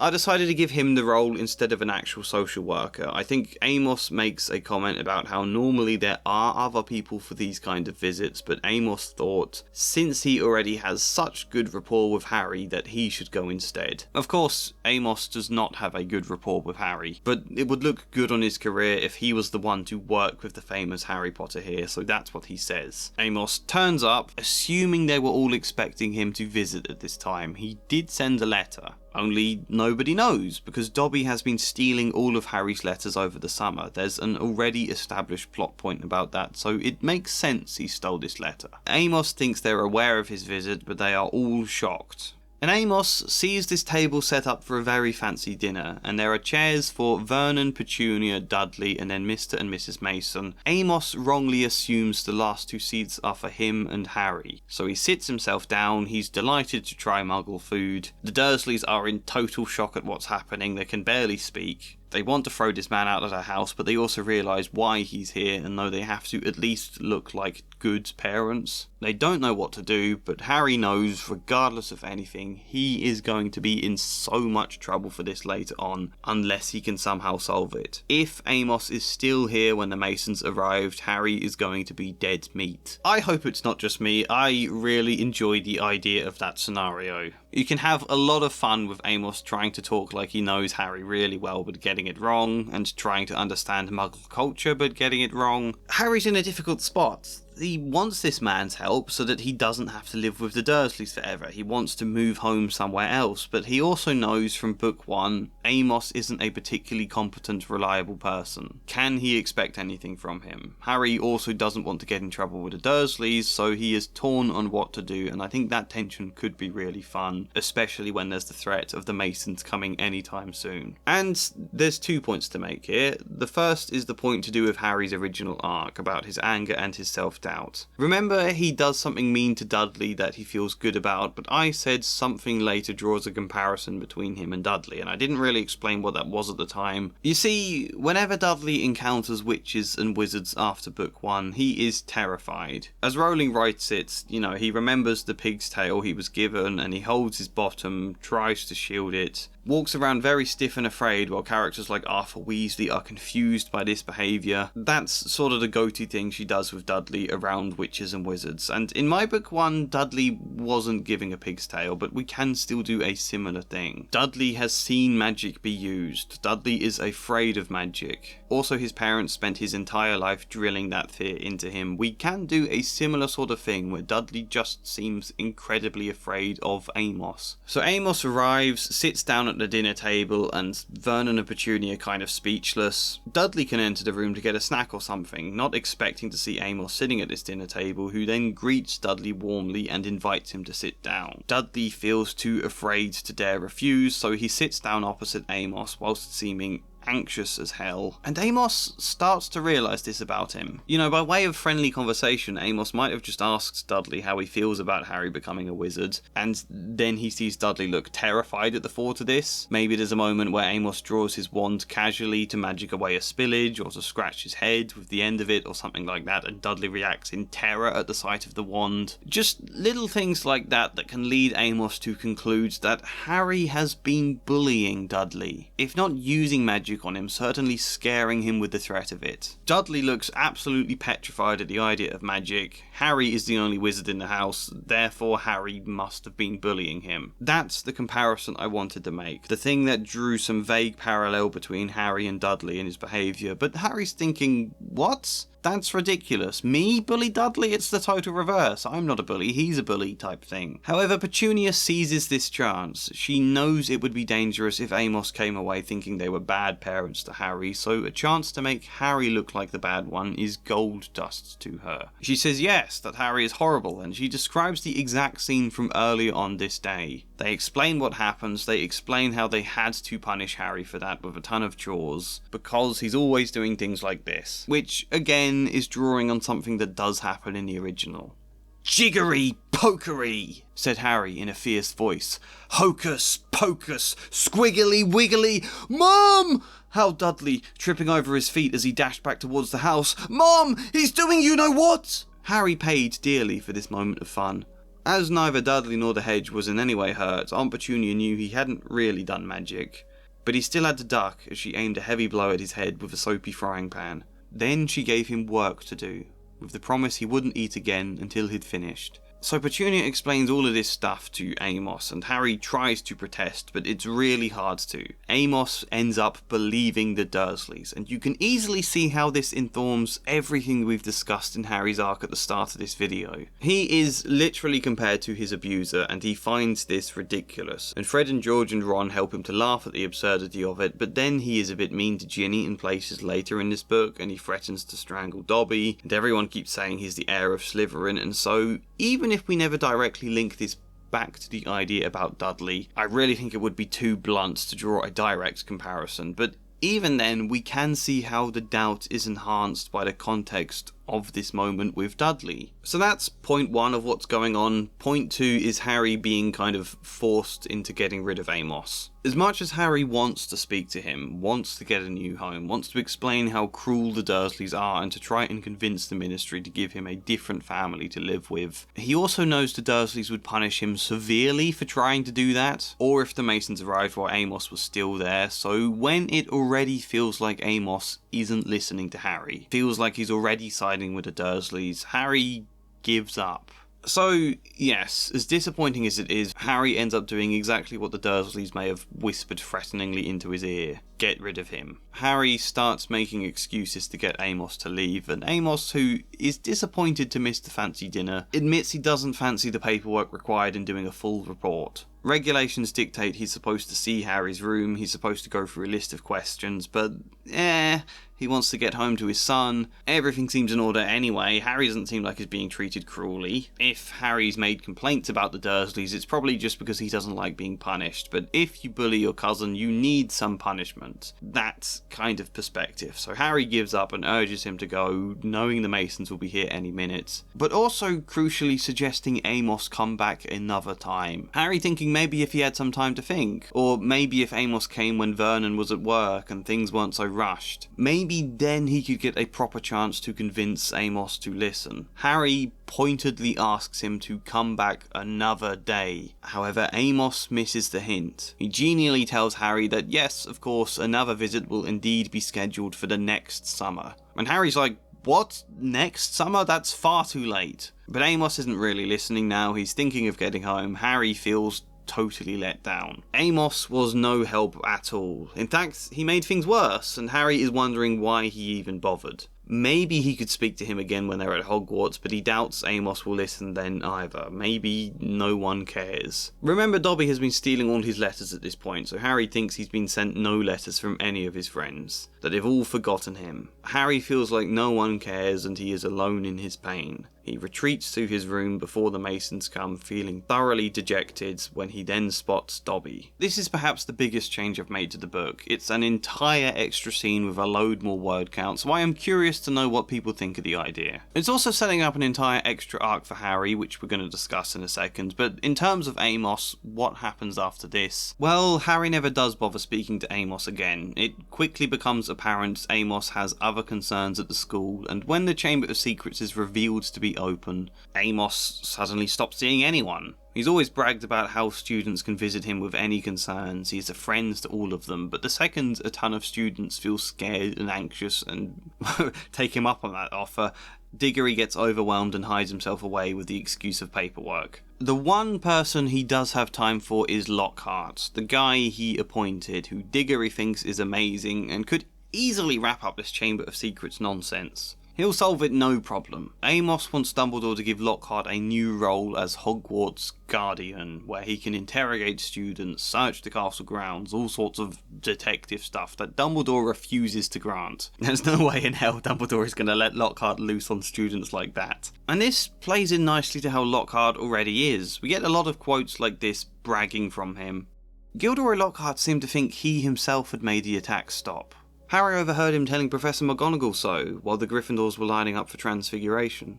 "I don't think there'll be any more trouble, Minerva," he said, tapping his nose knowingly and winking. "I think the chamber has been locked for good this time. The culprit must have known it was only a matter of time before I caught them. Rather sensible to stop now, before I came down hard on them." Or teachers mentioning that he'd been telling them. "That's right, Gilderoy," chipped in Professor Sprout. "Weren't you saying just last night that you've known all along where the entrance to the Chamber of Secrets is?" I like the idea of him bragging he could sort this out in an instant, only Dumbledore won't let me do it. Dumbledore won't let me be the Guardian. What a shame, but we've got to follow Dumbledore's orders, do things his way. And as happens in the books, the attacks then do seem to stop for ages, which is when Ginny threw away her diary and Harry found it. This is the period where Lockhart insists the killer has stopped for fear he was going to catch them. It's also when he decides the school needs a morale booster, and this is when we get the slightly weird Valentine's Day stuff that I think if we're doing Amos would secure the funding for. Getting extra ministry funding for Lockhart to hire all these singing messengers and get decorations and things. Although maybe let's not make all of the messengers dwarfs. Then when another attack happens, Hagrid gets arrested, and also Lucius swoops into Hagrid's hut to announce that the Board of Governors has voted to suspend Dumbledore as headmaster. I think it makes sense if in that scene Amos is there, if he comes with Lucius, because he wants to sort of apologise and justify why he also voted to suspend Dumbledore, saying he is sorry but it's just not been working, that Lockhart should have been made Hogwarts Guardian, Hagrid should have been suspended immediately after the first attack just in case, that the school should have been closed. I've had so many owls from worried parents, Dumbledore. The mother of that Creevey boy has been demanding to take her son home, and I've had to try and explain that we can't because he's been petrified and needs curing first. I kind of like the idea that Amos has a really good point here, that the school absolutely should have been closed and Dumbledore should have been pressed about this idea much sooner. And Fudge in this scene defends Dumbledore, doesn't think he should be suspended. I'd let him take that one step further now. He can argue against the idea of closing Hogwarts. If it was closed, hundreds of students won't be able to finish their education. We can't organise just sending them all off to different state schools for the rest of the year. We don't have that kind of funding, and as Lucius points out, as much as Amos is allowed a vote on the board, it is still not a ministry decision. It is a board decision whether or not to suspend the headmaster. So this is all Lucius manoeuvring the Board of Governors for his own ends, but I think having Amos allows this to not just be an evil decision. It almost makes sense now. In the original book, Lucius just threatens all the other board members to vote for this suspension, and of course none of them really want Dumbledore suspended, because everyone in the entire world thinks Dumbledore is the best guy ever, apart from people who are evil who dislike him. They only vote to suspend Dumbledore because they get coerced by Lucius, and the first moment they can, they rescind their vote. So I think Amos having a point about why he votes with Lucius could be good. Lucius can still threaten a load of the board members, but this now adds a little bit of nuance, which is nice. And then what happens? Ginny gets taken down now, Dumbledore is gone, and now there really is talk about closing the school. There's a scene in the original where Harry and Ron eavesdrop on the staff, discussing it in the staff room. I think just add Amos to that scene and make him very faint and flustered. I'm now thinking he's going to have to resign. His whole job is student welfare, and now a student is going to die on his watch. Especially after he voted to suspend Dumbledore. Things are looking bad for him. Then most of the board do rescind their votes against Dumbledore to bring him back. Harry goes to the Chamber of Secrets and saves Ginny. Everybody is then in Dumbledore's office afterwards, and I think including Amos Diggory, who seeing Ginny is beyond relief. He thinks Harry has saved his job. He is super grateful, practically crying as he hugs Harry in gratitude, which I think would sum up his character really. He's not relieved for Ginny the way Molly and Arthur are relieved that she's alive. He's more so just relieved about his reputation. And so he asks Harry if there's anything he can do to say thank you, and Harry makes him promise to visit his home properly this summer. Amos agrees. I think it works. I think we've just about got around the problem of why Harry must go back to the Dursleys again for another book. I think it's just about a point that people like Amos need to listen beyond what the child simply says, that the child may have been coerced or tricked by his caregivers into speaking more positively than they feel, or to hiding the truth, and that often abusive caregivers do work to blame everything on the child and paint them as just tough love but caring parents. And sometimes people do fall for that. It's a big problem that I'm trying to criticise here. I think I've just about done that in a light-hearted children's book way. However, it's still important we be careful. We don't want to be suggesting that things are hopeless for any child in this situation really. That they shouldn't bother talking to social workers or other officials because Amos is useless here and Harry gives up doing it, you know? We don't want that to be the conclusion. And so we do need Amos to kind of realise his error by the end, to give Harry his word and to apologise. And then to explore things much better in book 3. I think if we're careful with how we present this, it will work okay. We will get to explore something serious but in a light, child-friendly way that still fits with the spirit of the original book. And it does open space for us to talk about the other thing I did with Harry. The thing I never mentioned sooner because I was waiting to discuss Amos first. You will also find that help will always be given at Hogwarts to those who ask for it. To explain this section, it's probably worth starting with the fact I had a question with this book. It's the question, why, when Ginny has been taken to the Chamber of Secrets, when Harry and Ron know where the Chamber of Secrets is, why do they seek out Lockhart to help them, rather than, literally anyone else? And also, why is it called the Chamber of Secrets? What are the secrets? It should be the Chamber of Big Snake. Here's what happens. Harry and Ron eavesdrop on the staff room where they're talking about Ginny and how they're going to have to close the school when Lockhart wanders in, asking what he's missed, and the teachers basically all gang up on him. Snape stepped forwards. "Just the man," he said. "The very man. A girl has been snatched by the monsters, Lockhart, taken into the Chamber of Secrets itself. Your moment has come at last." Lockhart blanched. "That's right, Gilderoy," chipped in Professor Sprout. "Weren't you saying just last night that you've known all along where the entrance to the Chamber of Secrets is?" I spluttered Lockhart. "Yes, didn't you tell me you were sure you knew what was inside it?" piped up Professor Flitwick. Did I? I don't recall. "I certainly remember you saying you were sorry you hadn't had a crack at the monster before Hagrid was arrested," said Snape. "Didn't you say the whole affair had been bungled, and that you should have been given free rein from the first?" Lockhart stared around at his stony-faced colleagues. I really never... You may have misunderstood." "We'll leave it to you then, Gilderoy," said Professor McGonagall. "Tonight will be an excellent time to do it. We'll make sure everyone's out of your way. You'll be able to tackle the monster all by yourself. A free rein at last." Lockhart gazed desperately around him, but nobody came to the rescue. He didn't look remotely handsome anymore. His lip was trembling, and in the absence of his usually toothy grin, he looked weak-chinned and weedy. Very well," he said. I'll be in my office, getting ready." And he left the room. "Right," said Professor McGonagall, whose nostrils were flared. "That's got him out from under our feet." I like this bit a lot, despite my McGonagall impression, because it's very clear they're only saying this because they know it'll get Lockhart out of the way, and at a stretch, I can buy Harry and Ron also falling for this and thinking Lockhart is indeed going to try and find the Chamber of Secrets. But after an entire book of laughing at him for being useless and a liar, why would Harry and Ron go to him regardless? They see this scene and they go, right, we know where the Chamber of Secrets is, we know what the monster is, we should go and give Lockhart our information so he can do this properly. Why would they do that? Surely they wouldn't think he's going to be any help. Surely they would find McGonagall. She's literally right there in this scene. Don't go after the guy you know is a fraud, and then when that guy admits he's a fraud and admits he can't help, you threaten him with your wands and force him to go with you anyway. Why? They would legitimately be better off going alone instead of with Lockhart. Well, we know the reason why. It's, of course, because it's fun if Lockhart is there. And I think he should be there for that reason. I totally agree.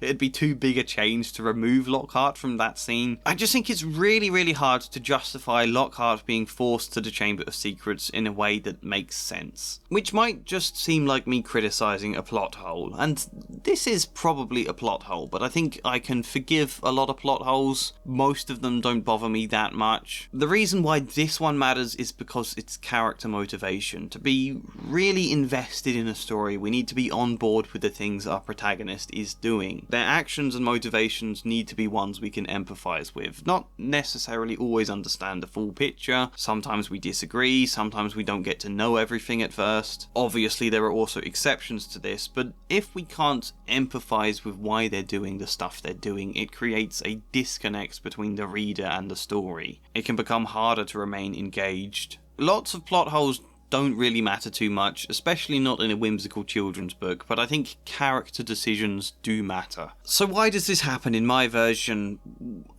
I never solved this in a good way. Please offer your own suggestions, but the first part of this question is why doesn't he tell McGonagall or any of the other students? And that led me into exploring Harry's tendency to do things himself, which we know he has a tendency for. And it applies quite nicely to this book now, hence needing Amos Diggory's help in Chapter 1, needing Amos themselves to read between the lines of what Harry is saying, and it's totally failing. Harry feels rejected. Combined with getting no letters from any of his friends, Harry comes away with the sense it's pointless asking for help. No one really listens, no one really cares. Harry has had to spend an entire life doing things on his own, and in book 1, Hermione and Ron did show him how they can help, but I don't think that overwrites all of his habits entirely, and also I think best friends can be different. It's easier to expect help from them than it is from supposedly responsible adults. Most kids seek their friends to resolve playground issues rather than a teacher, but either way, a summer without any letters from his friends gnaws at Harry's hope,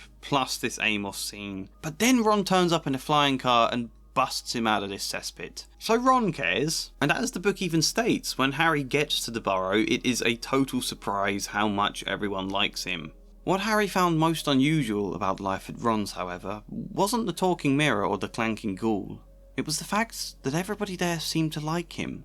That's one of the rare occurrences where Rowling actually gives a direct thought to Harry's trauma. It's a shame moments like this are always just throwaway comments rather than consistent arcs to explore or grow from. But so now in the story, Harry's thinking maybe people do care, maybe I can ask for help with things. And he comes on to talking with Ron about the Dursleys when they have the bright idea, why don't you just live here permanently, Harry? My mum and dad like you, I'm sure they'd take you in, let's go and ask them. Only Molly and Arthur say it's not as simple as that. They give all sorts of caveats and complications and things that just feel like a letdown, no matter how nicely they word it. They say the same sort of stuff Dumbledore told him the previous year in book 1, the same sort of stuff that amounted to nothing because Amos Diggory is the person who came to visit him, because Amos didn't focus enough to really listen. Molly and Arthur saying no feels a bit like a back to square one moment for him, and as good and kind as a lot of these people are in Harry's life, Dumbledore, Hagrid, Molly, Arthur, Harry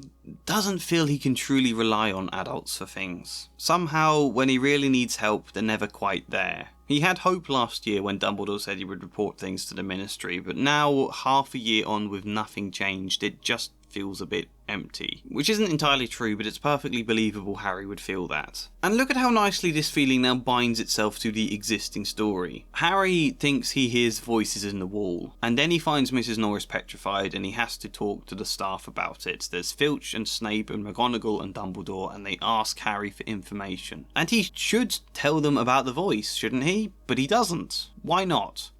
Because, Harry said, his heart thumping very fast. Something told him it would sound very far-fetched if he told them that he had been led here by a bodiless voice no one but he could hear. Because we were tired and wanted to go to bed, he said. I don't know. I think this motivation does make sense. I can understand a kid thinking like that, but if we can factor in more motivation, if Harry has been partly feeling like he can't depend on adults for help, even the ones he looks up to, then I think his omission here makes even more sense. Especially when this point comes around the second time. Harry has to speak to Dumbledore in his office, and Dumbledore very pointedly asks him, I must ask you, Harry, whether there is anything you'd like to tell me, he said, gently. Anything at all. Harry didn't know what to say. He thought of Malfoy shouting, You'll be next, mudbloods, and of the polyjuice potion simmering away in moaning Myrtle's bathroom. Then he thought of the disembodied voice he had heard twice, and remembered what Ron had said. Hearing voices no one else can hear isn't a good sign, even in the wizarding world. He thought, too, about what everyone was saying about him, and his growing dread that he was somehow connected to Salazar Slytherin. No, said Harry. There isn't anything, Professor. And again, I think this does make sense already. It's fine. Dumbledore is one of the few people who doesn't think Harry is guilty. Harry doesn't want to say anything that might change his mind and break that belief in him. But again, we could add an extra layer here without even really needing to change these lines at all. Just the context of knowing that Harry is struggling to trust he can rely on adults. We don't need to explain it again here, and so all of this makes it kind of understandable why two children who feel panicked about Ginny might not think to find McGonagall for help, because it's now not the first instinct on Harry's mind. Remember also McGonagall failed to help them last year when they came to her about the Philosopher's Stone, so that much makes sense. Harry and Ron feeling it falls upon them to save Ginny, also, plus they both feel guilty guilt for pushing her away before. That's extra motivation for them wanting to be the ones who are there to rescue her. But again, why ask Lockhart? I don't think they should ask him. I think they should be entirely of the mind that they have to do this on their own. I think they hurry straight in the direction of the girls' bathroom in a state of panic to find Ginny. We just make it so that Lockhart's office happens to be on the way there, and they just so happen to see Lockhart hurrying out of his office with a packed trunk, heading in the wrong direction. Harry literally bumps into him and then asks, "Where are you going?" you know, and they have the same conversation, that Lockhart is a fraud, that he's leaving, he's got no idea where Ginny is, but in this monologue, I think we can also add that he insults Ginny. Some sort of cold remark about how she doesn't matter in comparison to his fame. No one knows who she is, no one will remember her. It's a pity she will die, but if my reputation is tarnished, then there's thousands of fans who adore my books that will feel heartbroken. Something like this that would enrage Ron. Anger him enough to draw his wand and go, "Right, you're coming with us," which sort of makes sense as a feeling. That's kind of again what already happens. He gets annoyed at Lockhart and forces him to go, but there's more rage built in now because of the insult. Like if that's what you think of Ginny, then there's no way I'm letting you flee and save your reputation. No, you're coming right with us. Which is still not the best, but slightly better. Slightly. The thing is, of course, Harry will have to go and fight Tom Riddle on his own, and he will be a bit stuck for what to do until reinforcements comes. Harry gets help from Dumbledore's Phoenix Fawkes, who brings a sorting hat, out of which comes the sword of Gryffindor. The point then being that Harry does get help. The same point Dumbledore actually says earlier in the book that Harry kind of ignores at the time.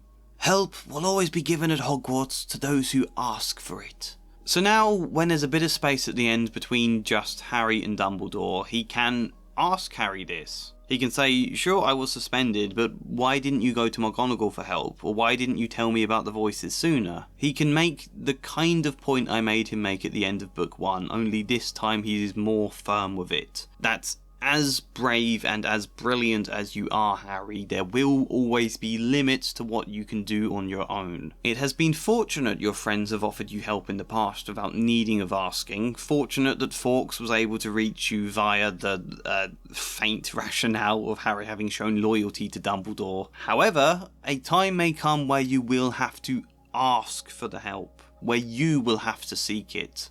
Do not let your fear hold you back from seeking the support you need.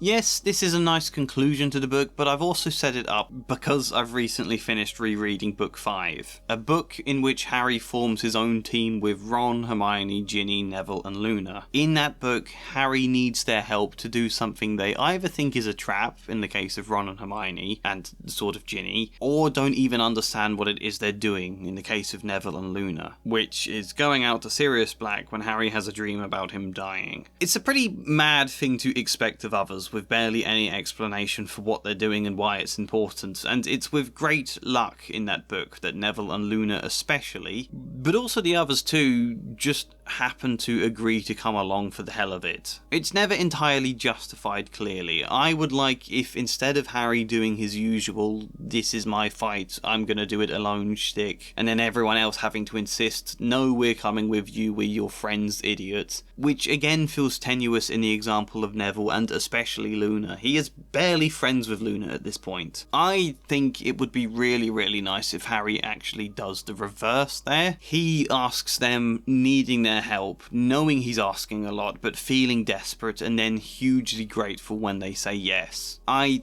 think that'd be a much more powerful point about friendship, and also it changes things up and serves as a growth for Harry. Because I think a lot of us can have the tendency to not dare ask for help, especially if it's something we feel vulnerable about, and sometimes to just like vaguely hint at our problems and expect our friends to notice them and offer their help. And if they don't offer or notice, we feel annoyed at them over something they might not even be aware of.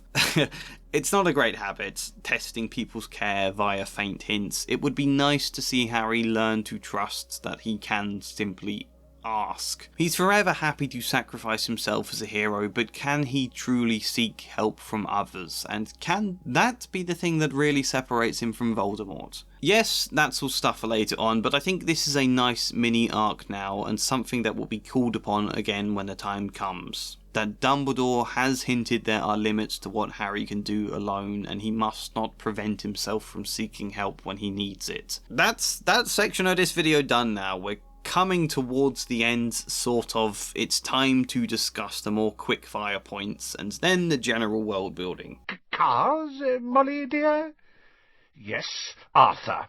Cars, said Mrs. Weasley, her eyes flashing. Okay, this one isn't very quickfire because it technically should go in the tertiary characters section. Only having just jumped to a bit about Harry, I think it would be weird to go back to that section again. I think these points are going to be controversial. Again, in a way, that's a point of this planning video, to chuck out as many ideas as I can and gauge what people's reactions are. I don't care if people hate the ideas, but it's always interesting to see what the rationale is and if there's something I can tweak about that, you know? Firstly, Molly. The question being, why are the Weasleys so poor? Apparently Arthur is not paid well because the Ministry doesn't really care that much about the Muggles, so anyone working in the Department for Misuse of Muggle Artifacts are paid very badly. I think that's a nice bit of systemic racism in the world building. I like that a lot. But Molly could also be bringing in an income. Why doesn't Molly work? We could have a lot of different acceptable answers to that question. There's a lot of reasons people are unable to work or unable to find work, or unable to find work that pays well enough. However,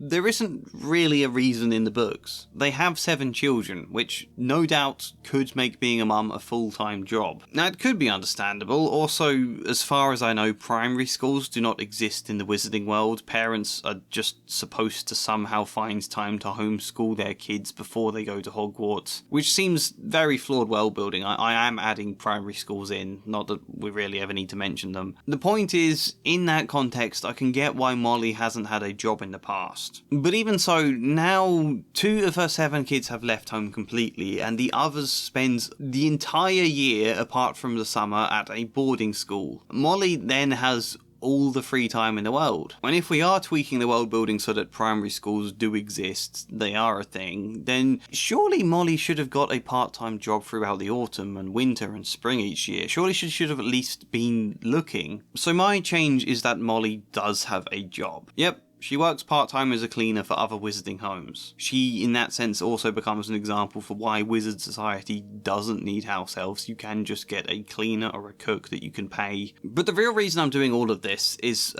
because Molly Weasley is an incredibly skilled witch. Molly Weasley literally has several spells going at once, while she's got spoons stirring pots and plates being washed and laundry being folded, all with magic at the same time. Multitasking spells is insanely gifted. I would like to acknowledge that at some point. Molly Weasley is incredibly efficient as a part-time cleaner, and as a result, she and Arthur are annoyed that no one pays her better. Therefore, we take this moment in the book where Molly sets the kids to denoming the garden as a chore. Now, let's see what Lockhart's got to say on the subject. And she pulled a heavy book from the stack on the mantelpiece. George groaned. Mom, we know how to denome a garden. Harry looked at the cover of Mrs. Weasley's book. Written across it in fancy gold letters were the words, Gilderoy Lockhart's Guide to Household Pests. There was a big photograph on the front of a very good-looking wizard with wavy blonde hair and bright blue eyes. As always in the wizarding world, the photograph was moving. The wizards, who Harry supposed was Gilderoy Lockhart, kept winking cheekily up at them all. Mrs. Weasley beamed down at him. Oh, he is marvellous, she said. He knows his household pests all right. It's a wonderful book. Mom fancies him, said Fred, in a very audible whisper. Don't be so ridiculous, Fred, said Mrs. Weasley, her cheeks rather pink. All right, if you think you know better than Lockhart, you can go and get on with it. And woe betide you if there's a single gnome in that garden when I come to inspect it. I think we just alter George's comment of we know how to denome a garden to point out not only that, but that he doesn't get why Mum keeps dipping into that book. He thinks she already knows way more about household pests and home care than Lockhart does. He bets Lockhart's never worked as a cleaner. George can make this kind of vague comment as an attempt to try and get out of the chores via flattery. Or maybe Ron can if we made him a bit more charismatic and cunning, but I think George in this example, and Fred can see that and build on the idea and go, yeah, I think you should write your own book, Mum. You know about multitasking spells, you should put that in a book, type comment. Molly, of course, sees through this obvious flattery and tells them to get on with their work. We speak no more about this until at the end of the book when they're on the train back home. You know, that scene where I've got Hermione throwing Lockhart's signature in the bin. Off the back of that, Ron can make a comment about something like, hopefully now Mum can forget about Lockhart too. Hopefully she'll stop cracking open one of his books every time they need to do a chore, and George can respond that it's worse than that. He's heard from Charlie or from Dad or something like that she took Fred's comment about writing her own book seriously. She has been attempting to do that this year, and when they get home she'll be getting them to read extracts from it. And Ron can groan at the thought. Just something small that's nice and will now be a thing Molly can be doing in book 3, writing a book. Yeah, I like it. I think it adds more to the idea that despite Molly being a very skilled and actually very efficient worker, isn't necessarily enough to pull you out of poverty and earn you higher wages, but that she is so skilled that they can take a shot on this idea of writing a book. It's just fun. It's a moment to celebrate Molly. It doesn't really matter. We've done this in literally 2 sentences in the story. What about Arthur, though? Yeah, this is the one that's really controversial, because Arthur is a nice, affable fellow with a good heart. However, when you look at the stuff he actually says and does in the books, I think Arthur is maybe just a tad racist towards Muggles. Not intentionally, he isn't at all cruel or hateful towards them, but the way he talks is like Muggles are some funny exhibit in a zoo. Odd little Muggles, they are somewhat lesser and more innocent and childlike beings who need protecting, and he does want to look out for them, yes, and yet he is still seeing them as lesser regardless. Of course, it's very hard to convict anyone, because no Muggle would admit their key keeps shrinking. They'll insist they just keep losing it. Bless them. They'll go to any lengths in order to ignore magic, even if it's staring them in the face. "So you don't think I'm a match for Lucius Malfoy?" said Mr. Weasley indignantly. But he was distracted almost at once by the sight of Hermione's parents, who were standing nervously at the counter that ran along the Great Marble Hall, waiting for Hermione to introduce them. "But you're Muggles," said Mr. Weasley delightedly. "We must have a drink. What's that you've got there? Oh, you're changing Muggle money. Molly, look!" He pointed excitedly at the £10 note in Mr. Granger's hand. Also, just a note as well, Hagrid can be a bit racist too.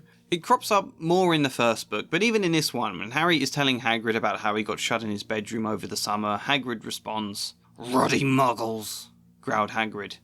"If I'd have known." Like, yeah, we're all like the Dursleys, Hagrid. The point is, I actually find this really interesting. I like Hagrid having this perception of Muggles. And I also like, in the case of Arthur Weasley, how a good man can unintentionally discriminate against another culture of people. I think it adds so much more flavour to the world. The problem is, it's just never actually explored or addressed or even acknowledged as a potential issue. It's just an acceptable, slightly quirky thing that exists for a quick bit of humour every now and again. I got this really good comment in one of the videos before that suggested Rowling often writes her characters in a morally grey way, only that she doesn't actually realise she's doing that. That on the surface she's framing some characters as totally good and others as totally bad, where actually the content of what she's written suggests something more morally grey, only she's not really recognised that enough to really draw it out. And I don't know if that's true, but I think it does sum up a lot of the issues with this series. It's controversial because exploring a flaw as big as racism within Arthur Weasley is quite a bold thing to do, but it is there and it wouldn't require much work at all to at least address it in this book. There are 2 simple options I can think of. One is during a descriptive paragraph we get summarising life with the Weasleys, where it mentions all about the bizarre questions Arthur bombards Harry with to do with Muggles. You know, the how does plugs work, how does this work, how does that work? In all of that, you just mention Harry reflecting that Mr. Weasley seems to talk about Muggles the same way he also talks about garden gnomes. Which, for context, here's this quote about the garden gnomes. "They love it here. Dad's too soft with them.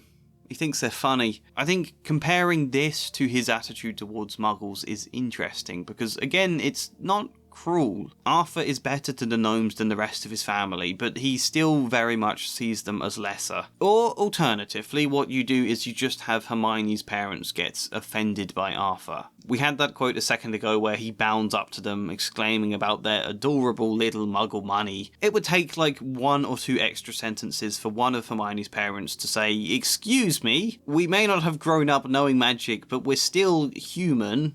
And Arthur can then kind of be apologetic, that's not what he meant, but it's mumbling because he's completely taken aback, and his kids can then laugh at him for getting told off. "Well done, Dad," laughed Fred, you know? I think that's enough for now. I think we can explore more about his perception of muggles in Book 3 when the subject of muggle studies becomes a thing, but for now, this is all I want to do. "Oh no," said Hermione, stopping abruptly.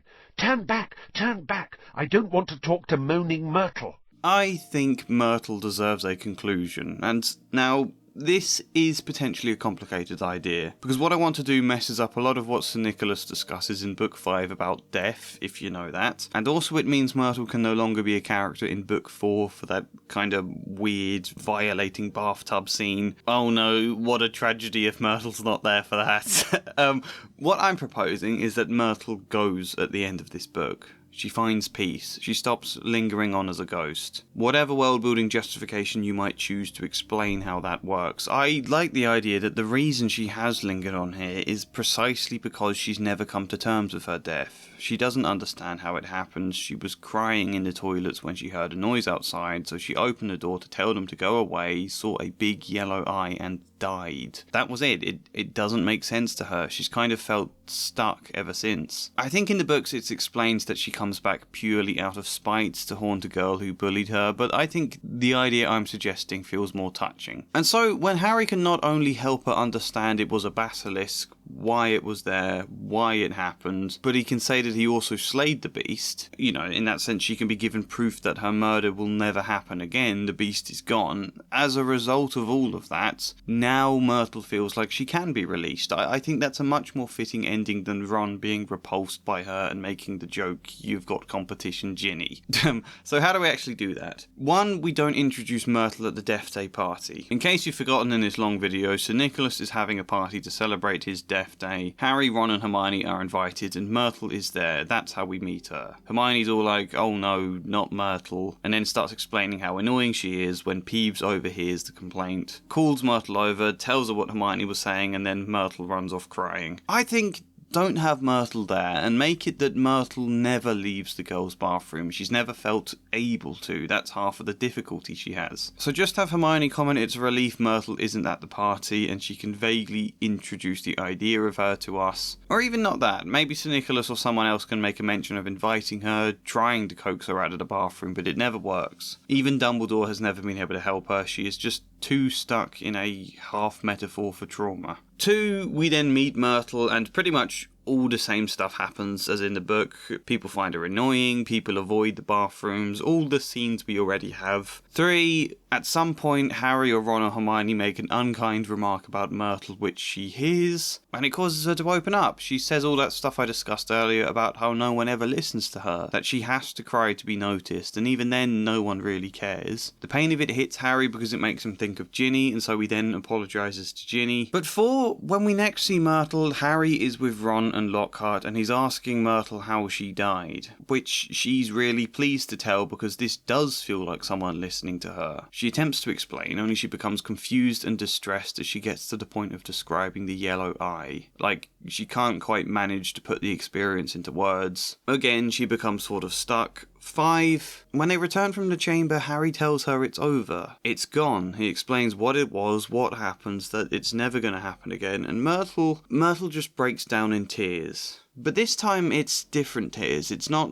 loud and vast. It's quieter, choking sort of tears that no one is finding annoying now at this point in the book. It's instead quite affecting to see her cry like this. Cry harder than she has ever done. Like it's releasing everything she's been holding on to for years, and the more she cries, the more her form starts to fade. Like she's letting everything go. And as she realises then that's what's happening, that she's going to find peace, she smiles and then she's gone. And actually, seeing this happen is what calms Ginny.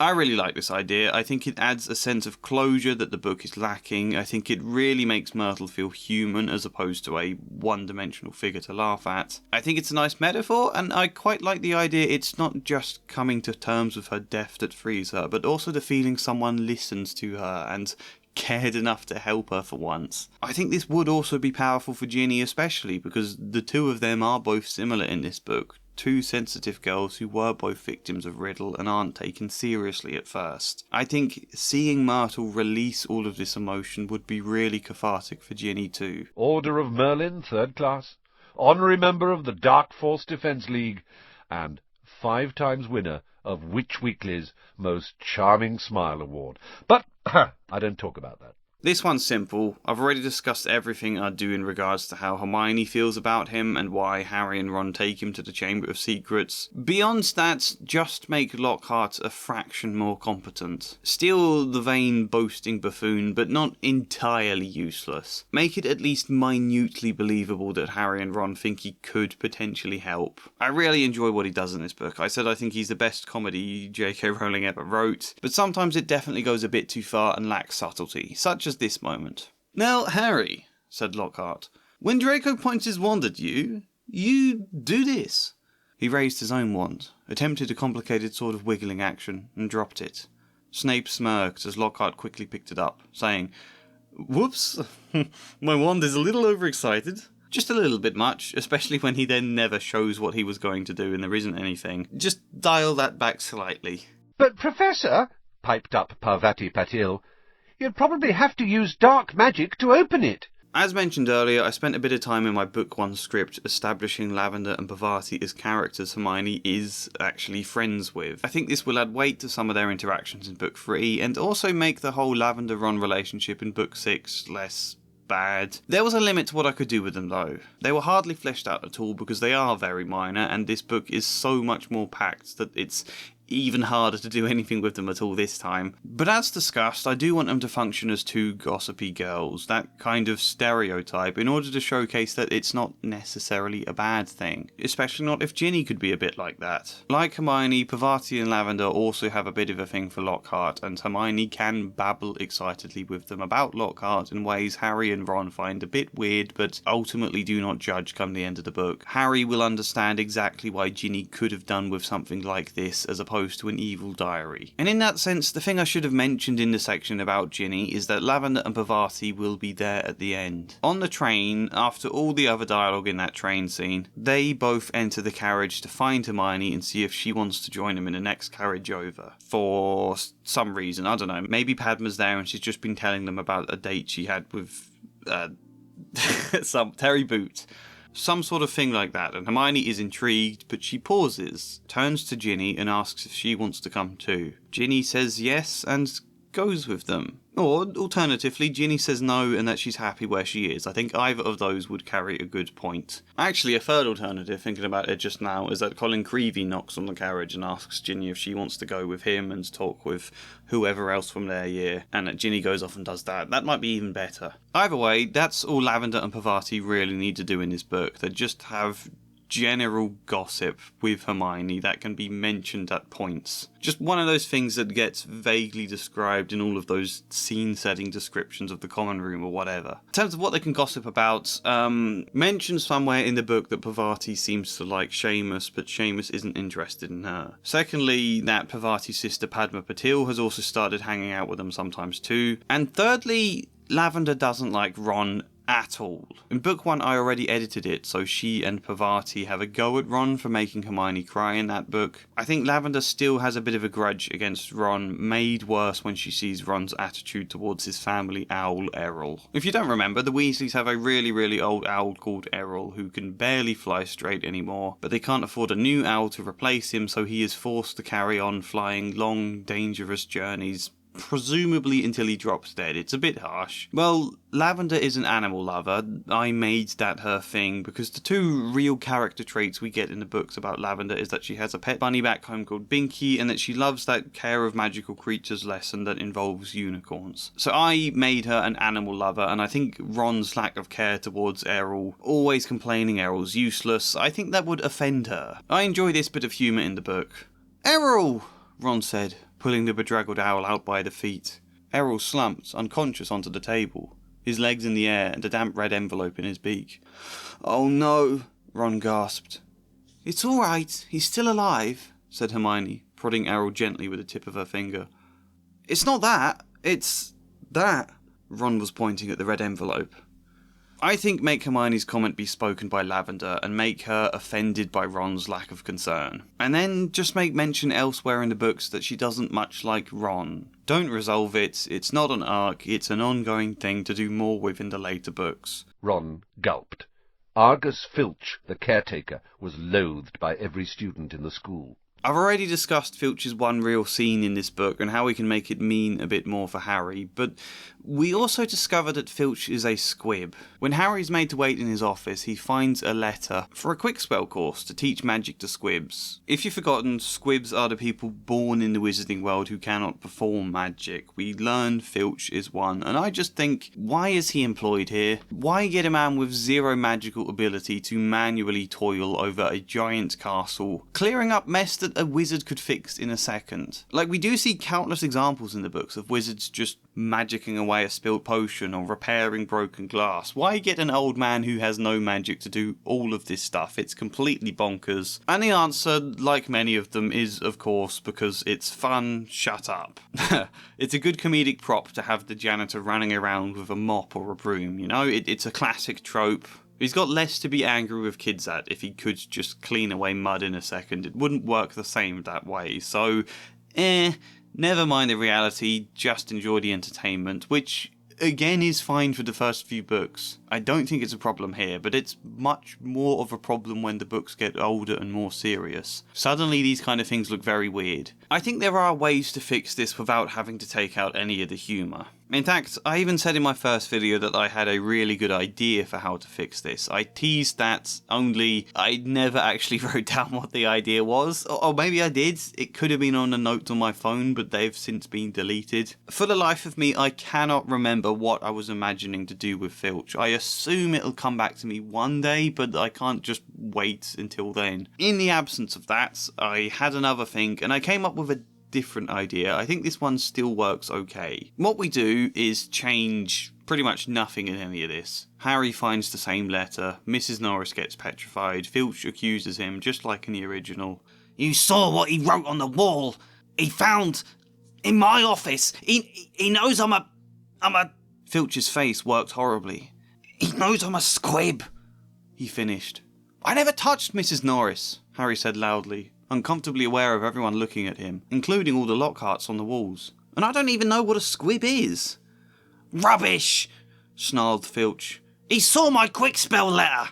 All you do is add an extra line into this general conversation where Filch, feeling embarrassed, wants to justify himself. He adds that he wasn't always a squib. Yeah, that's my change. Filch wasn't always a squib. And then later on in the book there's this quote where Harry asks Ron about what squibs are. "And what on earth's a squib?"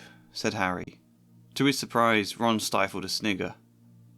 "Well, it's not funny really, but as it's Filch," he said. "A squib is someone who was born into a wizarding family but hasn't got any magic powers. Kind of the opposite of muggle-born wizards, but squibs are quite unusual. If Filch is trying to learn magic from a quick spell course, I reckon he must be a squib. It would explain a lot, like why he hates students so much." Ron gave a satisfied smile. He's bitter. Now we just add Harry asking about the fact Filch said he wasn't always one. Ron can say he's never heard of a wizard becoming a squib later on, but that he supposes it could happen. And he makes some throwaway joke about how maybe Neville's going that way, and that's it. Nothing more done at all in the book. We've just opened up the intrigue of what made Filch lose his magical ability. And I think this is a good change, not just because it sets up a vague intrigue for the later books, an interesting little tidbit, but I think it's also world building that would make sense. Surely some people do lose their magical ability due to meddling with dangerous magic, or trauma, or something like that. And thirdly, there is now some justification for why Filch works it, even if we don't spell it out. Filch got this job when he was younger and when he could perform magic, and for a while it was fine, but after this something happens that caused him to lose his ability, Filch refused to give up the job. He'd worked here for years, Hogwarts had been his home, Dumbledore kindly suggested he might be better suited to another line of work, might be happier to settle down somewhere else, even offered him a good redundancy package and promised to help secure him a new job, but Filch stubbornly refused. Filch insisted to Dumbledore that he can still do his job as effectively, and he insisted also that his magic would return. This was only temporary, only the magic never did return. And the more Filch watched students go about performing all the spells he used to love, the more bitter he became. And the more mess they made for him, the harder the work without magic meant the more Filch felt he needed to prove he could still do his job. It compounded his stubbornness, which worsened his bitterness, and who was Dumbledore to fire him? Dumbledore wasn't going to do that. He was going to wait until Filch felt ready to let go. And in the meantime, Filch was still proving able to basically keep up with all of the workload. And he had his uses. He knew the castle better than perhaps anyone alive. And so we end up in this situation. We don't explain any of that at all in this book, but we have opened a space to wonder about it. I don't know how this compares to whatever my original plan for Filch was, but I think it works. Nothing seemed to give Colin a bigger thrill than to say, "All right, Harry," 6 or 7 times a day, and hear, "Hello, Colin," back, however exasperated Harry sounded when he said it.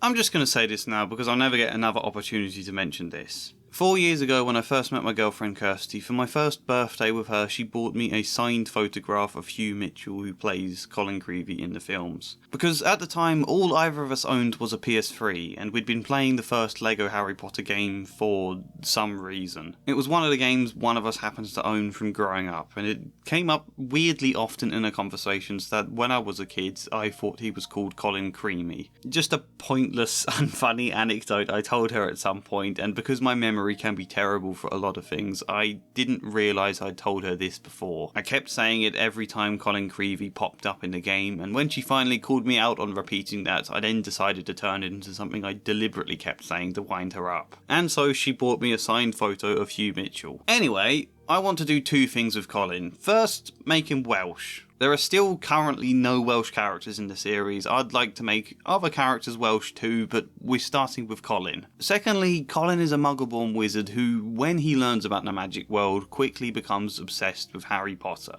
I think this makes Colin a great vehicle for poking and prodding at the world building in these stories, this innocent, wide-eyed figure with a ton of enthusiasm and a ton of questions. I mentioned in my last video how it bothers me no one ever questions the statute of secrecy. Literally, all characters seem to accept it as correct that muggles have no right to know magic exists. Colin is the obvious character to ask why. Why can't muggles know Harry? Don't you think wizard spells could help the muggle world? My dad once broke his arm and was off work for months. Don't you think it could have been good if someone had just fixed it with magic? I don't know, Colin. God, I'm trying to get to class. And don't you find wizard money confusing, Harry? Why is it 17 sickles to a galleon but 29 nuts to a sickle? Wouldn't it be good if they just used muggle money? Yes, whatever, Colin, go away. Generally, I want there to not exactly be an arc, but a trajectory here. I want Colin to become progressively less enthusiastic about the wizarding world the more insane he realises it is. To start out wide-eyed and hopeful but a bit confused, and then the Chamber of Secrets is opened and he's worried.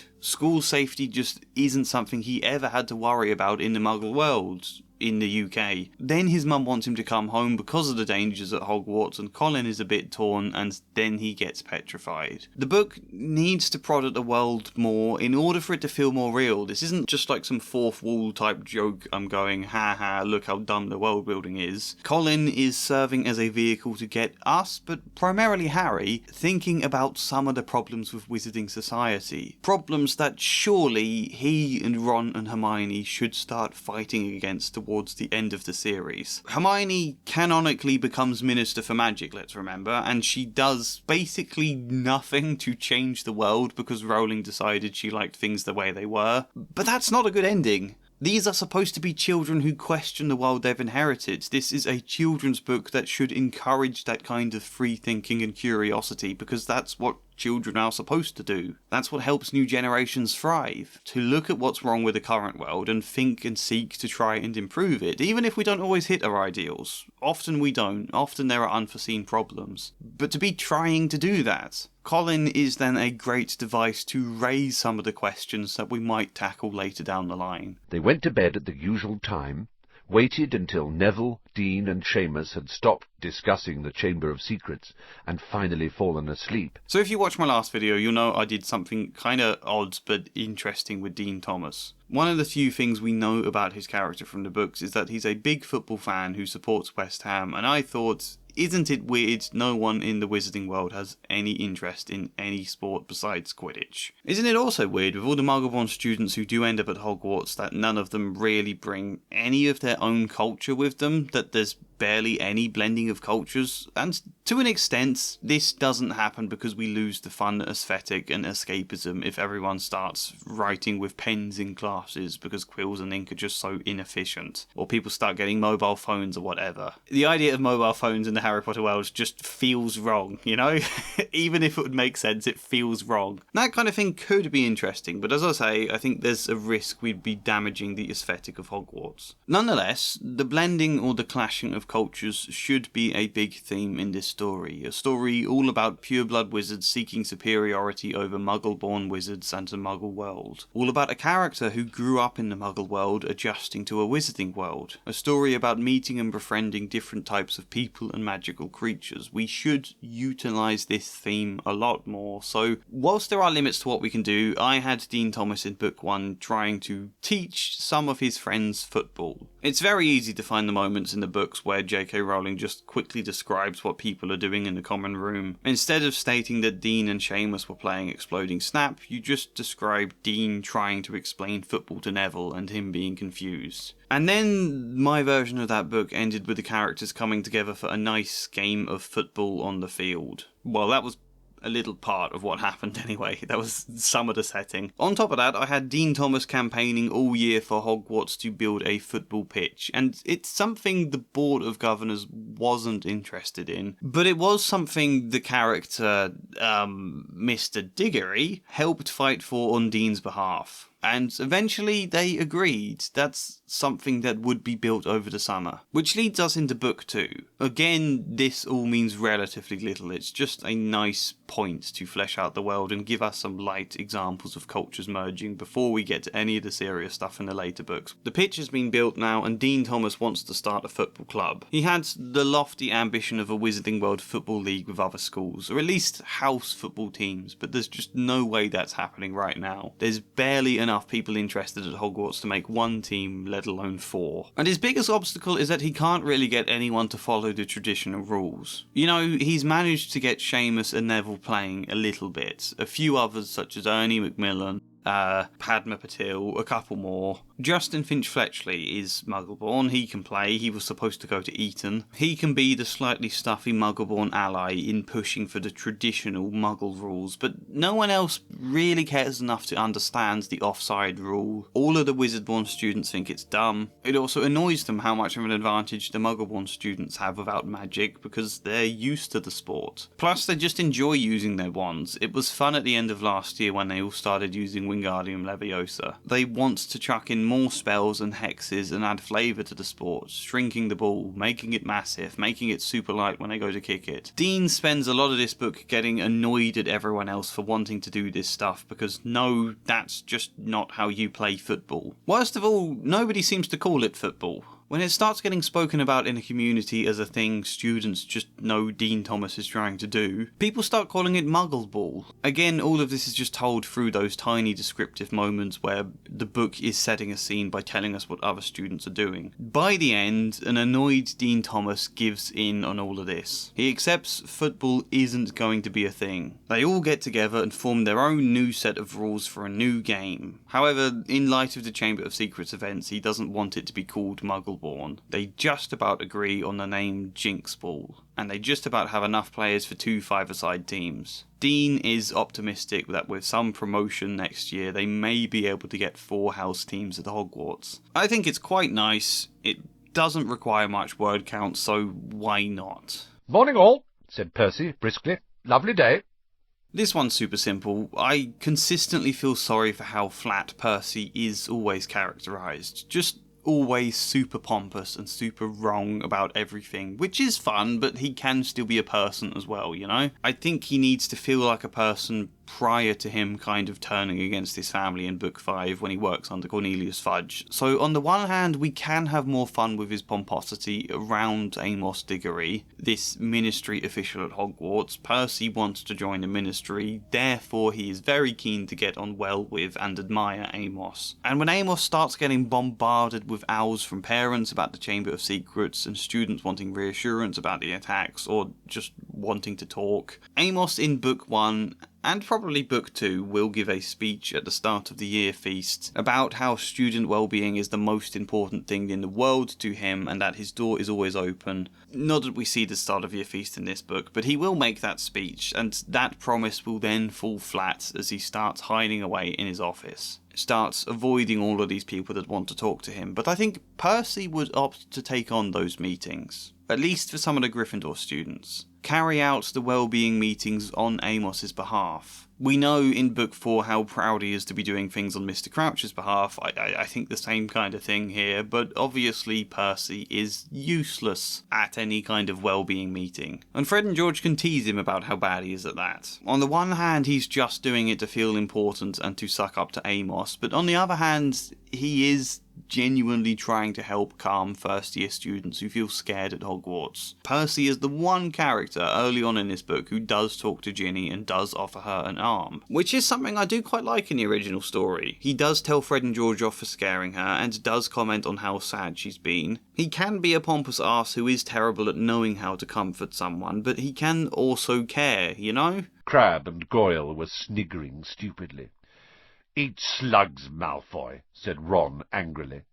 Crabbe stopped laughing and started rubbing his conker-like knuckles in a menacing way. These are the characters I most struggle with. I said in my original planning idea, just do something with Crabbe and Goyle. It doesn't matter what you do, just do anything so long as they actually have voices, actual dialogue, aren't cardboard cutouts who exist solely to flex their muscles and crack their knuckles and for Malfoy to make sneering comments to. But then I got to writing the script for Book 1 and there's just no space to give them any voice at all. It's so hard to wedge anything in without it disrupting the flow of the existing book. I was really disappointed with how little I got to do with them. I set it up very faintly that Crabbe does somewhat mirror Ron, both supporting the same Quidditch team and both collecting chocolate frog cards in that book, and Goyle somewhat reflects Hermione by now being a bit book smart rather than stupid and voiceless, and that pretty crude stereotype of a dumb jock brute. That was all I could do.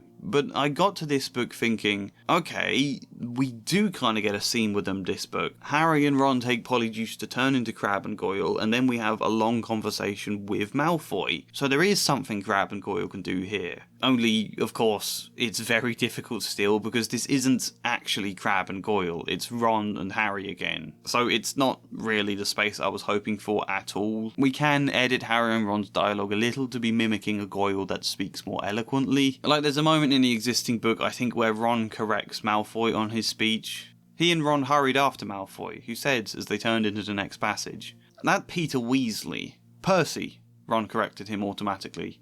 "Whatever," said Malfoy. Make that Goyle saying it so Malfoy can remark with faint frustration about the fact Goyle is always correcting him on things that don't matter. That's faint personality, right? That's something, please? The other thing I thought was, like, what if Harry and Ron found out something slightly embarrassing about Crabbe and Goyle during their conversation with Malfoy? Originally, Malfoy mocks both of them a lot in that conversation for being stupid brutes, which is slightly repetitive and reveals nothing new. I think we can mix that up a bit, so maybe there's a moment that crops up in the conversation to do with, like, students being scared, and Malfoy can mock Crabbe about the fact he has a soft toy Babbity Rabbity in his dormitory. Just something like that, something vaguely surprising that shows another side of Crabbe that could be a little bit embarrassing, and Harry and Ron can quickly glance at each other in surprise, but have to stifle a laugh because they're disguised right now. Again, I guess that's something. I guess it's better than nothing. It certainly gives Crabbe something that is human and easy to empathise with beyond him just being stupid and evil. "Maybe he's ill," said Ron hopefully. "Maybe he's left," said Harry. "Or maybe," said a very cold voice right behind them, "he's waiting to hear why you two didn't arrive on the school train." This section exists mostly to state that I have done nothing with Snape. I did nothing with him really in Book 1 because I think he was fine there. I've done nothing with him in Book 2 because he's a very minor character this time round and I don't think it matters. I don't think he requires an arc as just the potions teacher here. In the same way McGonagall or Flitwick don't really need arcs. He is much more a character in Book 3 as well, so I think we can just wait until then before we start really fleshing him out. As much as I am confident about all of this stuff I'm suggesting not bloating the word count, I think having written the script for the first book and knowing it didn't really change the word count that much, I do feel confident about doing it again here, but I also don't want to push things too much. "You'd better open it, Ron," said Neville in a timid whisper. "It'll be worse if you don't. My gran sent me one once, and I ignored it and—" He gulped. "It was horrible."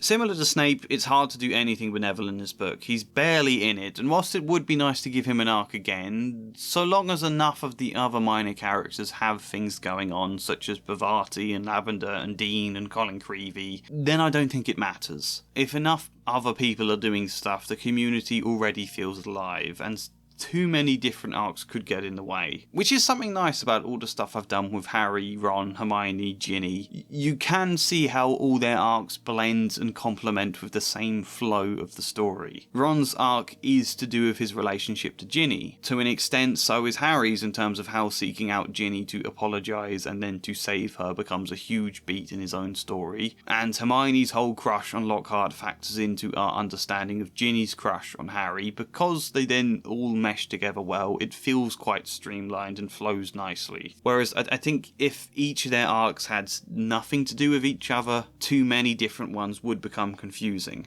In the end, this was all I did with Neville. There is a herbology scene about 2/3 of the way into this book. We have that first herbology scene at the beginning of the book where they learn about mandrakes and Justin Finch-Fletcher is introduced. But then, after Hermione has been petrified, there's another herbology scene where Harry and Ron are made to work with Ernie Macmillan and Hannah Abbott, two minor Hufflepuff characters. Ernie and Hannah earlier suspected Harry of being the heir of Slytherin, but now that Hermione has been petrified, they don't think Harry would ever do that to Hermione and they apologise to him, and we get this. Ernie and his friend Hannah came to work at the same Shrivelfig as Harry and Ron. "That Draco Malfoy character," said Ernie, breaking off dead twigs.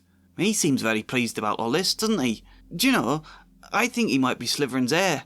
"That's clever of you," said Ron, who didn't seem to have forgiven Ernie as readily as Harry. "Do you think it's Malfoy, Harry?" Ernie asked.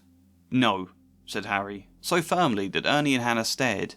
A second later, Harry spotted something that made him hit Ron over the hand with his pruning shears. "Ow! What are you—" Harry was pointing at the ground a few feet away. Several large spiders were scurrying across the earth. "Oh, yeah," said Ron, trying and failing to look pleased. "But we can't follow them now." Ernie and Hannah were listening curiously. Harry watched the spiders running away. "Looks like they're heading to the Forbidden Forest." And Ron looked even unhappier about that. That's the end of that scene, by the way. It moves on after that, and nothing more happens with Ernie or Hannah. The fact they were listening curiously amounts to nothing. I think swap Ernie and Hannah out for Neville, or at least swap one of them out for Neville. Ernie and Hannah already apologised in a previous scene before this one, so whilst what's happening here is a nice bit and does add something, it's not essential. Plonk Neville here instead and have the same conversation. If need be, you can have Neville say he overheard Ernie and Hannah wondering if Malfoy was the heir, but either way, the point is they spot the spiders and make the comment about the Forbidden Forest that Neville can listen to curiously. And then Neville can ask to help. Sounds weird, stick with me, okay? Neville can overhear and ask them, spiders going to the Forbidden Forest? Is that something to do with a monster, Harry? Are you going to the Forbidden Forest? And they can say no, they can try to shut it down, but Neville presses more. You see, last book, Harry, Ron and Hermione went out to stop Quirrell. Only Neville got in the way of them because he thought they were breaking rules. They had to use Petrificus Totalis to stop Neville and then save the school as a result. I think Neville could feel slightly guilty about the fact he almost prevented everyone being saved from Voldemort. So when Neville overhears Harry and Ron planning something that sounds like it might be them performing heroics again, I think Neville wants the opposite this time. He wants to help. He went there with Harry for his detention in book 1. Ron didn't go. Ron was in the hospital wing then. Neville says he's braver about it now, that he could help. He's almost excited that Harry and Ron might be onto something, almost hopeful that there's a chance to do something that might stop the killings, but they say, no, you've got it all wrong, Neville. We're not going to the Forbidden Forest. Nothing is happening. We don't know anything about the Chamber of Secrets. And Neville is a little crestfallen. The end. Why do this? Well, I worked in an arc around Harry not asking people for help, didn't I? Dumbledore warning him that a day may come where he will need to. It's important he has Hermione and Ron, but they alone want enough against Tom Riddle. Forks might not always fly in at the last moment. Harry might have to learn to ask others for help. Again, foreshadowing book 5 with Ginny, Neville and Luna coming along for the fight. Also, I think foreshadowing this general version of Harry who needs to unite all groups of the community against Voldemort. Like, who may need to ask house elves for help, or goblins for help, or centaurs, or whatever, So, rejecting Neville's help now, lying that they don't know anything about the Chamber of Secrets, only for Neville to later discover that they were lying just to shake him off. I think that strengthens the point about Harry being bad at asking for help right now, and it could then also factor into book 5 when they do need Neville's help. It's a minor touch, but it's a nice one, and it enables Neville to at least have a vague moment of something in this book. Mr. Malfoy, what a pleasure to see you again, said Mr. Borgin in a voice as oily as his hair. We've sort of discussed Lucius already, and I've said I quite like him as a villain. I like his motivation. However, I do want to add that one of the surprising things about this book is that Lucius does kind of get away with everything. He loses his seat on the board, sure, but that's hardly punishment. He loses Dobby as well, but when you think like that the book 1 villain dies, book 3 villain does escape, but that's also entirely the point. It's a terrible outcome. Book 4 is killed by a Dementor. Book 5 is taken away by centaurs in a surprisingly dark joke of Rowling's. And Umbridge doesn't die. She does carry on at the Ministry, but there are endless scenes that book of her getting her comeuppance. Book 6 is a tragedy, and book 7, obviously the villain dies, but it is kind of surprising as early as book 2, when things are still very children's booky, that we have a villain who doesn't really get that much comeuppance at all. He comes away with his dignity still very much intact. And whilst he's no longer on the board, he still has a lot of influence cropping up now and again, and especially influence over the government. There are 2 things I think you can do just to offer a faint bit more for the wish fulfillment without having to really change anything. One is what the films did, and I think this was actually improvised by the great Jason Isaacs. He felt that the scene was missing something at the end, so he just threw in this comment with a pointed look at Daniel Radcliffe. Let us hope that Mr. Potter will always be around to save the day. Who then also improvised his response. Don't worry, I will be. And while I think Harry's response might be a touch too much, this does give you more of a sense of an ending. It does tell you there is going to be a round 2. Lucius will be a villain again. Sometimes the best way to stop an element from feeling unconcluded is to actually hint to the reader it's not meant to be concluded, and I think this sort of achieves that hint. Although it does make Draco telling Harry he's going to get him for this, in my version, a tad repetitive. Option 2 is just a sharper comment from Dumbledore. They talk around the fact Lucius has obviously done something horrible, but because there's absolutely no proof, even though surely you could question Dobby, I suppose there's an argument to say Ministry courts might not treat a house elf as a reliable witness, but I don't know. For whatever reasons, nothing can be done, and it doesn't really go anywhere. However, you could just have Dumbledore comments in his usually genial manner that this diary of Tom Riddle's must have been a treasured possession for Lord Voldemort, that whoever happens to have had it must have been trusted with its safekeeping, that he suspects Lord Voldemort wouldn't be too pleased to discover it had been destroyed. Dumbledore can say that, and you can then describe a flicker of fear on Lucius's face before he strides from the room. I think that little fear and that warning is enough. Out of the two options, this is the one I would pick. That's it for character talk though, finally. As I mentioned, we discussed a lot of other things via our talk about characters, that it was more just a way of organising the video than being the sole focus of our changes, but it's time to order the rest of the video into a new section that I have kinda badly titled The Wider World. "She's bored," he said. "She's used to flying around outside. If I could just let her out at night." You may have picked up across the course of this series, or other videos on my channels, that I care a lot about animals. Kirsty even more so, and it does kind of irk me the way animals are treated in these books. Like, there is a limit to my criticisms here, because I do get it. Rowling isn't deliberately being careless to animals. Turning people into toads or turning rats into matchsticks is like a classic trope that it makes sense for this story to play upon. Using a variety of spells on white rabbits and things, you know, I get it. But at the same time, what makes sense for a cartoonish joke early on in this series starts to leave you questioning it later down the line. Especially when there are examples where we're supposed to care greatly about Buckbeak's welfare. Errol, though? F*** him.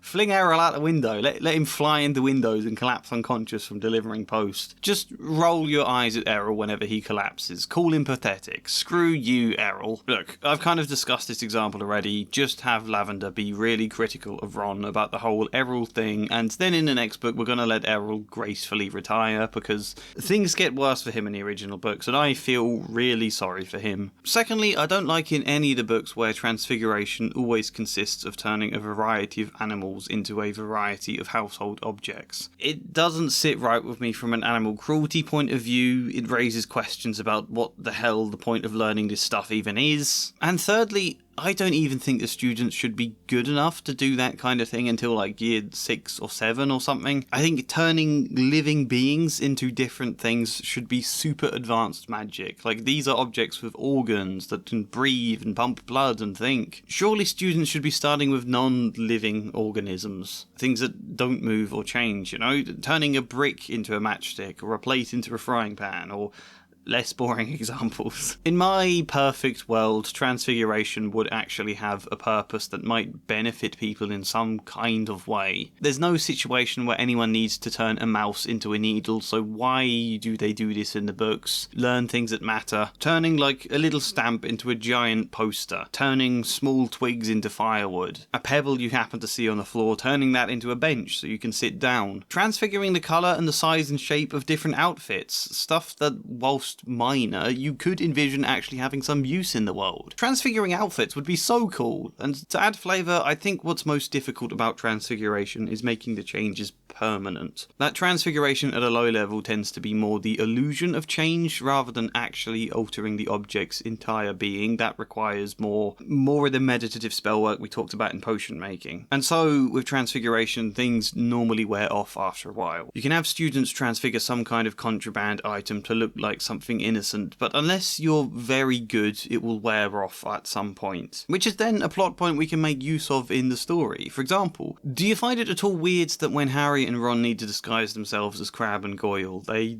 effectively knock them unconscious, strip them of their robes so that they can have Slytherin ones, and then lock them in a cupboard?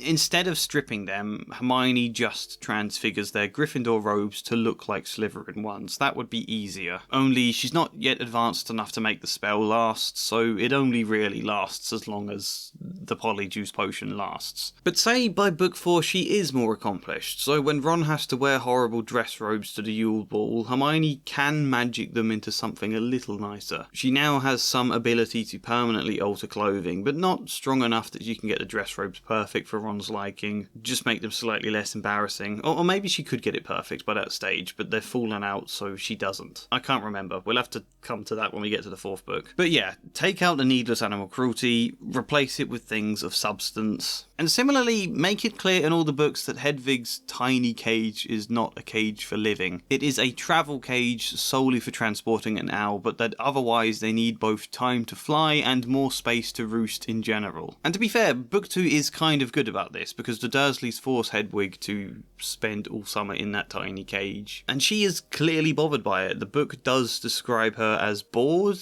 but I think the emotion should probably be more distressed, like, you know, how distressed and genuinely depressed, for example. Whoa, I then went on a long tangent here about animal cruelty. I talked a lot about the emotional effect of shutting rabbits in hutches and how pretty much all the hamster cages they sell at most pet shop chains are considered inhumane for hamsters by most standards out there. I'm going to spare you that long rant though. I was just too tired by this point in making the video. The unnecessary tangent about Hugh Mitchell was enough. We're gonna just move on now. I'll probably cut this from the video. I've gotten myself riled up and sidetracked for no good reason.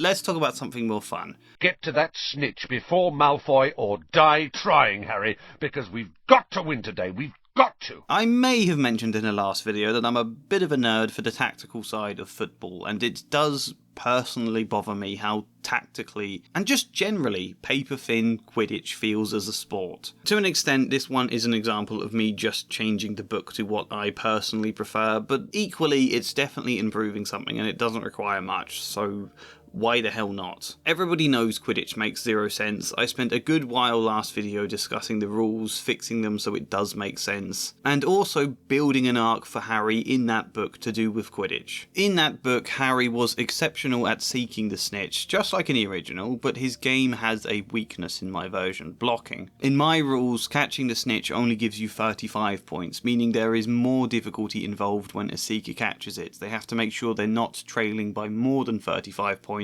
Otherwise, catching it will end a game at a time that they will lose. Which now means it actually matters what the chasers and the keepers do. Although, as someone pointed out in the comments, I should make it 37 points instead of 35 because it feels more like the sort of whimsical thing Rowling would do. For the same reason there are 17 silver sickles to a galleon. Anyway, this change now means a part of the seeker's job becomes stopping the opposition seeker from catching the snitch. If you're too behind on points to dare catch it yourself, you have to position yourself defensively to prevent the opposition catching it until such a time that the score is okay for you to catch it. In my script, Harry was bad at blocking. It was a whole thing he worked on. It was good. What's the story this time though? Because again, we get quotes about tactics being discussed. Wood supposedly gives a long speech that mentions all sorts of arrows and board diagrams, but we're not giving any hints to what he's actually saying because Rowling doesn't know. Which bothers me. It does break my immersion. Wood was holding up a large diagram of a Quidditch pitch, on which were drawn many lines, arrows and crosses in different coloured inks.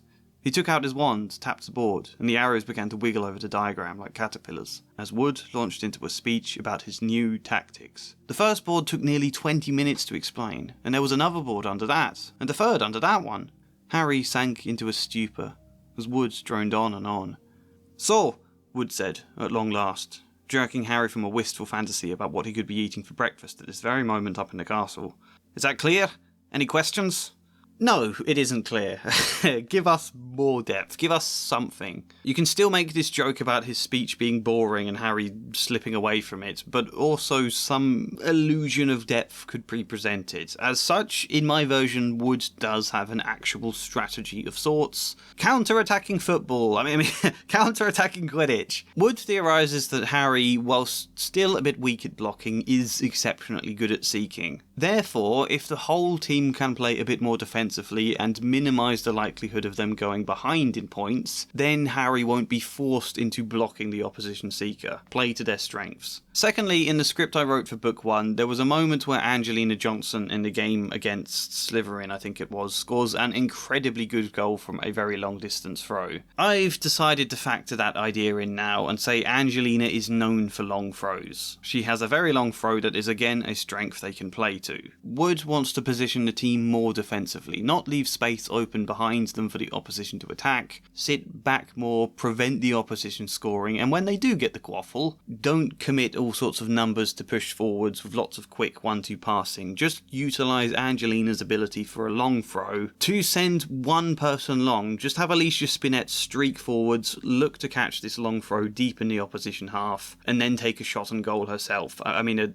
a shot on the hoops, a throw on the hoops. So let's then also say speed is a strength of Alicia's. So in training for the year, Wood wants Alicia to focus on catching the quaffle from long throws and scoring individually. Angelina can focus her training on perfecting the aim for her long passes, and Katie Bell and all of them as a whole can train their defensive positioning. If they do this, there's no reason they shouldn't dominate as a team this year. It's not hugely in depth, and even then this might still be a bit too much for a children's book, so I could easily dial this back more if need be. Either way, that is the plan Wood sets out. But when they learn that the Slytherin team have all been bought Nimbus 2001s by Lucius Malfoy, it throws a bit of a spanner in the works. Damn, our tactic depends on Alicia being speedy enough on her own to charge forward, streaking behind the opposition, catching a long throw and scoring on a fast break. But if all their brooms are faster than ours, that becomes very difficult. As a result, we now have tactical reasoning for why they are nervous about the game against Slytherin. Wood is concerned they might need to change their tactics against them at the last minute, maybe play like possession Quidditch or something. However, partly on Harry's advice, they decide no. Harry and the others bank on the idea that Draco Malfoy won't be a brilliant seeker. We've seen he can fly very well in the first book, but seeking is different. They bank on the fact he bought his way onto the team rather than getting there on merit, so Harry should be able to beat Malfoy to the snitch, and that hopefully he can do it quick enough that the difference in score won't be a concern. They decide, rather than to completely alter their tactics, to focus on just defending and making sure Slytherin can't score, in order that the scores will remain equal enough that Harry could catch the snitch and win the game. Which is a lot of pressure on Harry. They now depend on him for everything, and that's pressure that worsens when this rogue bludger tries attacking him during the match, to which they do have a timeout at one point, and Wood, even in the original, considers changing his tactics, but no,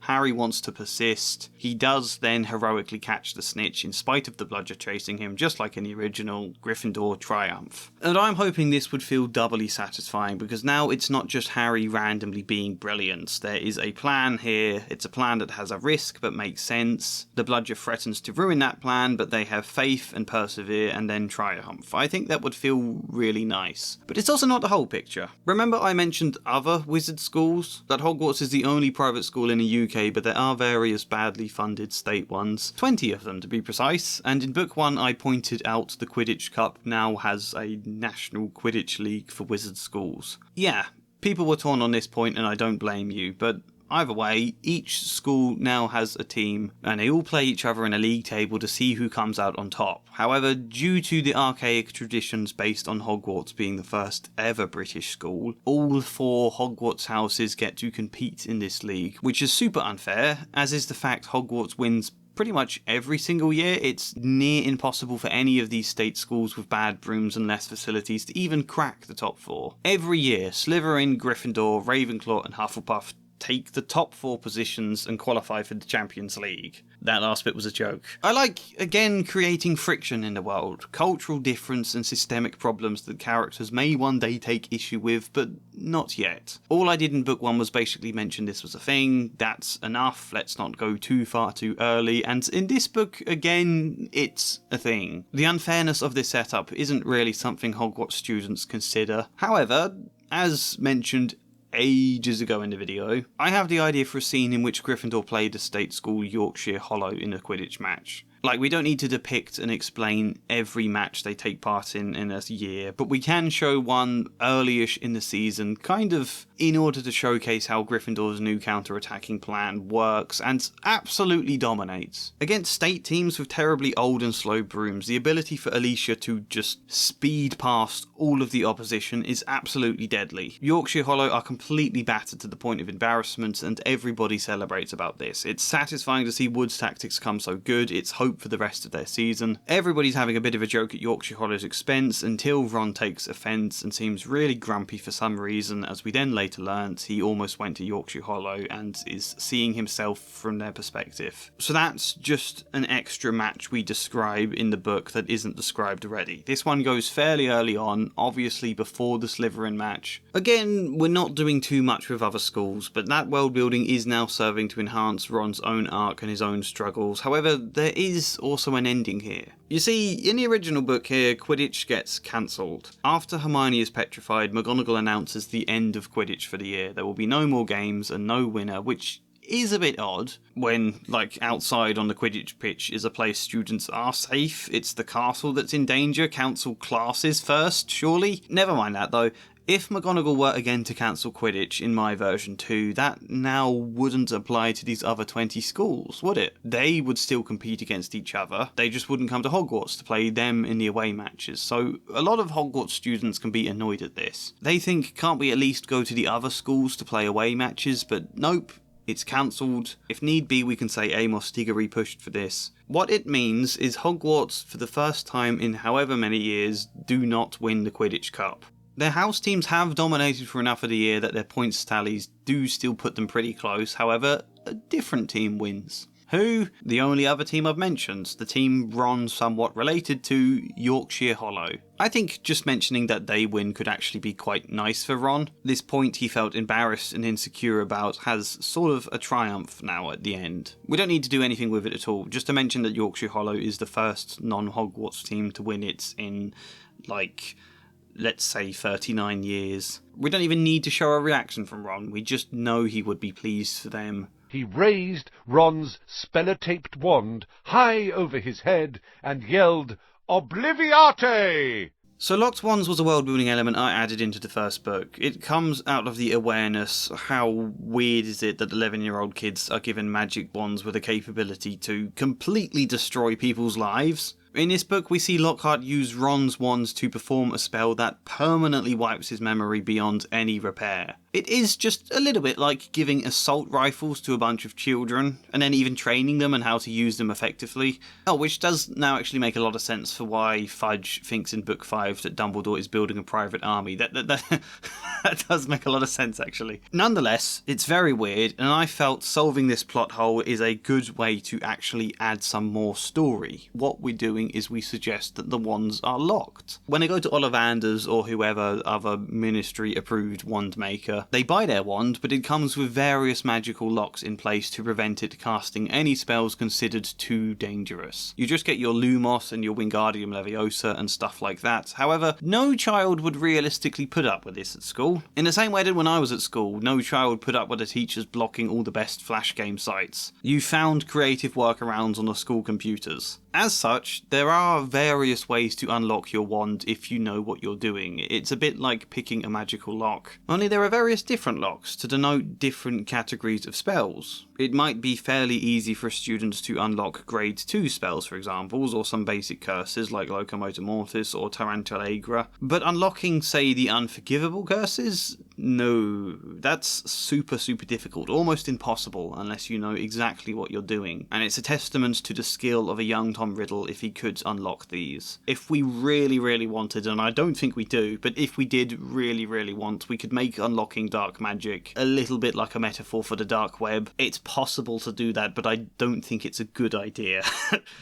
Anyway, I won't repeat all of book 1. The point is Fred and George are very good at unlocking people's wands for a price, and it became an important part of Hermione's arc in that book about rule breaking to effectively reach the point where she had some curses unlocked on her wand. At first she thought it was terrible to break the rules in that way, at the end she thought she might need them to fight Quirrell. Book 2 though, things kind of reset. School systems would update the websites that they block. There are lockmaker officials who work in the ministry to update the locks on wands to create new and different locks every year in order to keep, once people know to easily exactly how to break the current locks, make some new, more difficult ones, you know? As such, the law states all school students must return to a ministry-approved wand maker each year who will apply the new ministry-approved locks to every wand. Although, depending on what year you're in, you might get more. Year 6 students will have 6th grade spells unlocked in a way that year 1 students won't, you know? So you just mentioned when they're in Diagon Alley that they visited Ollivander again, and he did that. And then Fred and George and people in general,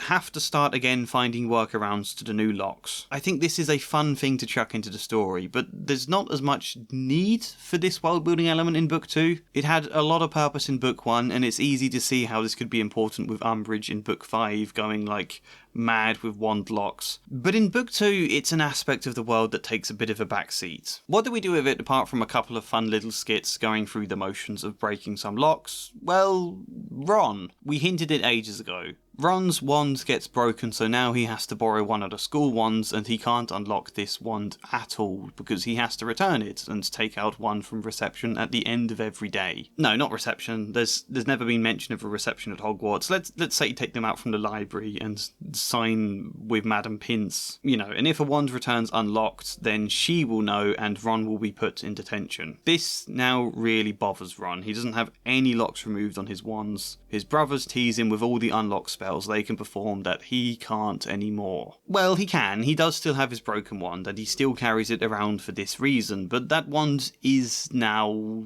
temperamental. We talked earlier about wild magic and the struggle of Ron's broken wand. That the eat slugs Ron accidentally causes on himself was wild magic. That the obliviate that gets Lockhart was wild magic. Ron is very grumpy about not having an unlocked wand that he can trust, and it adds to his apprehension when going into the Chamber of Secrets. And at the end, he is then very happy when his parents promise to buy him a new wand. That's pretty much it for locked wands this time. Not much at all, but I don't think that matters. The Sorting Hat could see Slytherin's power in me, and it put you in Gryffindor, said Dumbledore calmly. So do you find it at all weird how all Slytherins are pretty much evil? Maybe Slughorn is an exception, but generally all wizards ever considered bad were in Slytherin, and even if Slughorn does count, that still means waiting 6 books for a Slytherin character who isn't bad. Okay, maybe Draco gets some sort of redemption, but again that's waiting 7 books. The first 5 especially are very clear and very single-minded in painting him as a bad person, along with Crabbe, Goyle, Pansy Parkinson, Millicent Bulstrode, Marcus Flint. Like, we are supposed to dislike absolutely all of them. The book is clear in that. You should dislike these characters because they're bad. Also Snape. His reveal comes very late, but even then, don't try and tell me a bloke who was A-OK with all of Voldemort's plans until it involved killing a single person he happened to be infatuated with. And only then, and only after Dumbledore forcefully exploited him about it, did Snape choose to turn against him. Don't try and tell me that's a good guy. How bad Slytherin is kind of becomes the plot of this book. It's baked into everything that happens, and it's very weird to think why a house made up of evil students does exist. Admittedly, I don't think there's much space in this book to introduce a Slytherin student who's not a dick, or even to make one of the current dick ones less of a dick. We don't have room for them. Maybe not even in any of the books, I don't know. And as a result, at first I was thinking, well, why don't we just make one of the adults that's a good character canonically a Slytherin to show that some of them can be good. But then I looked at the existing adult characters, and there aren't really any good contenders for this. McGonagall, Sprout, and Flitwick need to be their respective houses because they are the heads of those houses, and it would get confusing if they don't match. Madam Hooch, Pince, Professor Binns are 2 minor characters to mean anything at all. Lockhart isn't a good character. Filch, I've made him not originally a squib, but we still shouldn't know his house because I think that would undercut his characterization, and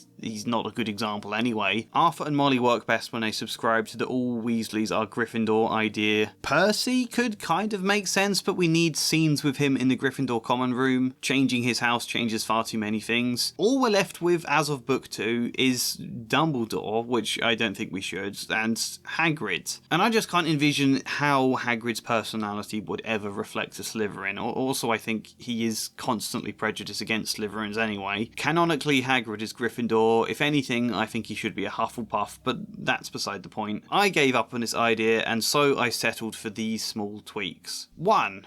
Don't make the Slytherin common room password in this book be pureblood. I burst out laughing when I read that. "What's the password again?" he said to Harry.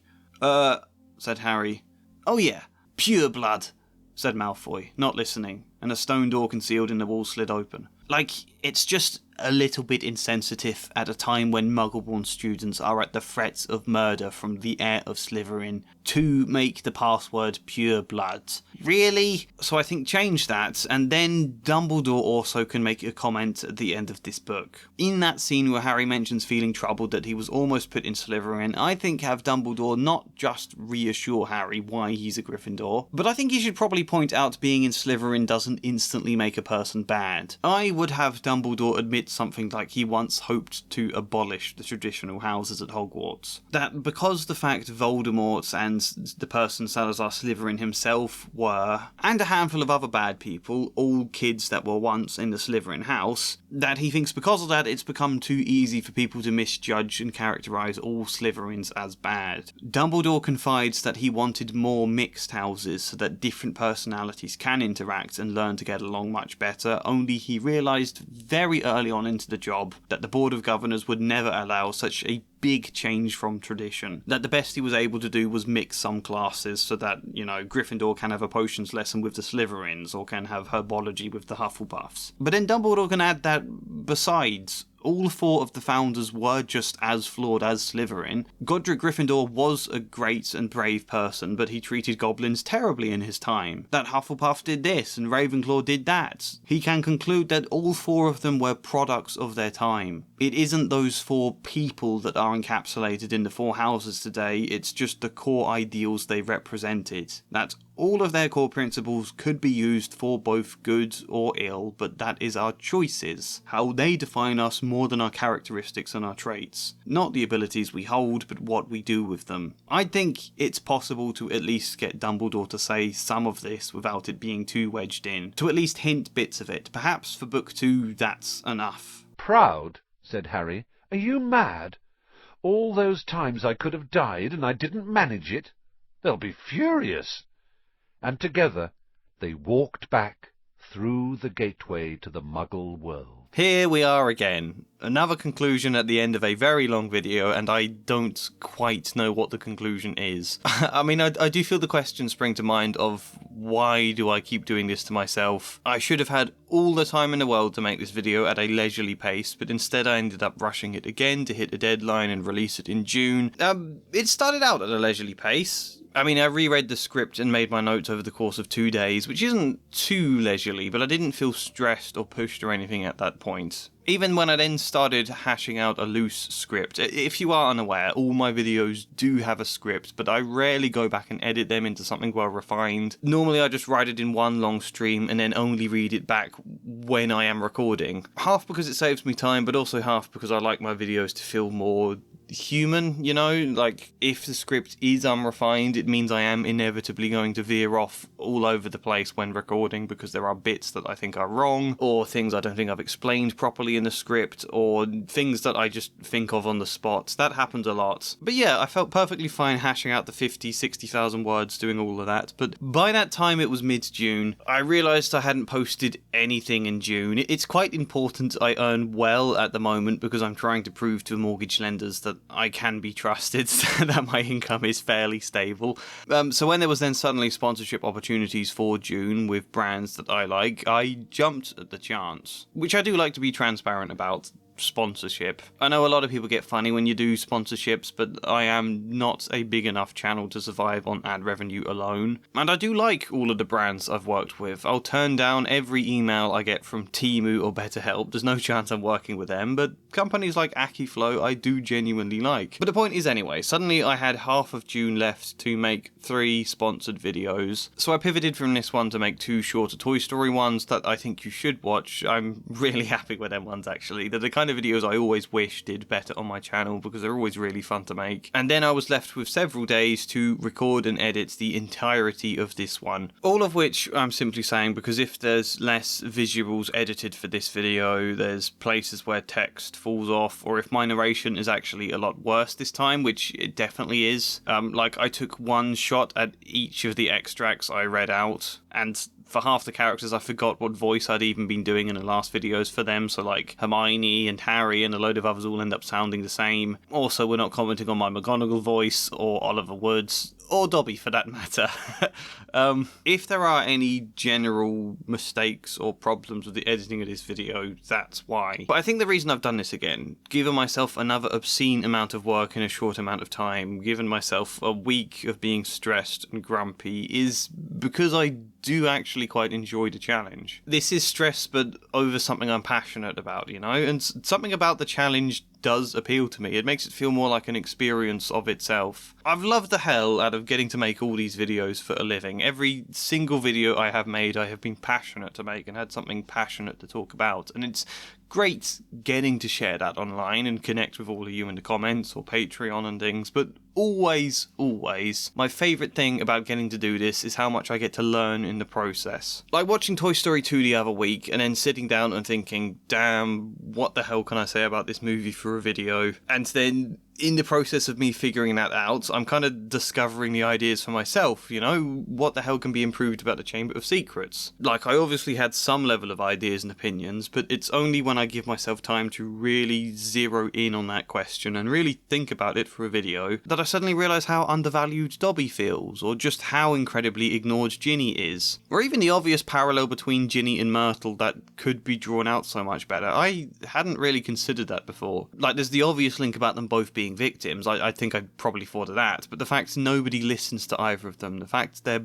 both dismissed for their sensitivity, that's really interesting. And I am curious if that was a deliberate parallel on JK's part or not. I suspect it was just a subconscious bit of meaning that happened to appear naturally and she didn't notice it enough to be able to explore anything or build any conclusion around that idea, which would be the charitable interpretation for what happened with those characters. It's that Rowling happens to think Myrtle being this annoying character would be fun comedy and will then make for a nice twist that nobody thought to ask her what she knows about the Chamber of Secrets. And then she just happens to think Hermione having a crush on Lockhart would be fun comedy for how it annoys Ron, and then she just thought it was best to not draw much attention to GINNY in case it spoils the twist that she's being possessed. That these all just happens to be individual ideas that came about for individual reasons, and because she didn't really recognise the thematic meaning it might carry, she didn't do anything more. The less charitable interpretation is that she has some odd feelings about women and femininity, which isn't hard to believe. I think both arguments can be true at the same time. You know, on the one hand, there is often this idealisation about the purity of a mother's love in these books, and that there is nothing more sacred than the sacrifices a mother will make for their child. But on the other hand, the flowery femininity of Lavender Brown, or Cho Chang, or Umbridge to some extent, is something to be ridiculed incessantly. And then there is also this total idealisation of the boys will be boys viewpoint, and that women should be trying to equal that very rigid image of what boys are supposed to be, but then at the same time also settle down with a man, as Tonks must do to become a mother, or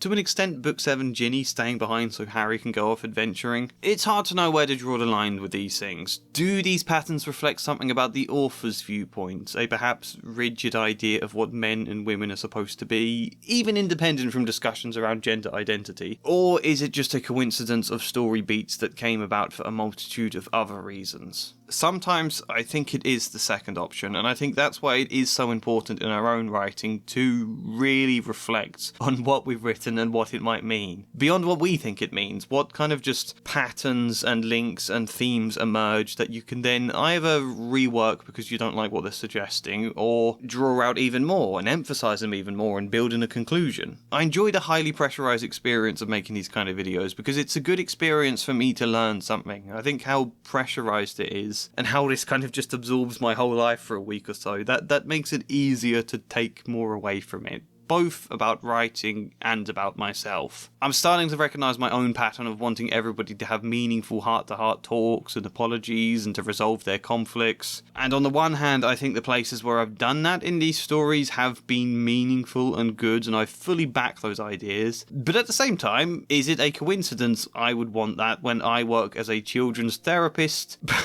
Probably not. Is there then a risk I end up going too far with this stuff and I end up with dialogue that would feel natural in a therapy session, but not natural in the bounds of an ordinary conversation? Yes, that is a risk. It's something I need to remain aware of when editing my own writing, because I think it's in a first draft that this stuff is most likely to come out. And I think if you look at my first draft full script I did for the Philosopher's Stone, you recognise that does happen. We all have patterns and habits in our own stories that don't necessarily reflect something bad about you, but do suggest subconscious ideas or assumptions or habits that you can challenge if you want to. With a bit of awareness, the sandbox of a fictional story is a wonderful place to challenge all of your ideas and therefore come away with something new. I think stories can be at their best when they're doing that, rather than just feeding your own wish fulfillment ideas. I also enjoy the pressurized experience of these videos because it makes them stand out like big events in my year now. What did I do during that massive heatwave of 2025?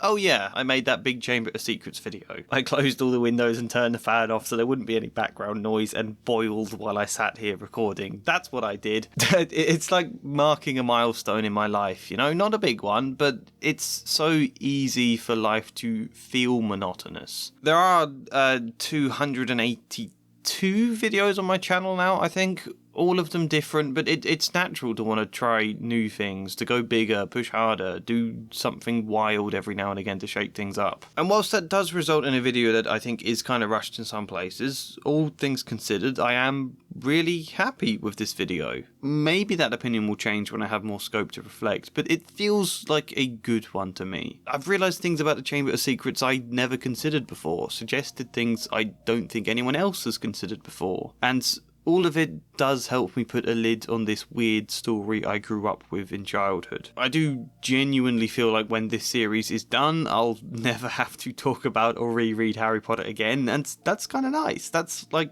moving on. Not now just shutting it out, but genuinely feeling done with it. At peace, the way my Myrtle character becomes by the end of this. Look, I'll be honest, I've talked a bit this video about the idea of writing out a full script for the Chamber of Secrets like I did for the Philosopher's Stone, but I'm not actually sure I will do. I feel like this video is already more detailed than my planning video was for the first book, so is there really that much more to gain? And the whole purpose of making that video would kind of repeat the whole point of the first script video I did, that having a good idea and executing a good idea are wildly different things. I've already said that, so why make another giant video talking about a script when half of it will just be parroting the ideas I've already set out here? Maybe there's a good point. I don't know. Does the reason just become that it would get me some views, it would help me secure a mortgage? If that is just it, I don't know if I'd feel passionate enough to really follow through on it. Maybe there's a good reason, maybe you can suggest it in the comments, but I don't yet know what happens. Generally, I'm just really grateful that so many of you are here and did enjoy the last two videos and even offered great thoughts. Like, it doesn't really bother me some of you hated the Locked Ones idea or having other state schools. I think doing this series has been good in that sense for me to learn to not care as much when people disagree with my creative ideas. That side of it's fine with me, but I do still enjoy getting to read the rationale behind why you dislike them, because sometimes there are very valid reasons and I get to think, oh yeah, that's a good point. I'll have to mitigate against that disadvantage when it comes to writing the script, or oh yeah, this is an issue I best work around, or I can tweak it this way. Or sometimes I do just think you're wrong, or felt you've misunderstood what I was trying to explain, but it's still always very interesting to read. And I suppose that's the last point to conclude, that even when I spend over 5 hours trying to explain my vision, how it looks in my head could still be drastically different from what you're imagining that I mean, and that makes me appreciate just how difficult pitching an idea is. So please comment all of your thoughts on any of this. I do read every single comment on this channel, or 90%, because I don't think I'm notified for all of them, and I'm definitely not notified for all of the replies. Yeah, I don't read all of the replies, and I think YouTube will just randomly delete some comments sometimes, even if there's nothing wrong with them. But accepting all of that, I still read every single comment, even when I can't always reply. Please share your thoughts, like the video, please share this one. I want this series to continue doing well well, rather than each successive video slowly getting less and less views until it sort of withers away into nothing. I am not a big enough channel to just put something out and expect it to build its own momentum in the algorithm. So if you liked this video, please support it in some manner like that, or if you really, really want to help further, then you can support me on Patreon or buy me a coffee. All of that would be greatly appreciated, as will checking out the rest of my channel as a whole. I do a lot of different things, but yeah, thank you for reaching this far. Thank you for persevering with me, and otherwise, hopefully see you next time. And as ever, a special thank you goes to Flying Spider, Luke Orr, Michael Gallagher, Ben Marie, Thaithy, Chad Bramwell, and Joshua C. Follier. Thank you.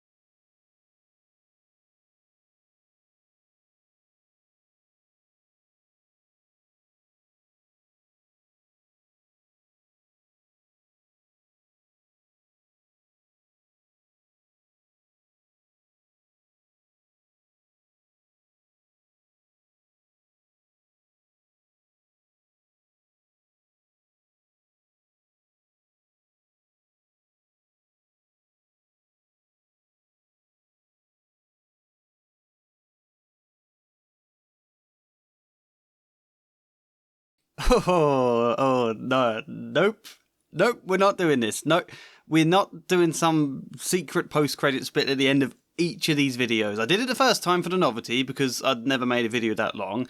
I did it the second time because you all expected it, but a third time is too much. I do not want this to become a habit. That's too much pressure on me. So I'm sorry to disappoint. This is... there's not even anything I could talk about. What would I say? This would have been the perfect place to tell you that blinding anecdote about my signed vote review, Mitchell, but I've already done that, and I don't think there are any more deliberately pedantic criticisms I have less to make about these books. Okay, well, I can think of two. One being how often she uses brackets or parentheses. She elongates a lot of sentences with them when the sentence could have just been structured in a simpler way. Often it is done with commas rather than actual brackets, but it does start to bother me. I'm on to the 6th book now, and it is getting... Someone commented that on one of the other videos about how bad the parentheses get in the 6th book, and I'm only like 2 chapters in, and my god, it is a lot. I wish I could think of an example where there's just like an unnecessary tidbit in the middle of a sentence. The bit I was reading today, it was like, although Harry knew Uncle Vernon was going to lose his temper at some point, and in a parentheses, his vein was pulsing at some extreme level that's going to burst, and then it gets back to the sentence, he was concerned something or other, and there's so many of them where it's just unnecessary and drags it out so much. And when I listen to the audiobook, you can sort of hear Stephen Fry not struggling because he's a pro, but you can just get the sense it maybe took a few takes to get the line right as a result. The second one was just how sometimes she draws out conversations too long. Like if I was doing some post-credits bits, I would have found you a quote, but I'm not. So a good example would just be like Harry and Tom Riddle talking in this book. To begin with, Harry thinks Tom is an ally and only slowly realises this is the villain he's talking to. And the time it takes for Harry to realise that is agonisingly long. He's so slow on the uptake. Tom is making taunting comments about Ginny and refusing to give Harry his wand back and so on. And Harry is just like, what do you mean, Tom? We need to save her quickly, come on. And every time Tom starts explaining something, Harry's trying to hurry him again, like, come on, hurry up. And it's just frustrating because I want the book to hurry up, but when there's so many lines of Harry saying hurry up, it slows it down and kills that momentum. If I was to make an example on the spot, it'd be like, Hermione would be like, unless we fly to wherever, said Hermione. What? Said Ron. Fly, Hermione repeated. We could fly to Hogsmeade. Unless you've forgotten, Ron groaned. We don't have wings, Hermione. How are we supposed to fly? Well, isn't it obvious? Asked Hermione. Harry ground his teeth. We don't have time to stand around thinking what to do. Vague MacGuffin is getting away. We need to hurry up. I know, Harry, I know. Just let me explain, said Hermione. She looked to Ron. No, we don't have wings, Ron, but I know a creature that does. Thestrals, groaned Ron. We can't get them at the moment. No, Buckbeak. Or something like that, where it's like a bit of that kind of back and forth is fine and is interesting, but there's just often so often too much of it.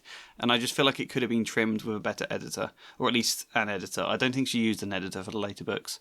So if we were doing a post-credits scene, I would say those two things.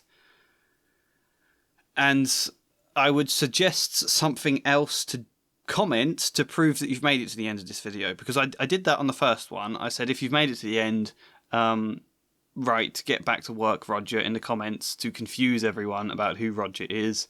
And then on the second video, I asked you to comment something about a made-up character called Clavicus Patch. Like, go, oh my god, the thing you did with Clavicus Patch was amazing. Or I never expected you to get Clavicus Patch to work like that and stuff. And that the point of that joke did work. I did get a few comments on that video where people being like, who's Clavicus Patch? I don't remember that. Why is everyone talking about Clavicus Patch? And then, like, the edit on their comment, oh. So I'm glad that worked. I enjoyed that a lot. It's that's my favourite kind of joke, I think. Ones that are so bad and pointless. That's what amuses me about them.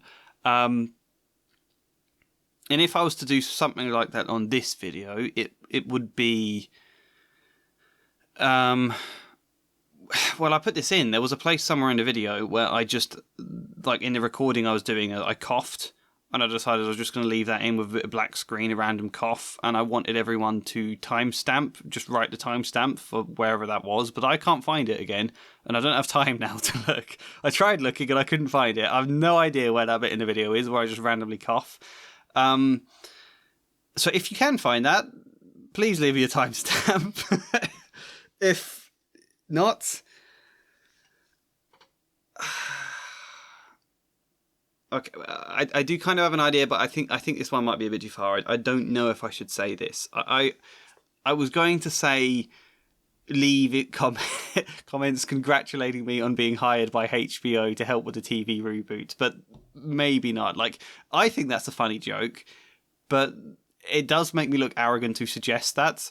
I mean, well, that's the joke. Like, of course I wouldn't be hired. Some random YouTuber spouting opinions. That's why it's funny. It'd be like hiring one of those YouTubers who make grift videos about Bitcoin to become the chancellor of the economy or something. Hiring someone who plays a doctor in a TV show to be, like, the CEO of a hospital. Also, I wouldn't want people to accidentally associate me with the reboot series. I don't want to look like I'm supporting Rowling in any way. But it would be kind of funny. Like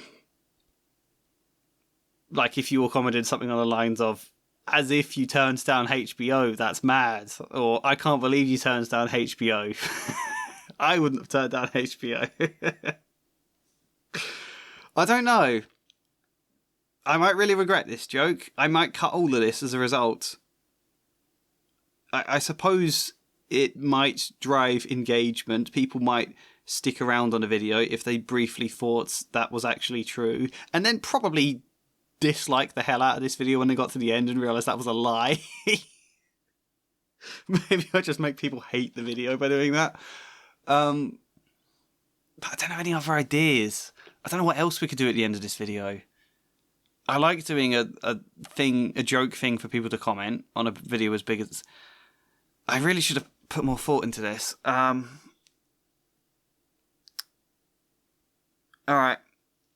we're going to do that.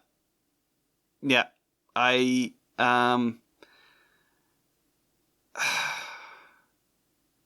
yeah, we're going to do it. Maybe?